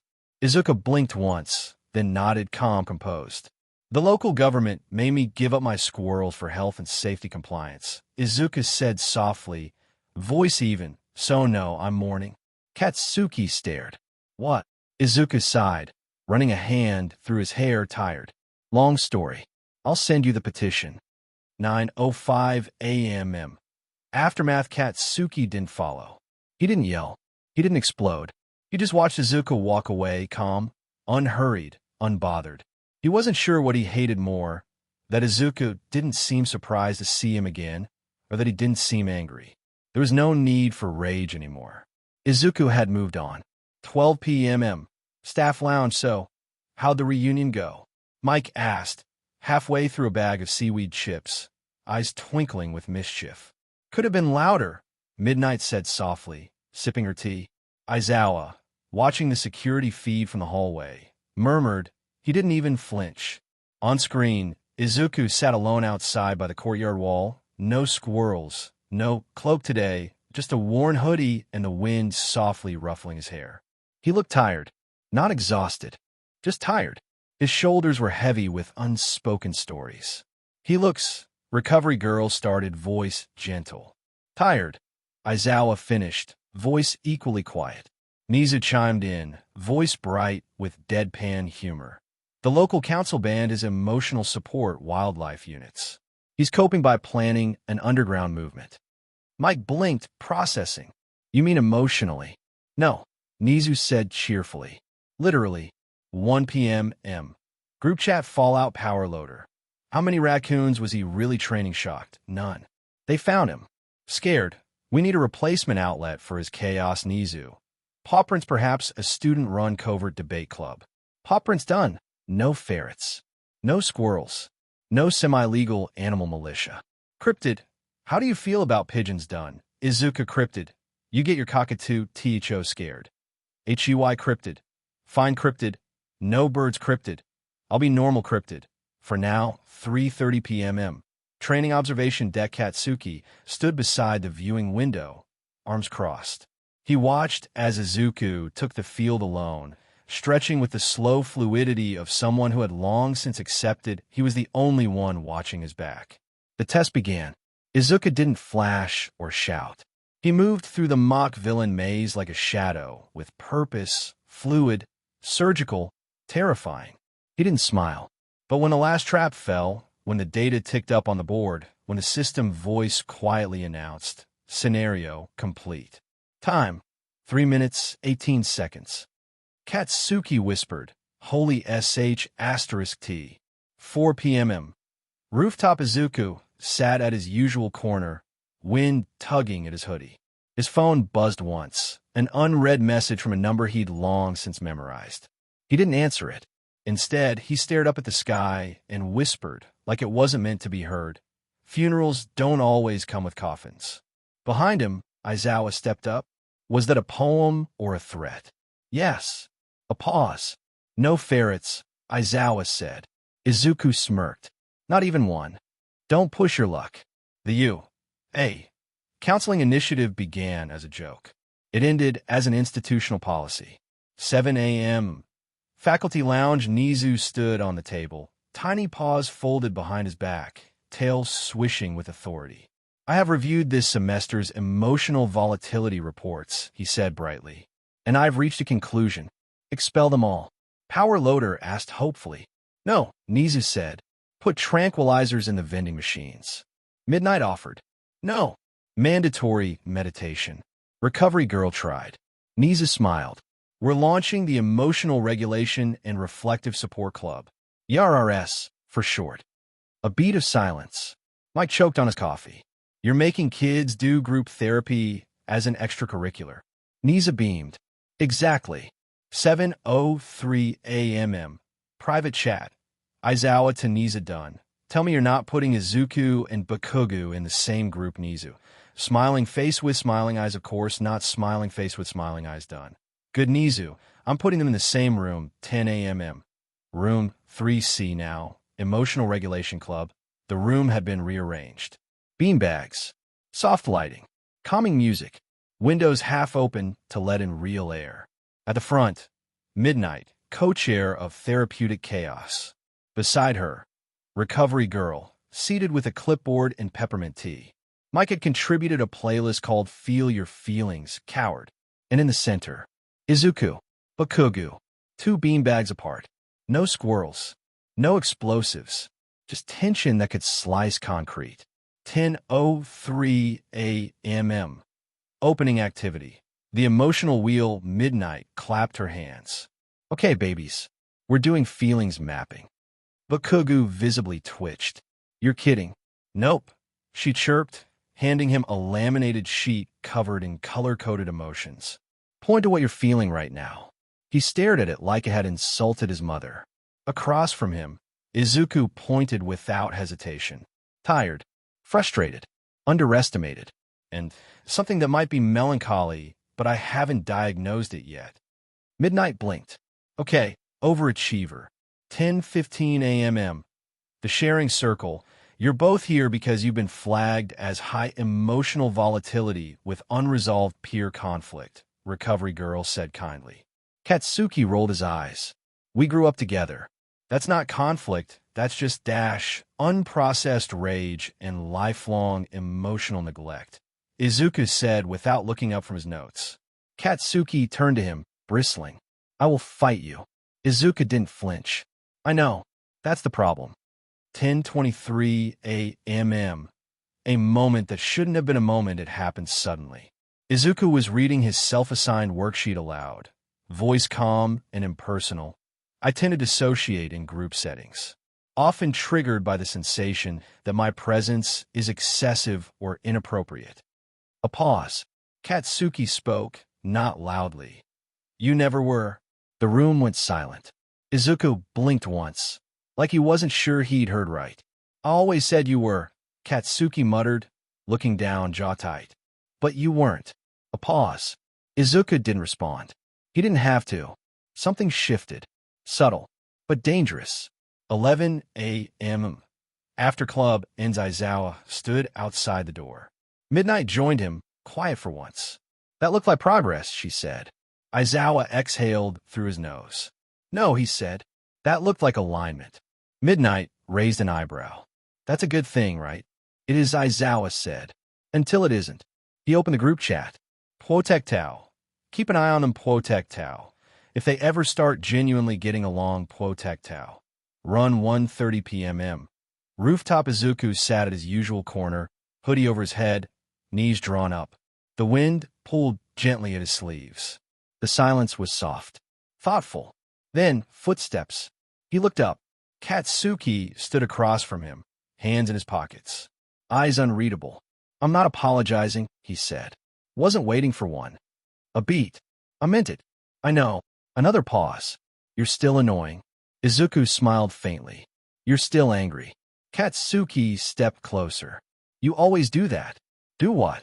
Say exactly what I don't want to hear like it's math. I've had practice. A long silence. Katsuki sat beside him. Not close. Not far. Just there. When Aizawa first saw the mission file, he read the team assignments twice. Then a third time. He stared at the name pairing so long his coffee went cold. Team 3. Midoriya, Izuku, and Bakugo. Katsuki objective. Hostage retrieval scenario. Urban terrain. Full tactical assessment. He opened the faculty group chat and typed without hesitation. Protectao, no Nizu. Smiling face with smiling eyes. Yes, smiling face with smiling eyes. Protectao. You're going to destroy this school, Nizu. That's what the simulation building is for. Paw prints, 8 a.m. Simulation grounds, observation deck. The U.A. Simulation dome was a sleek, silent fortress of reinforced glass and steel from the outside, an unassuming shell hiding chaos waiting to be unleashed. Inside, it was a different world, a tense, humming chaos just beneath the surface, waiting for the trigger. The scenario, a hostage rescue in a multi-level urban environment. The twist, no maps, minimal equipment, no comms, just trust. And two teenagers who hadn't even made eye contact without the threat of violence until last week. Aizawa stood behind the reinforced glass, arms crossed, watching them load into the staging room with a quiet intensity. Do we have emergency response prepped? He muttered, voice low, more to himself than anyone else. Mike, standing nearby, grinned, half joking, half worried. You mean for the building or our emotions? 8:15 a.m. Inside the simulation, the steel door hissed shut behind them, sealing the chaos within. Lights flickered once, then dropped to a dim, ominous orange glow. Sirens echoed faintly in the distance, a distant wail that felt all too real. The system initiated a countdown, a low, relentless hum vibrating through the air. Izuku was already scanning the terrain, eyes flickering rapidly over the plan, calculating angles, potential cover, escape routes. Katsuki was already pacing, fists clenched, muscles tense, a volcano simmering just beneath the surface. They hadn't spoken yet. The air crackled with tension, loud and deafening all at once, a static charge that made every hair stand on end. Finally, "You're taking point," Katsuki said, voice clipped, not even bothering to look at him. Izuku blinked, startled by the bluntness. "You trust me with that?" Katsuki's gaze sharpened, eyes dark with unspoken challenge. "I trust you'll overanalyze until we die unless you have control." A faint, humorless smile flickered across Izuku's face, a moment of dark humor that didn't quite reach his eyes. "That's fair." 8:22 a.m. Team dynamics. Not ideal. They moved like two old, battle-worn gears, too close, sparks flying, then slipping into dangerous gaps. Too far apart, and they drifted into uncertainty, each relying on instinct, on signals only they understood. But for all their jagged edges, their skills fit together, an unsettling harmony. Bakugo took the high ground, muscles coiled and ready, eyes scanning for threats. Izuku handled the sweep, mapping the terrain mentally, every detail registering in his mind like a silent heartbeat. Bakugo moved like a weapon with purpose, focused, precise. Izuku, calm but alert, prepared to adapt at a moment's notice. It didn't need words, just glances, signals, the rhythm of breath sinking in the chaos. It was terrifyingly effective, an unspoken understanding born from raw, unfiltered trust. 8:35 a.m. Hostage encounter. A single dummy hostage sat in the corner of a simulated apartment, frozen, monitored, helpless. 3 enemy droids surrounded him, cold, mechanical, relentless. Izuku took a slow breath, calculating, adjusting his approach, analyzing every detail, every potential outcome. "I'll distract," he whispered, voice steady, eyes flickering with focus. "You clear them. Save the sieve." Katsuki paused, eyes narrowing. "You're not good bait." Izuku smirked faintly, an edge of defiance. "No, but I'm good at making people nervous." Before Katsuki could stop him, Izuku stepped forward, hands raised in a relaxed gesture, posture loose but brimming with controlled chaos. And he began monologuing. "You know," he said, voice calm but layered with deliberate irony, "this scenario is a fascinating microcosm of social collapse and ineffective crisis mitigation." Bakugo launched from the shadows like a grenade with legs, obliterating all 3 droids in 4 seconds flat. The hostage was unharmed. The droids were not. Izuku didn't even flinch. His expression remained inscrutable, calm, detached, yet somehow triumphant. 8:48 a.m. Simulation, and the buzzer sounded, sharp, cutting through the tension. Lights flicked back on, flooding the room with sterile brightness. For a long moment, they just stood there, staring at each other across the room, panting, chest rising and falling in unison. Katsuki's mouth opened, then closed. Then finally, "You talk too much," Katsuki muttered, voice rough. Izuku smirked, eyes glittering with a quiet challenge. "You explode too fast." A long, tense pause, then an almost smile, tentative, fragile. Something unspoken passed between them, neither hostility nor rivalry, but recognition. A silent acknowledgement of shared chaos, unspoken understanding. 9 a.m. Observation booth. The faculty said nothing at first, just watched in silence, their expressions unreadable. Then, Cementos leaned forward, voice hushed, trembling with uncharacteristic vulnerability. "I'm scared." Midnight, eyes wide with awe, whispered. They completed the mission flawlessly. Aizawa, voice low and cautious, muttered. "And that's exactly the problem." Mike leaned in, eyes gleaming with fascination. They didn't just work together. They chemistry ed. Power Loader, voice heavy, added, "They're both unstable." That was like pairing a blowtorch with gasoline. Hope for a sunset, but maybe you'll burn the whole sky. Recovery Girl, sipping her tea, murmured softly, I, for one, found it romantically coded. Aizawa nearly dropped his mug, eyes wide with a mixture of awe and concern. In that quiet room, the unspoken truth hung heavy. These two, broken yet brilliant, had unlocked something dangerous, something profound. And no one knew whether it was salvation or destruction. 10 a.m. Group chat debrief scared. They work too well together, Nizu. I know, smiling face with smiling eyes scared. I don't think they know whether they want to kiss or kill each other shocked. Why not both recovery girl? Let them feel things. Power loader. I'm installing more emergency blast doors scared. Schedule them apart for the next 2 weeks, Chaos Child. Rude Katsuki. I didn't even blow him up scared. That's not comforting. How did you get in here 11:30 a.m.? Rooftop, they didn't plan to meet there. They just both showed up. Izuku was already sitting, hoodie loose, boots unlaced. Katsuki leaned on the railing, arms crossed. I still hate this place, Katsuki muttered. Izuku didn't look at him. You came back. I didn't say I hated you. The wind shifted. Neither of them moved. I'm not the same as before, Izuku said, quieter than before. Katsuki's voice came like gravel. Neither am I. They didn't talk after that.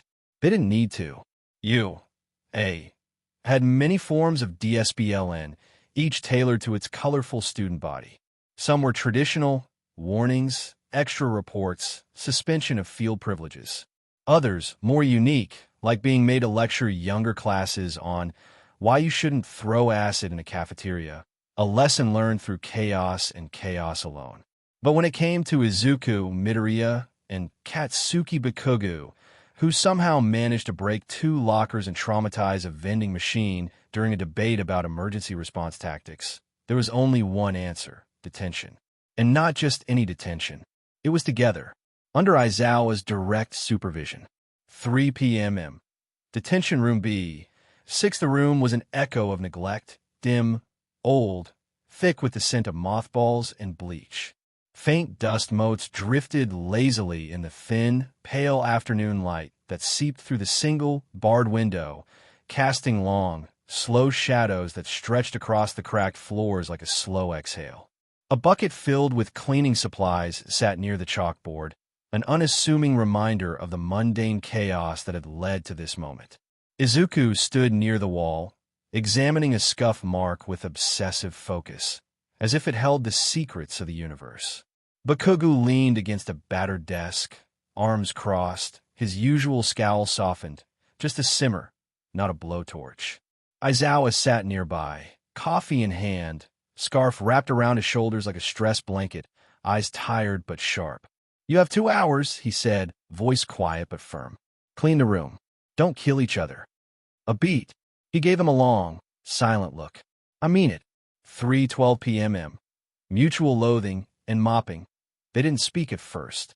Izuku took the far corner, sweeping the dust out from under cabinets with meticulous precision, every movement deliberate and controlled. Katsuki handled the desks, dragging a rag across surfaces with the kind of aggression that made the air hum with static. The silence wasn't tense exactly. It was loud, an unspoken tension that thrummed beneath every movement, every breath. Finally, you started it, Katsuki muttered, voice rough. Izuku didn't look up. You threw the first punch. It was a gesture. It dented a locker. Locker's weak.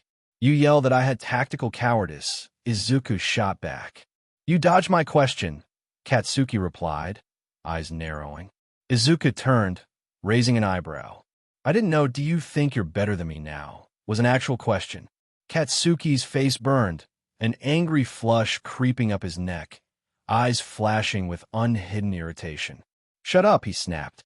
Izuku's lips twitched into a faint, almost smile, one that didn't quite reach his eyes, shadowed with unspoken hurt. 3:40 p.m. The bleach incident. Izuku hesitated, voice soft but firm. I don't think you're ready for bleach. Katsuki's glare sharpened, muscles tensing. I'm not 5. You once tried to clean a wound with dish soap, Izuku said, voice carefully controlled. IT worked, Katsuki snapped. You nearly passed out, Izuku added, voice gentle with a hint of warning. That was because of BLD loss, Katsuki retorted, stubborn and defensive. Izuku held out the bottle like a sacred relic, eyes serious. Just use gloves. Katsuki snatched the gloves from his hand, glaring. Fine, he muttered, shoulders stiff with unspoken frustration. They sat in silence, the room thick with unspoken grievances and tentative understanding. 4:05 p.m. The soft part. No one expected. They ended up sitting on the cold floor, backs pressed against each other, too exhausted to care about pride, dust, or the scars of their history. The room reeked of lemon disinfectant and the weight of complicated memories, an odor that clung to their skin and lingered in the air. Outside, the sun was dipping behind the trees, casting the world in a muted amber glow. Katsuki's voice was soft, hesitant, breaking the silence. You really don't hate me anymore. Izuku blinked, caught off guard. He hesitated, then spoke carefully, voice low. I think part of me stopped hating you before I even realized, he said slowly. I think I just started hating what I thought you meant to me. Katsuki was silent for a long moment, eyes distant. Then, very softly, we didn't mean weakness. Izuku closed his eyes, a faint shiver passing through him. I wanted you to believe that. I didn't, Katsuki whispered. But I do now. The air grew heavy, an unspoken weight pressing down like wet clothes that hadn't yet been wrung out, soaked in emotion and unspoken truths. 4:30 p.m. Post-attention debrief. Aizawa glanced up from his seat as the door creaked open. Izuku and Katsuki stepped out, covered in cleaning spray, exhaustion carved into their faces like a second skin. They looked like they just walked through a therapy session disguised as a janitorial shift, worn and fragile, yet somehow more real than ever. Room's clean, Izuku muttered, voice hoarse but steady. Didn't kill him, Katsuki added, voice tight but honest. Aizawa waited, watching them walk a few paces away, then finally pulled out his phone, silent acknowledgement passing between them, an unspoken understanding born from chaos and fragile hope. Faculty group chat sleep enjoyer. We've reached the emotional honesty via floor scrubbing, phase presentation Michael. My boys are healing shocked. I'm crying into my pasta power loader. We need a new mop recovery girl. Maybe assign them co-op project next. Mizu, Paw Prints I was thinking mission planning. Let them build trust Paw Prints sleep enjoyer. Slowly presentation Michael. Carefully chaos child. This is absolutely not subtle Katsuki. Shut up nerd sleep enjoyer. They're already back to normal presentation Michael. Define normal 6 p.m. Rooftop they didn't sit next to each other this time. Just near. Katsuki picked at a loose thread on his sleeve. Izuku tilted his head up toward the fading sun. I don't know where we go from here, Katsuki muttered. I don't either, Izuku admitted. A pause. But I'm not scared of it anymore. Katsuki looked at him. Not even scared of me. Izuku met his gaze steady. No, he said. Not anymore. The idea had sounded, on paper, like a slide of pedagogical genius. A masterstroke of curriculum design, meticulously crafted to test the most fragile, unpredictable aspect of hero teamwork, trust. Pair students with complex interpersonal history. Assign them to co-lead a team. Evaluate communication, strategy, and mutual trust. Aizawa had read the proposal with a skeptical eye, but even he couldn't deny the logic, if a little darkly. A well-meaning curriculum designer would call it team building. Aizawa, on the other hand, had dubbed it the trust fall from hell. And here they were, standing at the edge of chaos, about to see if trust was just a concept or a weapon capable of shattering both bones and egos. 8 a.m. UA Field Ops Training Grounds. South Wing the arena had been transformed into a sprawling, modular cityscape, an intricate maze of concrete shells, elevated walkways, and simulated weather that made the air prickling with static. The scent of fresh plastic, burnt RBB, and the faint, metallic tang of anticipation filled the air, sharp and electric. The ground beneath their feet was uneven, textured with patches of synthetic mud and gravel, gritty and cold, gritty and real enough to make your skin itch. The environment was designed to feel alive, to breathe chaos. The task was straightforward, a single rescue scenario. One team of 6 students, mixed classes. One leadership plan, points for success, speed, and, most importantly, damage control, emotional or otherwise. It sounded simple enough, until someone, with a voice like a pinprick of chaos, suggested, "Let's make Midoriya and Bakugo co-leads." A ripple of silence spread. The air shifted, tension rising like a tide, sharp, almost tangible, prickling at the back of Aizawa's neck. He watched from the faculty booth, arms crossed, jaw clenched so tight it looked like he was biting down on a storm. "Why are we doing this again?" he asked, voice low, almost to himself, but loud enough to cut through the hum of distant sirens and the faint rustle of wind. Mizu, sitting nearby, smiled with a flick of his tail, eyes gleaming with mischief. "Because it'll be fun," he chirped. Aizawa's eyes narrowed. "Your idea of fun is psychological warfare." Mike leaned closer, whispering conspiratorially, "I give them 8 minutes before they start strategizing like divorced parents fighting over custody." 8:45 a.m. Briefing room 2A. The room smelled faintly of disinfectant and nerves, an odd, sterile scent that clung to the air like a warning. Katsuki stood stiffly at the front, arms crossed, face set in a hard scowl that looked like he'd been chewing on glass. Izuku stood beside him, clutching a laser pointer like a sword, eyes bright with a mixture of determination and nervous energy, glowing with the same intensity that made his limbs tremble slightly. The 4 younger students looked like they'd been summoned for a trial, his and Katsuki's reputations preceding them, thick in the air like static. "First of all," Izuku began, voice steady but betraying a flicker of tension, "no one dies unless I say so." Katsuki snorted, voice rough. "We're not dying, you idiot. We're winning." "I said what I said." Izuku clicked to slide 3 of the plan, an elaborate full-color map dotted with arrows, symbols, and a tiny icon labeled, "This is where Katsuki explodes emotionally." Katsuki's eyes widened. "You plan for me to lose my SHD?" he asked, voice low and dangerous. "Statistically inevitable," Izuku replied, voice even, as if he was describing a weather forecast. One of the Gen Ed students leaned forward, whispering, "Do they always talk like this?" The support student, eyes flickering with amused horror, whispered back, "It's like watching war crime, FRPLY. 9 a.m. Mission start. The deafening crack of rain hit the synthetic pavement as the scenario launched, a deluge of simulated rain pounding against their gear, echoing in the hollow spaces of the cityscape. The environment was alive with chaos, flickering lights, simulated explosions, distant alarms that set the hairs on the back of their necks on edge. Their objective: locate and extract 2 civilian dummies from a collapsing building, while neutralizing patrolling bots and managing terrain that shifted and crumbled with every step. Katsuki took the lead, muscles coiled, eyes blazing like a volcano ready to erupt. Izuku handled comms, his voice calm and precise, like a surgeon operating in the eye of storm. They moved as a storm with boundaries, a relentless force that refused to be broken. At one point, Izuku's voice crackled urgently. "Hold your position." Katsuki responded with a roar, "I am the position." Charging ahead, yelling, his voice bouncing off the concrete like a thunderclap. And somehow it worked. They were a storm, dangerous, unstoppable, unpredictable. 9:18 a.m. The trust fall part of the challenge. Simulate a teammate falling from a damaged upper structure.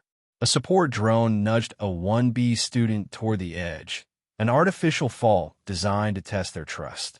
"I got her," Katsuki bellowed, vaulting over debris, muscles tense, face a mask of fierce protectiveness.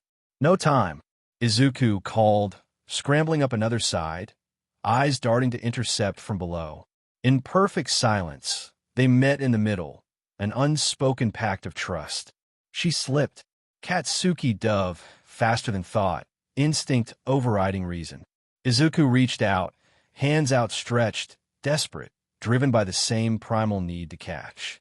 They collided in midair, flesh, metal, and fury meeting in a messy tangle of limbs. They hit the ground hard, mud splattering, breath knocked out, bodies bouncing against the uneven ground, breathing ragged, bruised pride pounding in their chests. One slightly smug rescue, disheveled but safe, grinned in a way that said *C. Izuku groaned, voice strained. That was not part of the plan. You planned to fall, you nerd. Katsuki snapped, voice tight. Yeah. Izuku wheezed, but not into each other. The air hung heavy with that unspoken tension, dangerous, fragile, like a delicate glass about to shatter. 9:25 a.m. Mission completion, they retrieved all targets, an unspoken victory. The team was unharmed, no casualties, no serious injuries. Scores flashed bright and clear. Success. But the lingering question, emotional stability, remained unresolved. Back at base, a gen ed student whispered to a teammate, eyes bright with mischief. They're either about to kiss or torch the place. The other grinned. Why not both? In the aftermath, the tension dissolved into a strange quiet, an uneasy peace, fragile like glass, waiting to crack. The scene was set, two rivals, battered but unbroken, standing on the edge of something neither fully understood, yet somehow needing to confront. And as the dust settled, Aizawa watched from the sidelines, silent, his mind weighing the chaos, knowing full well that this was no ordinary test of trust. It was something far more dangerous, a fragile glimpse of connection in a world built on chaos and fire. 10 a.m. Faculty group chat meltdown presentation. Michael, did you see the fall yeet night? They landed in a tangle of limbs and unresolved trauma power loader. Can I get a timestamp on the slow-mo replay, recovery girl? Izuku's heart rate spiked for 3. For minute sleep enjoyer. They're dangerously close to actually understanding each other. Nizu. Paw Print's friendship is blossoming. Paw Print's sleep enjoyer. I'm going to separate them again. Presentation. Michael. Bro, they did a synchronized eye roll. They're already married in spirit. Chaos Child. Much like two other people I know. 11 a.m. Locker hall. Izuku stood in front of his locker, still rubbing at the forming bruise on his elbow. Katsuki stepped up beside him. Close, but not too close. Could have warned me you were going to leap like a dumbass squirrel. No more squirrels, Izuku said deadpan. City ordinance. Katsuki huffed. That's a loss for your whole vibe. Izuku smiled faintly. You caught her, he said. Katsuki glanced at him. You caught me. A beat passed between them. Nothing else was said. And yet, something settled. Not resolution. Not peace. But alignment. Again, the kind of thing Aizawa would call emotionally concerning. It all started with a single photo, blurry, mid-action, captured during their recent joint training session. The image was raw, jagged with motion, yet somehow perfect in its chaos. Izuku, hair wild and unkempt, cloak billowing behind him like a banner of rebellion, eyes blazing with fierce determination, locked onto his target. Katsuki, suspended mid-air, palm glowing with fiery heat, mouth twisted into a snarling expression, teeth clenched in a battle cry. They stood back to back, a perfect, unbreakable circle of chaos and trust. The photo hit the UA student server within 12 minutes. A flood of reposts, comments, memes, an unstoppable wave of digital chaos. By the next morning, it had 4,200 reposts, 67 memes, and a caption that read, "Enemies to Lover's Arc in real time, loudly crying face, collision Greenheart." And just like that, it was never the same. 7:45 a.m.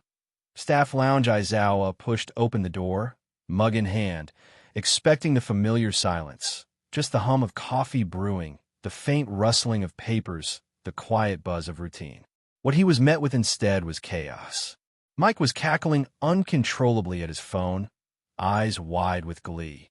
Midnight was flushed, face red, clutching her own device as if it might explode. Power Loader was furiously scribbling on a whiteboard, marker flying across the surface with frantic energy. Nizu, perched calmly atop a pile of papers, was taking notes. Aizawa's eyes narrowed, voice low and dangerous. Why are their names on that chart? Midnight, unable to speak, simply pointed at the whiteboard. Aizawa's gaze followed, reading aloud.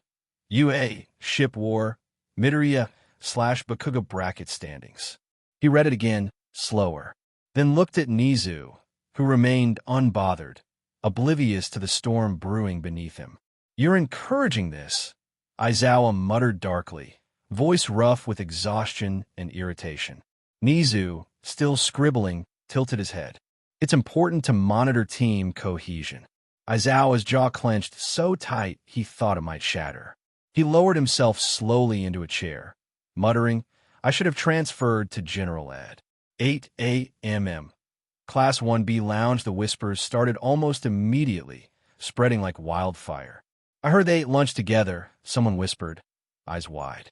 They even shared napkins, another added, voice hushed with awe. Someone pulled up a screenshot of Katsuki and Izuku walking down the hall. Katsuki shouting, face flushed with frustration. Izuku, smirking, eyes alight with mischief. You don't look that smug at someone unless you want something, murmured a third, voice dripping with speculation. A support corps student from the corner, eyes sharp and amused, added, I saw them in the training gym. They finished each other's insults. Silence descended, thick and heavy, an unspoken understanding hanging in the air like a storm about to break.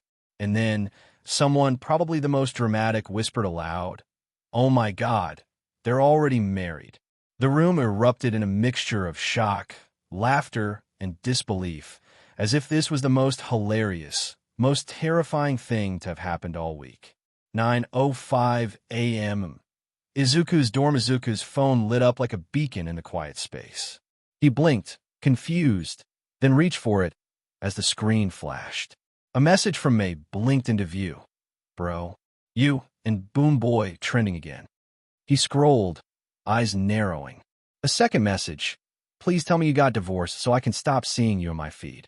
He groaned softly, sinking into his bed, face crumpling with a mixture of embarrassment and exasperation. His fingers hesitated over the screen, then he opened Uanet. The memes flooded his feed, ridiculous, exaggerated, hilarious, and the video clips endless. Bakugo Nation was trending. The hashtag was everywhere. He paused, a sinking feeling deep in his gut, and whispered bitterly to himself, I don't even like romance subplots. He wanted to delete everything, erase the chaos, the memes, the ridiculous captions. Yet part of him was strangely amused, a faint smile tugging at the corner of his lips despite himself. His heart hammered in his chest, pounding with a mixture of mortification and reluctant pride. The digital storm was unstoppable, and somehow he was right in the middle of it.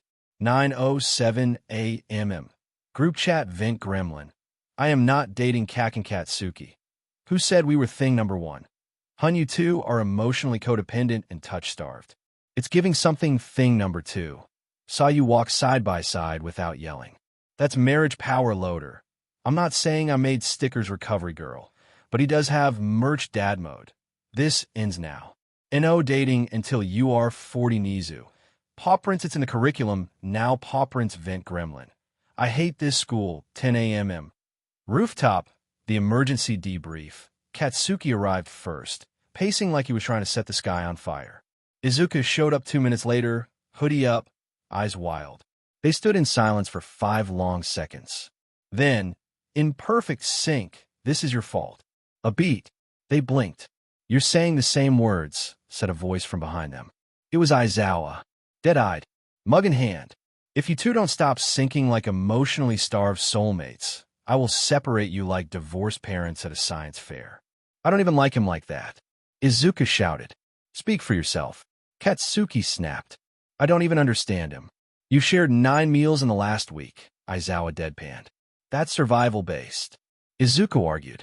Katsuki looked like he wanted to throw himself off the roof. Aizawa finished his tea. Just be normal. Izuku and Katsuki looked at each other, then looked back at Aizawa. I can't believe you'd say something so cruel, Izuku whispered. Katsuki nodded, dead serious. Yeah, what the hell? 1 p.m. Midday meltdown. The hallway whispers had evolved into conspiracy boards. The support course released a limited edition keychain. Mike recorded a duet version of their hallway argument and titled it Dynamic Dissonance, a love ballad. The entire 1B wing collectively lost their minds when they saw Izuku hand Katsuki a pen during class, and Katsuki took it without growling. The general student body drew only one conclusion. They were dating, or fighting while dating, which, in UA terms, meant the same thing. 3:30 p.m. Faculty group chat dad mode. I need this to end thing number 1. It's like a soap opera, but with trauma and knives drama queen. New episode dropped. Katsuki grabbed Izuku's wrist during a drill. Power loader. If they kiss mid-battle, I'm filing for emotional hazard pay recovery girl. I already added them to the wellness registry Nizu. Paw prints, they are now listed as emotionally interlinked variables paw prints dad mode. I'm transferring them to different dimensions 6 p.m. Dorm hall. Izuku opened his door to find a sticky note on the wall. Stop making your unresolved romantic tension our problem. Class 2B below it. Someone had drawn fan art of him and Katsuki glaring at each other with hearts in the background. He stared at it for a long time, then calmly peeled it off, walked to the trash, and folded it into a tiny square before pocketing it. He would find his 2B peer who drew it, and he would decorate their room in Fruit Loops before letting a raccoon loose in their room. 9 p.m. Rooftop again. Katsuki was already there. They didn't talk for a while. Then, everyone thinks we are dating, Izuku said flatly. Katsuki grunted. Let them. Izuku blinked. Wait, what? Katsuki shrugged. We work better when people are confused. That's unhinged. Effective. Izuku stared at him. You're worse than the fanfics. Katsuki didn't look at him, but he did smirk. Then stop reading them. Izuku covered his face. I hate you. No, you don't. Izuku didn't answer. And that was answer enough. The classroom door creaked open just before the bell tolled, an ominous, slow groan that seemed to echo a little too dramatically in the quiet hall.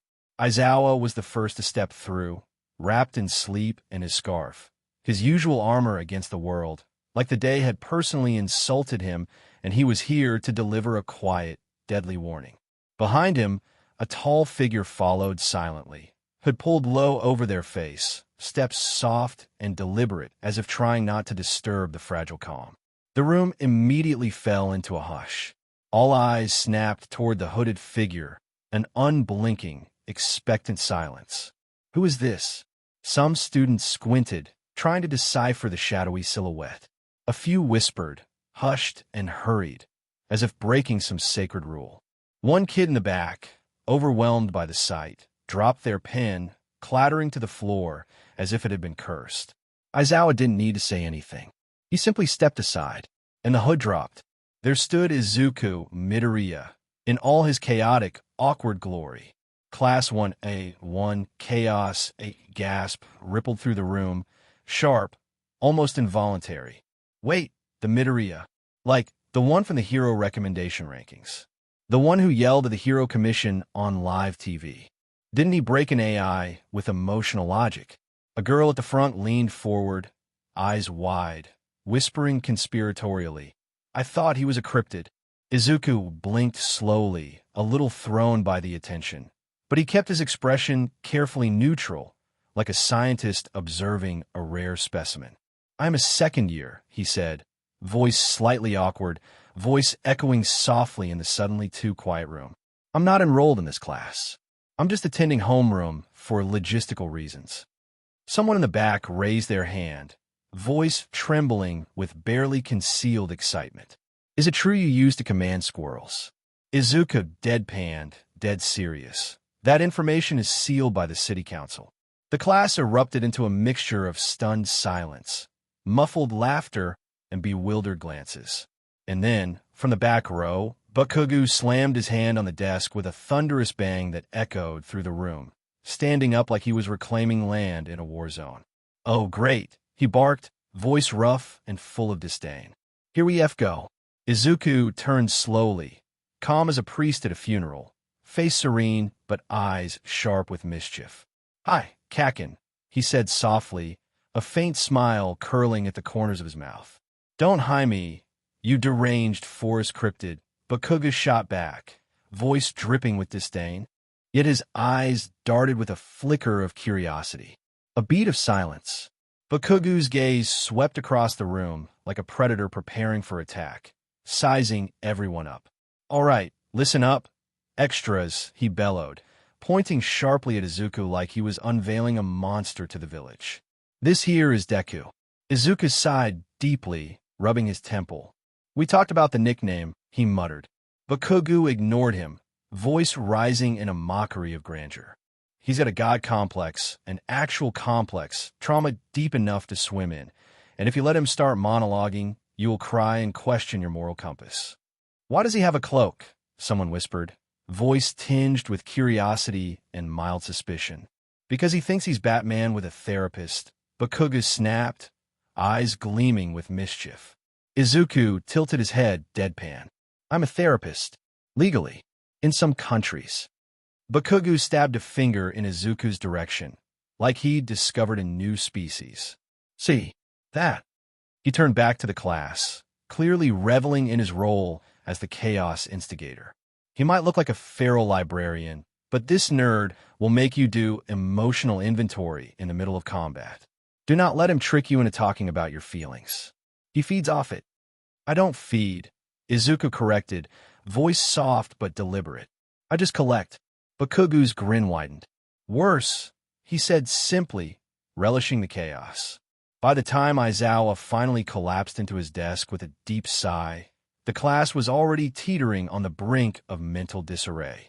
Hitoshi Shinso, seated near the window, arms crossed and eyes flat, watched the scene unfold with a kind of bored curiosity, like he'd seen it all before, just waiting for the inevitable meltdown. "So this is the not-quite-mythical Midoriya," Shinso murmured, voice low and measured, as Izuku nonchalantly made his way to the empty seat Aizawa had prepared for him, 2 rows behind. "I expected more clinical detachment," Shinso added, arching an eyebrow. Izuku sat down without looking over. "I contain multitudes," he replied quietly, voice calm, a little bemused. Shinso snorted, amused. The girl in front turned, eyes curious. "You two know each other." "Once he psychologically profiled me," Shinso said, voice dry. "Oh," the girl said, leaning forward eagerly. "Yeah, asked me if I wanted to be a hero or if I just wanted to hurt people legally." "And your answer?" "We're still working on it," Shinso replied with a shrug, a faint smirk curling at his lips, not quite amused, but not entirely unimpressed either. The bell rang, marking the end of chaos for now. Students spilled out into the hall in groups, some excited, some whispering conspiratorially, eyes flickering to Izuku, who remained seated, carefully organizing his notes. Katsuki paused at the door, glancing back with a smirk that promised chaos yet to come. "Just so you know," he muttered, voice low and rough, "they're going to worship you by Tuesday." Izuku didn't look up. "That's not the goal," he said softly. Katsuki chuckled, voice full of mischief. "That's why it'll happen." He turned, hands in pockets, walking out into the hall with a confident swagger. Aizawa approached slowly, watching Izuku with narrowed eyes. "You okay with this?" he asked, voice cautious. Izuku nodded, eyes focused on his notes, voice steady. "Yeah." A pause. Then, softly, almost sheepishly, he added, "I miss the squirrels, though." Aizawa sighed, deeply resigned. "You're not starting club." "Not officially," Izuku replied, voice small but firm, as if to reassure himself. And somehow, amidst the chaos, the uncertainty, and the lingering laughter, that quiet hope still flickered, fragile but persistent. Group chat that night, "I'm a good influence, I promise. So how's our favorite chaos child adjusting to dual homeroom drama queen? Rumor has it half the new 1A class asked for mentorship recovery girl, and he said yes." Nizu, Paw Prince, he made them fill out emotional intake forms. Paw Prince power loader. Bakugo gave a full roast introduction dad mode. He also called him a librarian with a god complex vent gremlin. "I'm putting that on my gravestone, drama queen. Bold of you to assume you'll die vent gremlin. Thanks, bestie late night." Dorm rooftop. Izuku leaned against the railing, eyes soft, the stars barely visible through Mizurufu's light. Hitoshi joined him quietly. "They really don't know what to do with you," he said. "I don't know what to do with me." Hitoshi smirked. "At least they're scared and impressed." Izuku didn't respond right away. Then, "Bakugo still calls me Deku like it means don't forget who you were. Maybe he means it like, don't forget you're still that person. Just more." A pause. Or maybe he's just emotionally stunted. Izuku laughed softly. "Yeah, probably that." It was supposed to be simple. A low-stakes, straightforward bonding exercise designed to foster teamwork, trust, and maybe a little bit of shared embarrassment. Some scavenger hunt puzzles, a few paired tasks, and a relay through the simulated woods. Nothing more. But then again, this was UA, and Aizawa should have known better. Because in UA, even the simplest plans had a way of spiraling into chaos faster than you could say psychological warfare. 7 a.m. Aizawa's regret. Live. Aizawa stood at the edge of the forest, watching the chaos unfold with a face that could curdle milk. His shoulders sagged under the weight of regret, scarf wrapped tightly around his neck like a noose of impending doom. "I thought this was going to be a good idea," he muttered, voice flat and resigned. His gaze swept over the 25 students loitering at the forest's edge, some pacing nervously, others huddled in anxious clusters, their faces a tapestry of confusion, frustration, and outright panic. Beside him, Mike was sipping from a thermos labeled, "Today, I parent through vibes," grinning like this was the greatest day of his life. "It's team building, Shoyuda," Mike said brightly, voice overly cheerful. "They'll be fine." Aizawa shot him a look that could kill. "They're children," he said, voice low and deadly. "They're students," Mike replied, undeterred. "They're armed," Aizawa added, voice darkening, eyes narrowing. Mike chuckled nervously, taking another sip, as if that would somehow make everything better. 7:15 a.m. The assignment, the rules were simple enough. Each group had one map, not accurate, one compass, rigged, a list of scavenger objectives, some useful first aid kit, smoke flare, some cursed, one emotionally honest confession to a teammate. They had 2 hours to reach the rendezvous point in the southern clearing. The students stared at the list like it was written in an alien language. Izuku and Bakugo were assigned to lead Group C, on purpose, by Nizu. Aizawa's jaw clenched so tightly he was sure he'd crack a tooth. "They're going to ruin someone's life," he muttered under his breath. Mike patted his shoulder, trying to look optimistic, poorly. "That's how bonding works," he said softly, voice full of unconvincing cheer. 7:30 a.m. Team C. Immediate breakdown. Izuku spread out a laminated schedule, meticulously color-coded, charts and symbols, an entire universe of planning in a tiny plastic folder.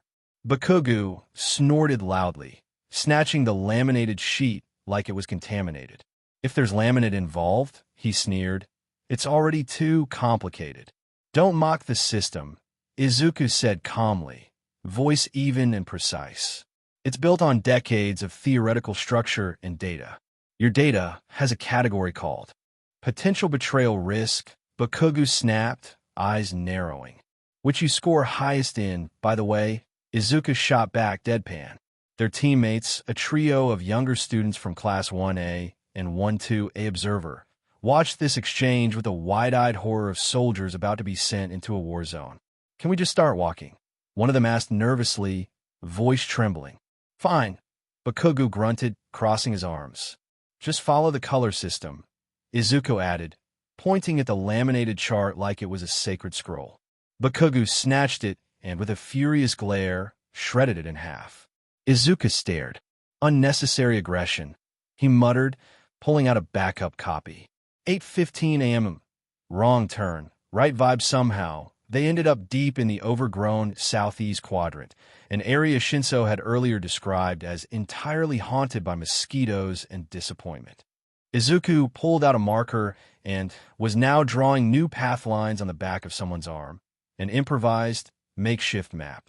Bakugo was climbing a tree like a feral animal, muscles tense and eyes sharp. "I said we needed the high ground," he snapped. We're looking for a flare, not Anakin Skywalker, Izuku deadpanned. Bakugo pointed dramatically, eyes blazing. There's smoke that way. That's from a kitchen test group, Izuku replied, voice flat. They're roasting corn. You don't know that. We passed them 10 minutes ago, Izuku added, voice unamused. A tense pause. Shut up, Bakugo growled, voice like a threat. 8:40 a.m. Emotional risk assessment suddenly. One of the students tripped, twisting an ankle, nothing serious but enough to halt the group. Izuku crouched beside them, offering water, a gentle pat on the shoulder, and, out of nowhere, a laminated list titled Recovery from Mild Physical Setback and Associated Emotional Validation. Bakugo stared at the scene like he'd just watched a seance. What the hell is that? He demanded. Step 1, Izuku said softly. Affirm they're not a burden. He turned to the injured student. Get up. You're not a burden. You're just clumsy. Izuku blinked, surprised at himself. I'm actually going to allow that, he muttered, voice almost sheepish. Bakugo scoffed, crossing his arms. You're weird, he said plainly. Worse, Izuku replied, deadpan. 9:10 a.m. The confession challenged the scavenger list blinked, item 12 flashing with a warning. Share one emotionally honest confession with a teammate. Must be witnessed. The group groaned collectively. Seriously, one muttered. Who writes these? I do. Nizu's voice boomed over the loudspeaker, voice full of mischief. Izuku turned to Bakugo, eyes narrowing. Want to get it over with? Not with you. Bakugo shot back. Wuss, Izuku teased. What's the matter? Scared of vulnerability. I will kill you. A long beat. Is that the confession? No. Another long pause. Then Katsuki grunted, low and uncomfortable, voice strained. I didn't hate the trust fall. Okay. The forest was silent, staring, waiting for the punchline. Izuku blinked, gobsmacked. Wait, what? I said I didn't hate it, nerd. Bakugo snapped, face flushing. Izuku smiled softly, a mixture of relief and incredulousness. Their team looked deeply unsettled, like they'd stumbled into a soap opera they'd never signed up for. 9:45 a.m. Mission ends somehow. Against all odds, they arrived first at the clearing. Dirt smudged across their faces, one minor injury, an elbow scraped raw, and yet they carried full marks on every objective. No casualties, no explosions. They stepped into the sunlight, exhausted, adrenaline still racing through their veins. And every other group saw them and whispered, oh God, they're smiling. Together, I think they've fused. 10 a.m. Observation booth. Again, Aizawa watched the debrief footage, eyes half-lidded, expression unreadable. Mike leaned beside him, whispering, I think they're bonding. I think we are watching a villain origin story, Aizawa muttered, voice dark. On the screen, Izuku and Bakugo sat in a corner, quietly talking, uncharacteristically peaceful, while a teammate nearby scribbled furiously into a journal, probably trying to capture some shred of normalcy. I give it 3 weeks, Mike said confidently. Aizawa raised an eyebrow. Until what? Until they either hug or burn down a facility, Mike replied deadpan. A pause. I'm leaning toward both, Aizawa said softly. Because, honestly, what else could possibly come next? Thoughts and prayers. Do not mute. I'm a good influence, I promise. Izuku used a laminated emotion chart drama queen. They work well. Too well, power loader. Did they actually synchronize a plan, recovery girl? Bakugo thanked him Legitneth. We don't talk about that Legitneth. I will burn the receipts, cack and dad mode. You two are getting separate assignments again, Nizu. Paw Prints, I already scheduled them together for next week. Paw Prints, 10:30 p.m. Rooftop, you didn't hate the trust fall. Izuku teased, arms folded as they looked up at the stars. Katsuki didn't answer right away. Then, I didn't say I liked it. Izuku smiled. You didn't say you didn't. A pause. Katsuki looked at him, expression unreadable. You're exhausting. You're worse. They sat down in silence and stayed. The battlefield was supposed to be controlled chaos, an organized mess designed to push students to their limits under the guise of training. Usually, supervised meant Aizawa up in the tower, eyes sharp and unblinking, ready to erase anyone who stepped out of line. But this was different, because Nizu, in his infinite, mischievous wisdom, had looked at the upcoming schedule and declared with a grin, "Let's pit Class 1A against Class 2A, and let's put Midoriya and Bakugo on opposing teams." Because apparently, the staff wanted BLD. Or content. Maybe both. And Aizawa, who should have known better, had already resigned himself to the chaos. 7:45 a.m. Pre-battle nerves. Izuku stood calmly in the prep bay, meticulously wrapping his gloves, the rhythmic, almost hypnotic motion helping him steady his nerves. His cloak was buckled tightly over a compression shirt, the fabric smooth and cool against his skin, the weight of it grounding him amid the storm of adrenaline. His hood was down for once, green curls slightly flattened from the hours of double-checking gear, the strands sticking to his forehead with sweat. "Your team's in position," Shinso said behind him, arms crossed, voice calm, but carrying an undertone of curiosity. Izuku didn't turn around. Instead, he took a deep breath, feeling the faint scent of oil, RBB, and the distant hum of the simulator's machinery. "You're nervous?" Shinso asked softly. "For you." A beat of silence. "I'm not sure I've ever seen you actually try to beat him," Shinso added, voice quiet but with a hint of genuine intrigue. Izuku adjusted his gloves, hands steady, voice even. "He'll fight like I'm an enemy." "Are you?" Izuku paused, the question hanging in the air like a challenge. "No, but I'll pretend for 20 minutes if it helps," he finally said, voice barely above a whisper, an internal debate made manifest, a fragile shield against what was to come. 7:50 a.m.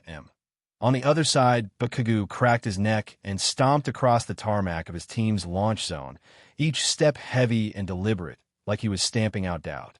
His hands clenched into fists, veins bulging slightly from the effort. His team watched him cautiously, not with fear, no, more like all mixed with silent prayer, as if he was the only thing standing between them and disaster. "You fought him before, right?"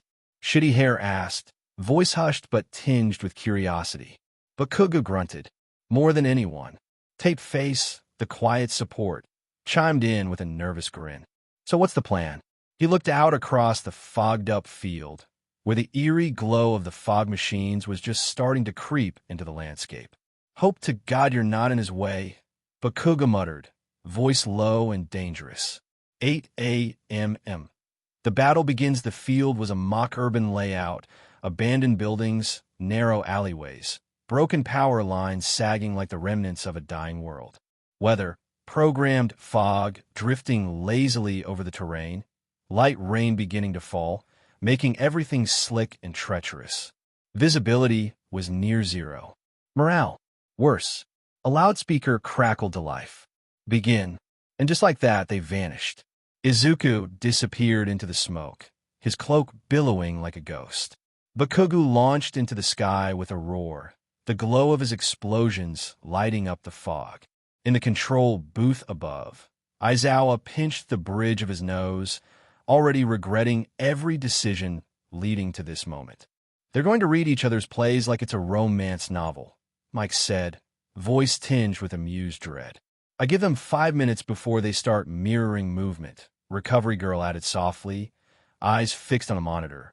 "They've already started," Midnight whispered, voice tense, eyes tracking every flicker of movement on the screen. 8:07 a.m. The clash. Bakugo found him first. On the rooftop of Building C, crouched low, rain beating on his cloak like tears. "Come to lose," Bakugo shouted, landing hard, gauntlet aimed with deadly intent. "Came to learn," Izuku replied, rising slowly, calm and deliberate, his expression serene, like a monk facing a storm. There was a pause, thick and heavy, like the tension before a lightning strike. Then explosion. Izuku dodged by inches, cloak slicing through the fog as he moved with swift grace. Bakugo charged in, loud and furious, fists blazing with raw power. Izuku didn't fight him head-on. He redirected. He countered. And then, he hesitated. Just long enough for Bakugo to notice. Just long enough for the storm in Bakugo's chest to surge forward with a snarl. "Don't hold back on me, Deku." Izuku's eyes flickered, an internal war flickering behind his gaze. "I'm not," he whispered. "You are," Bakugo growled. "I'm trying not to break you," Izuku admitted softly, voice trembling with genuine concern. Bakugo's hands sparked with explosive rage. "I never asked you to go easy," he snapped, voice rough and raw. The battle resumed, clashing, colliding, sparks flying in every direction. Smoke curled around them like a cage, an unbreakable, suffocating trap. Their teams had long since scattered, giving them space neither had asked for, yet couldn't refuse. Each move felt like a dance they'd memorized, an intricate choreography of anger, skill, and stubbornness. Then a slip. Izuku's boot skidded on wet metal. His foot caught nothing but air. He fell. 8:11 a.m. The catch Bakugo dove before he could think, one arm looping around Izuku's waist, the other bracing the fall. They crashed onto a lower roof, rain pounding against the tin like a slow, relentless drum. Neither moved for a beat, frozen in the storm, bodies pressed together in the mud and water, breathing heavy. Izuku was half in Bakugo's lap, blinking through the downpour, stunned. "You caught me," he said softly, voice trembling with disbelief. "You were falling," Bakugo snapped, voice rough. "I had it under control," Izuku protested weakly. "Bullsh *T," Katsuki shot back, voice full of unspoken challenge. A beat of silence. Bakugo's face softened, his voice quieter, almost vulnerable. "You okay?" he asked, voice low and real. Izuku looked at him, eyes searching, then nodded slowly. "Yeah." 8:20 a.m. Post-battle evaluation, the buzzer rang, the sound of the match ending, the tension breaking. Both teams trudged back, mud-streaked, scraped, soaked through, but alive. Izuku and Bakugo walked side by side, silent, close but not touching, the unspoken understanding hanging heavy between them. Mike leaned into the control room mic, voice thick with awe. "This wasn't a training exercise," he said quietly. "This was an emotional expose." Aizawa, eyes still fixed on the monitor, muttered, "They're terrifying. Because they could beat everyone." Mike asked tentatively. "No," Aizawa replied, voice darkening. "Because when they stop fighting each other and start fighting together, he paused, voice low and ominous. "There's no one left to stop them." Group chat that night, recovery girl. "Did Izuku just text Katsuki a thank you for catching me gif? I'm a good influence, I promise." It was a raccoon being scooped out of a trash can power loader. Emotionally coded drama queen. "I think they trauma bonded mid-dare cementos. I think they've always been bonded legendneth. I didn't break him dad mode. I need both of you to report to my office tomorrow, drama queen.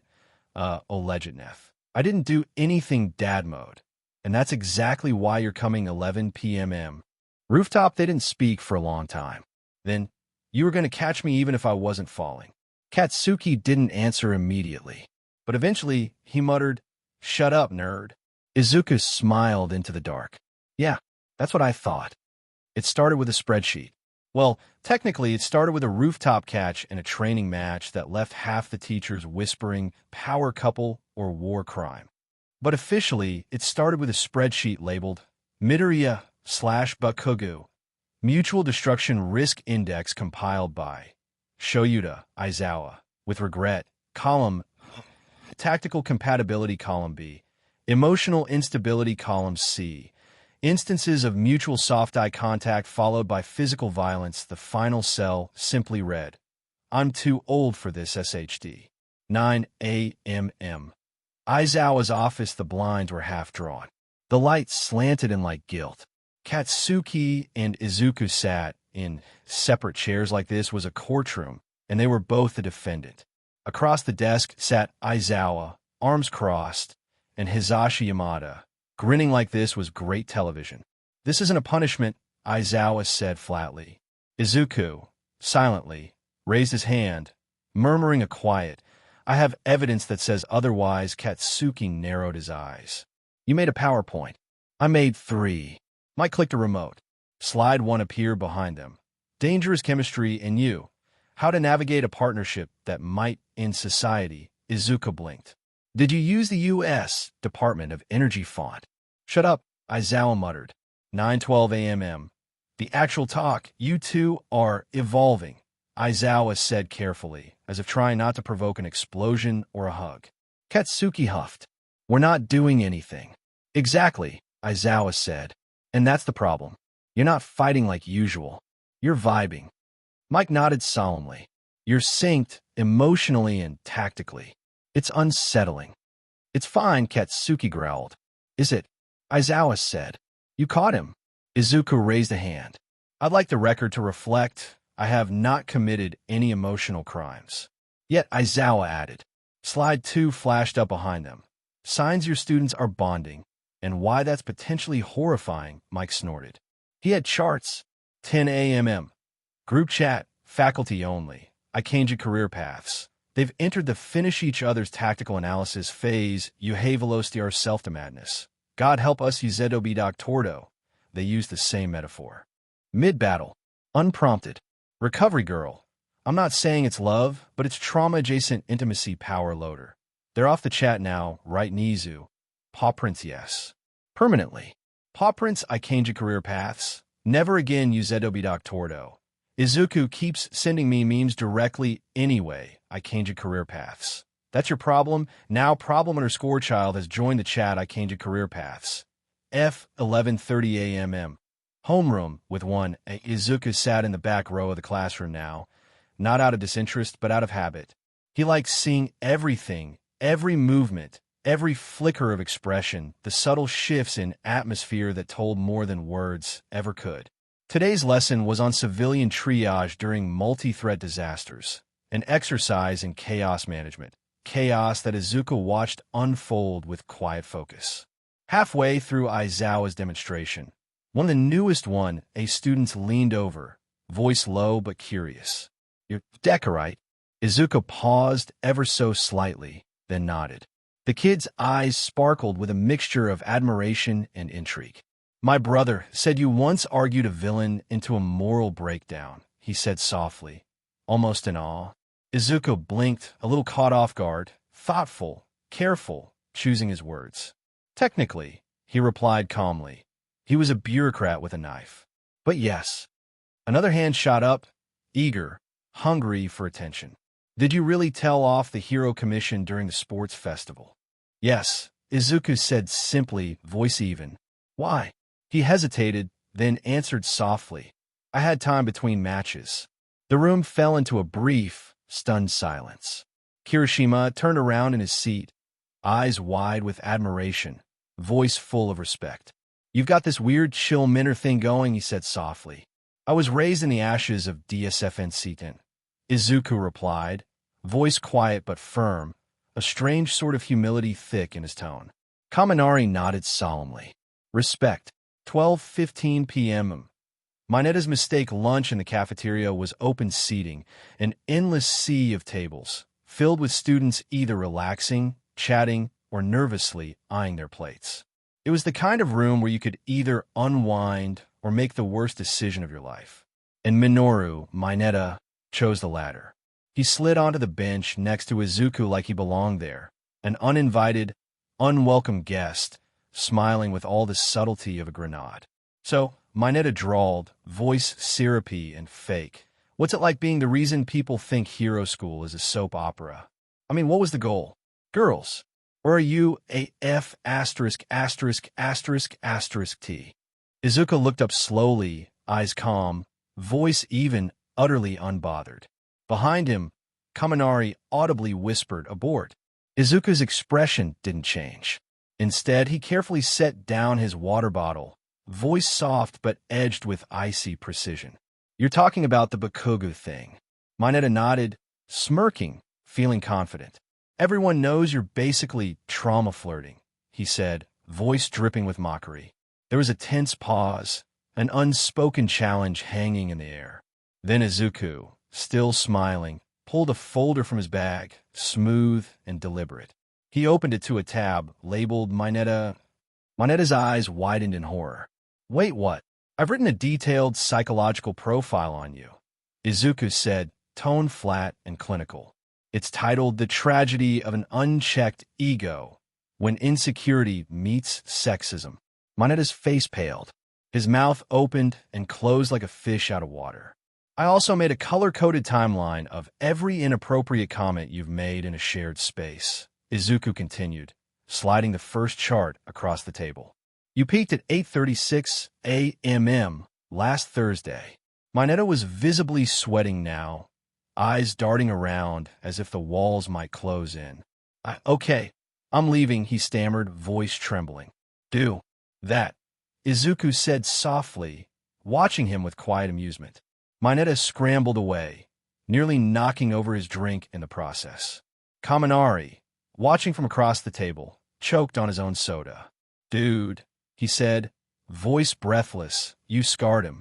Izuku sipped his water, calm and collected. He'll heal, he said softly. Eventually. Probably. 2 p.m. Eraser Mike debrief, hallway edition. Mike leaned casually beside Aizawa's locker, arms crossed, grin sharp and mischievous. So, Mike said, voice light but teasing, your favorite problem child made Mineta cry. Aizawa didn't look away from the monitor, expression unreadable. Good, he muttered, voice flat. Mike blinked, surprised. You're serious? I was going to do it myself eventually, Aizawa replied, voice calm, but with an edge of exhaustion. You're such a good dad, Mike teased, clapping him on the back. I'm an exhausted man in my 30s with a caffeine addiction and a child who weaponizes laminated documents, Aizawa muttered, voice resigned. Mike chuckled, shaking his head. You're thriving. 11 p.m. Dorm rooftop. Izuku sat beneath the stars, knees pulled tightly to his chest, cloak wrapped around him like a shield. The night air was cool, crisp, filled with the scent of distant pine and the faint hum of the city beyond. Footsteps approached, soft, deliberate. Hisashi appeared beside him, holding 2 mugs, one steaming, the aroma of honey and herbal tea drifting toward Izuku. I'm allowed, Mike said softly, setting down the mug. Aizawa's sleeping like a corpse. Thought you could use some warm sugar water. Izuku took the mug, grateful, feeling the warmth seep into his palms. They sat in silence for a long, contemplative moment, stars twinkling overhead, the world quiet and vast around them. Then Izuku spoke softly, voice almost lost in the night. I don't know how to be part of a class again, he admitted, voice trembling with vulnerability. Mike sipped his drink, eyes gentle. Start with scaring Mineta, he said softly, a faint smile tugging at his lips. Build from there. Izuku finally smiled, faint but genuine, eyes shining with a fragile hope. Thanks, Zashi, he whispered, voice thick with emotion. And in that quiet night, beneath the endless sky, they found a small measure of peace, knowing that even in chaos, there was still room for connection.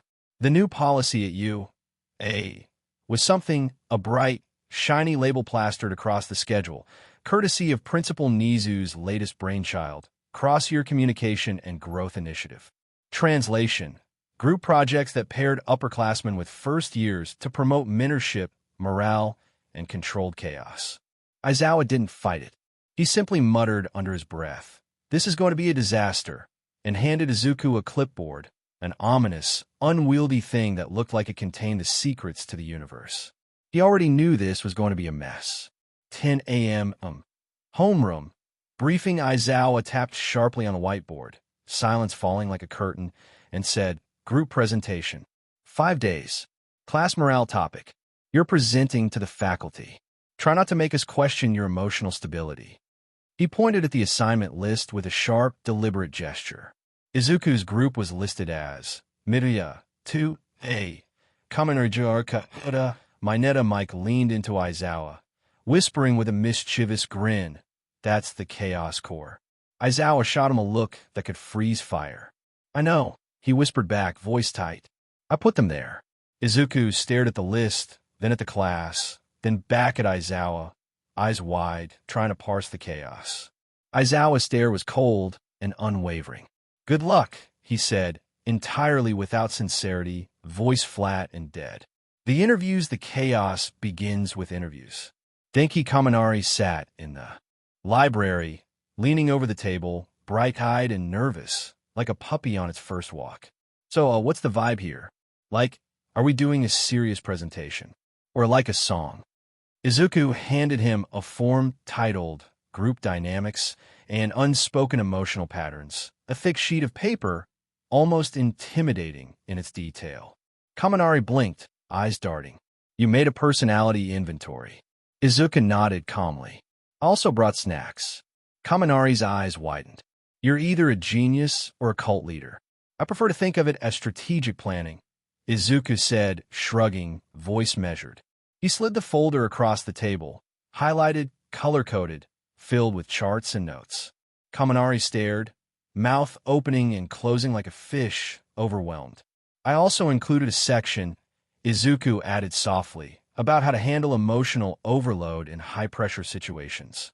Kaminari's face was a mixture of awe and horror. Kyoka Jairu strolled in with her headphones half on, her signature hard expression fixed in place. "I don't do group shares," she warned, voice sharp. "Cool," Izuku said, voice gentle. "Then just tell me what you're afraid of, and I'll build the group dynamic around it." She stared at him. "Spiders." "Got it," Izuku replied calmly. Later, in her locker, Jairu found a folder labeled Fear Accommodation and Group Roles, Jairu Edition. She kept it. She'd never admit she read it twice. Ochako Uraraka sat on the stairs of the common room, nervously fidgeting with her sleeves. "Hey," she said softly, sitting beside Izuku. "You're really different than I thought you'd be," she said shyly, eyes wide with curiosity. Izuku offered a gentle smile, eyes soft and honest. "That's good, I think," he said quietly. "I thought you'd be scarier," she admitted, voice barely above a whisper. "But you're just tired." "I am," Izuku replied, voice quiet but steady. "But I'm kind of used to it." She nudged him lightly. "You remind me of a ghost," she said softly. "Thanks," Izuku said, blinking. "No, like a helpful ghost," she added, eyes twinkling.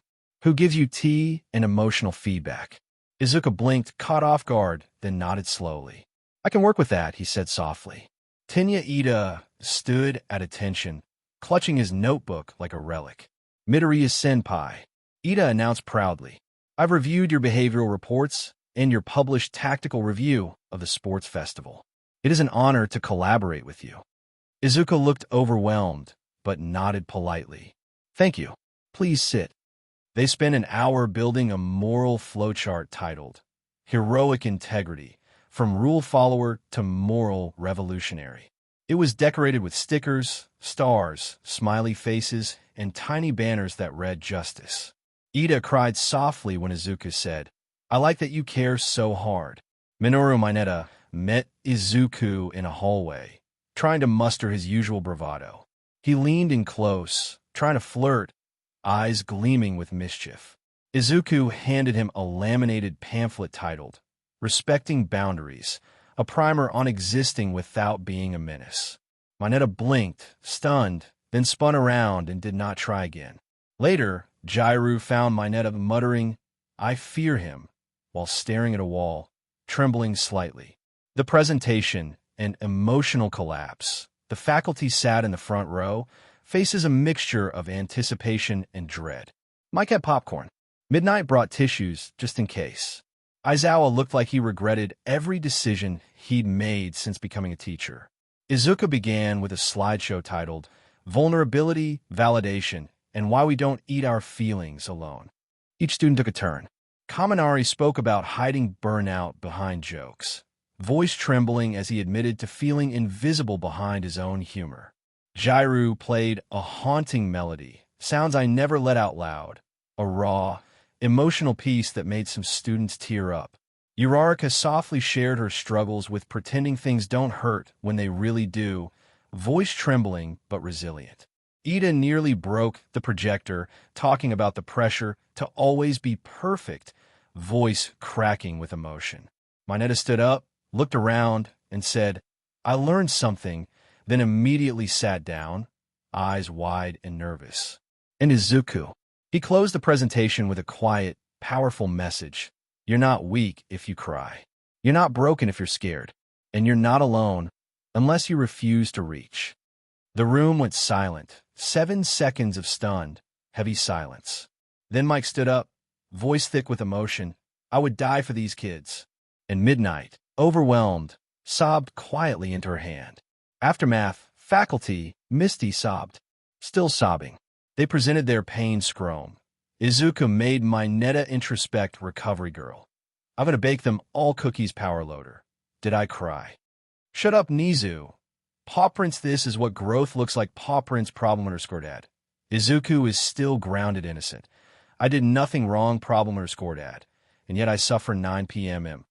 Dorm rooftop Gyru found him first. She sat down without a word. Handed him half a protein bar. Don't say anything, she said. I just didn't want to cry alone. Izuku nodded. Didn't speak. Uraraka joined them 10 minutes later, followed by Kaminari and Ida. No one said why they were there. They didn't need to. They just sat, quiet, together.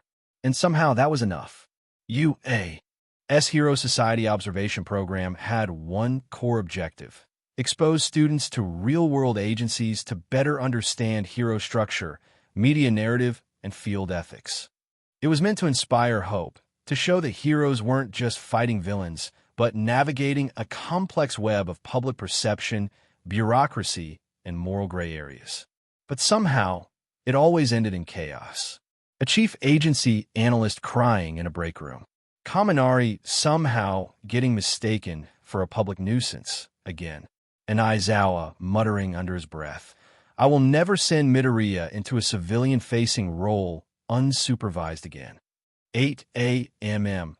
Departure of the class was assembled at the UA front gates, suited up in uniform jackets, matching campus ID tags gleaming under the early morning sun. Ida stood perfectly straight, shoulders squared, every inch the model student. Uraraka nervously adjusted her bag, fidgeting with a trembling hand. Kaminari was already arguing with a vending machine, loudly, passionately, as if trying to negotiate his freedom from its clutches. Gyru had earphones half on, one eye on Izuku, with a mixture of curiosity and wariness. Izuku, standing slightly apart, was reviewing the route binder with Aizawa, face pinched into that familiar expression of meticulous concentration, eyes slightly bloodshot from last night's obsessive rewrites. Try not to start a rebellion, Aizawa muttered, voice low, eyes narrowing. I'm only bringing truth and laminated index cards, Izuku replied innocently, clutching his clipboard like a shield. That's the problem. Aizawa shot back, tone resigned but tired. 9:12 a.m. Arrival at Mizudafu Hero Agency HQ. The building loomed before them, a sleek, glass and steel monolith designed to impress.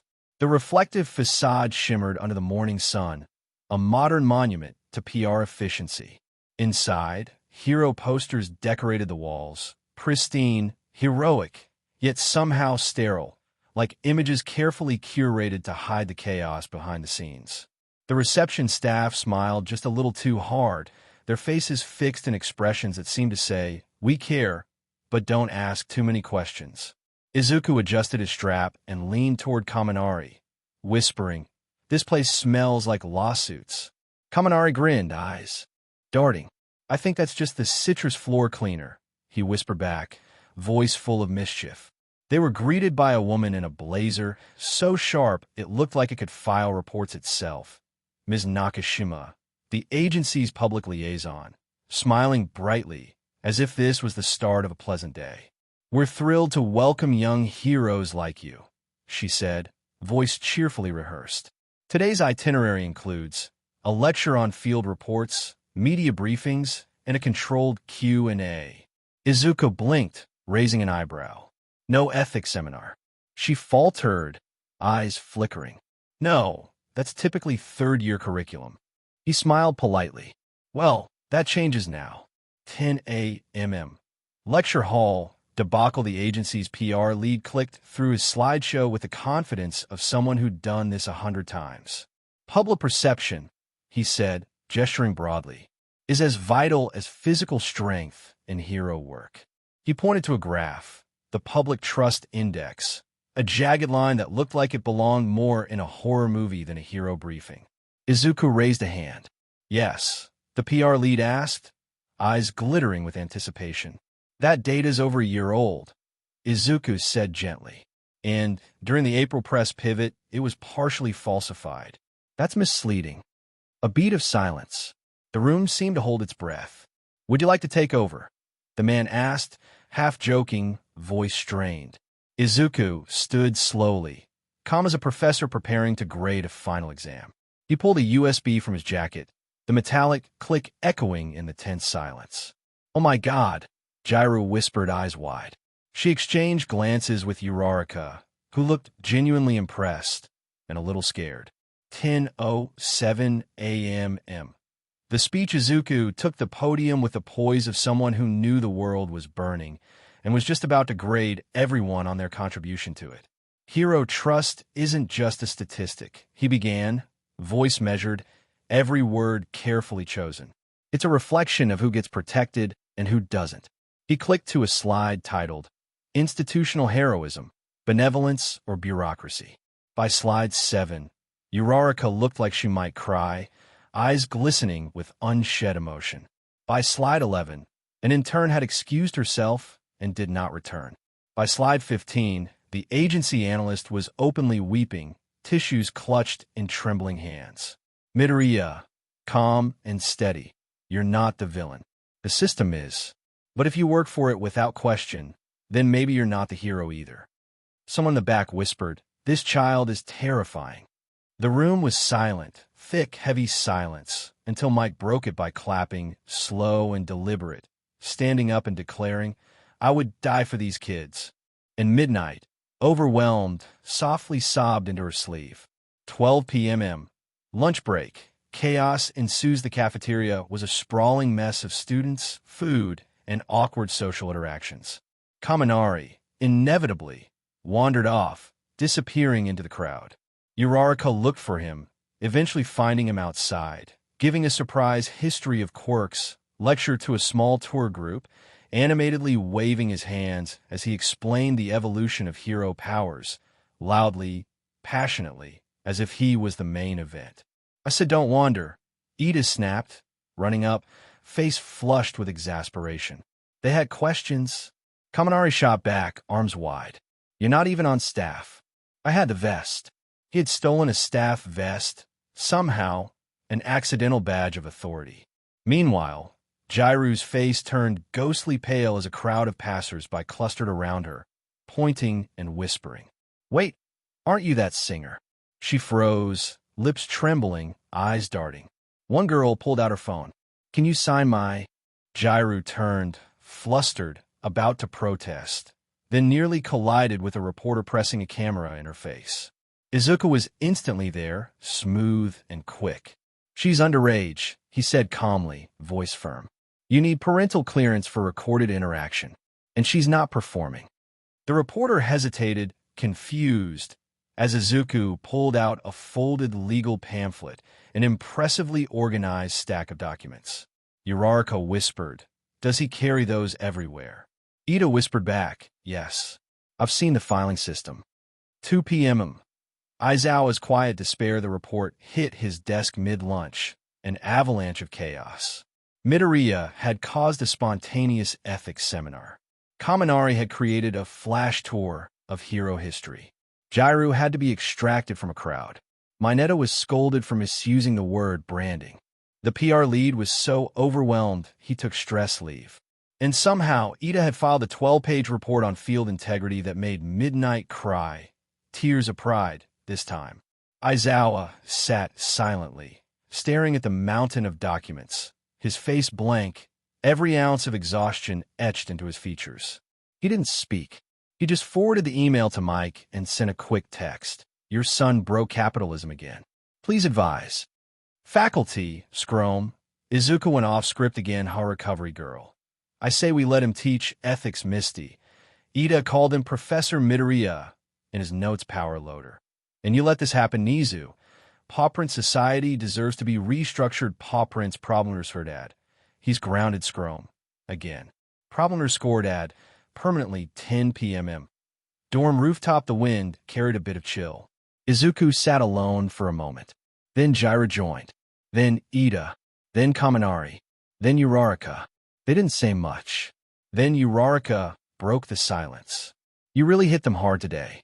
Izuku looked up, voice soft. I didn't mean to hurt anyone. You didn't, Ida said.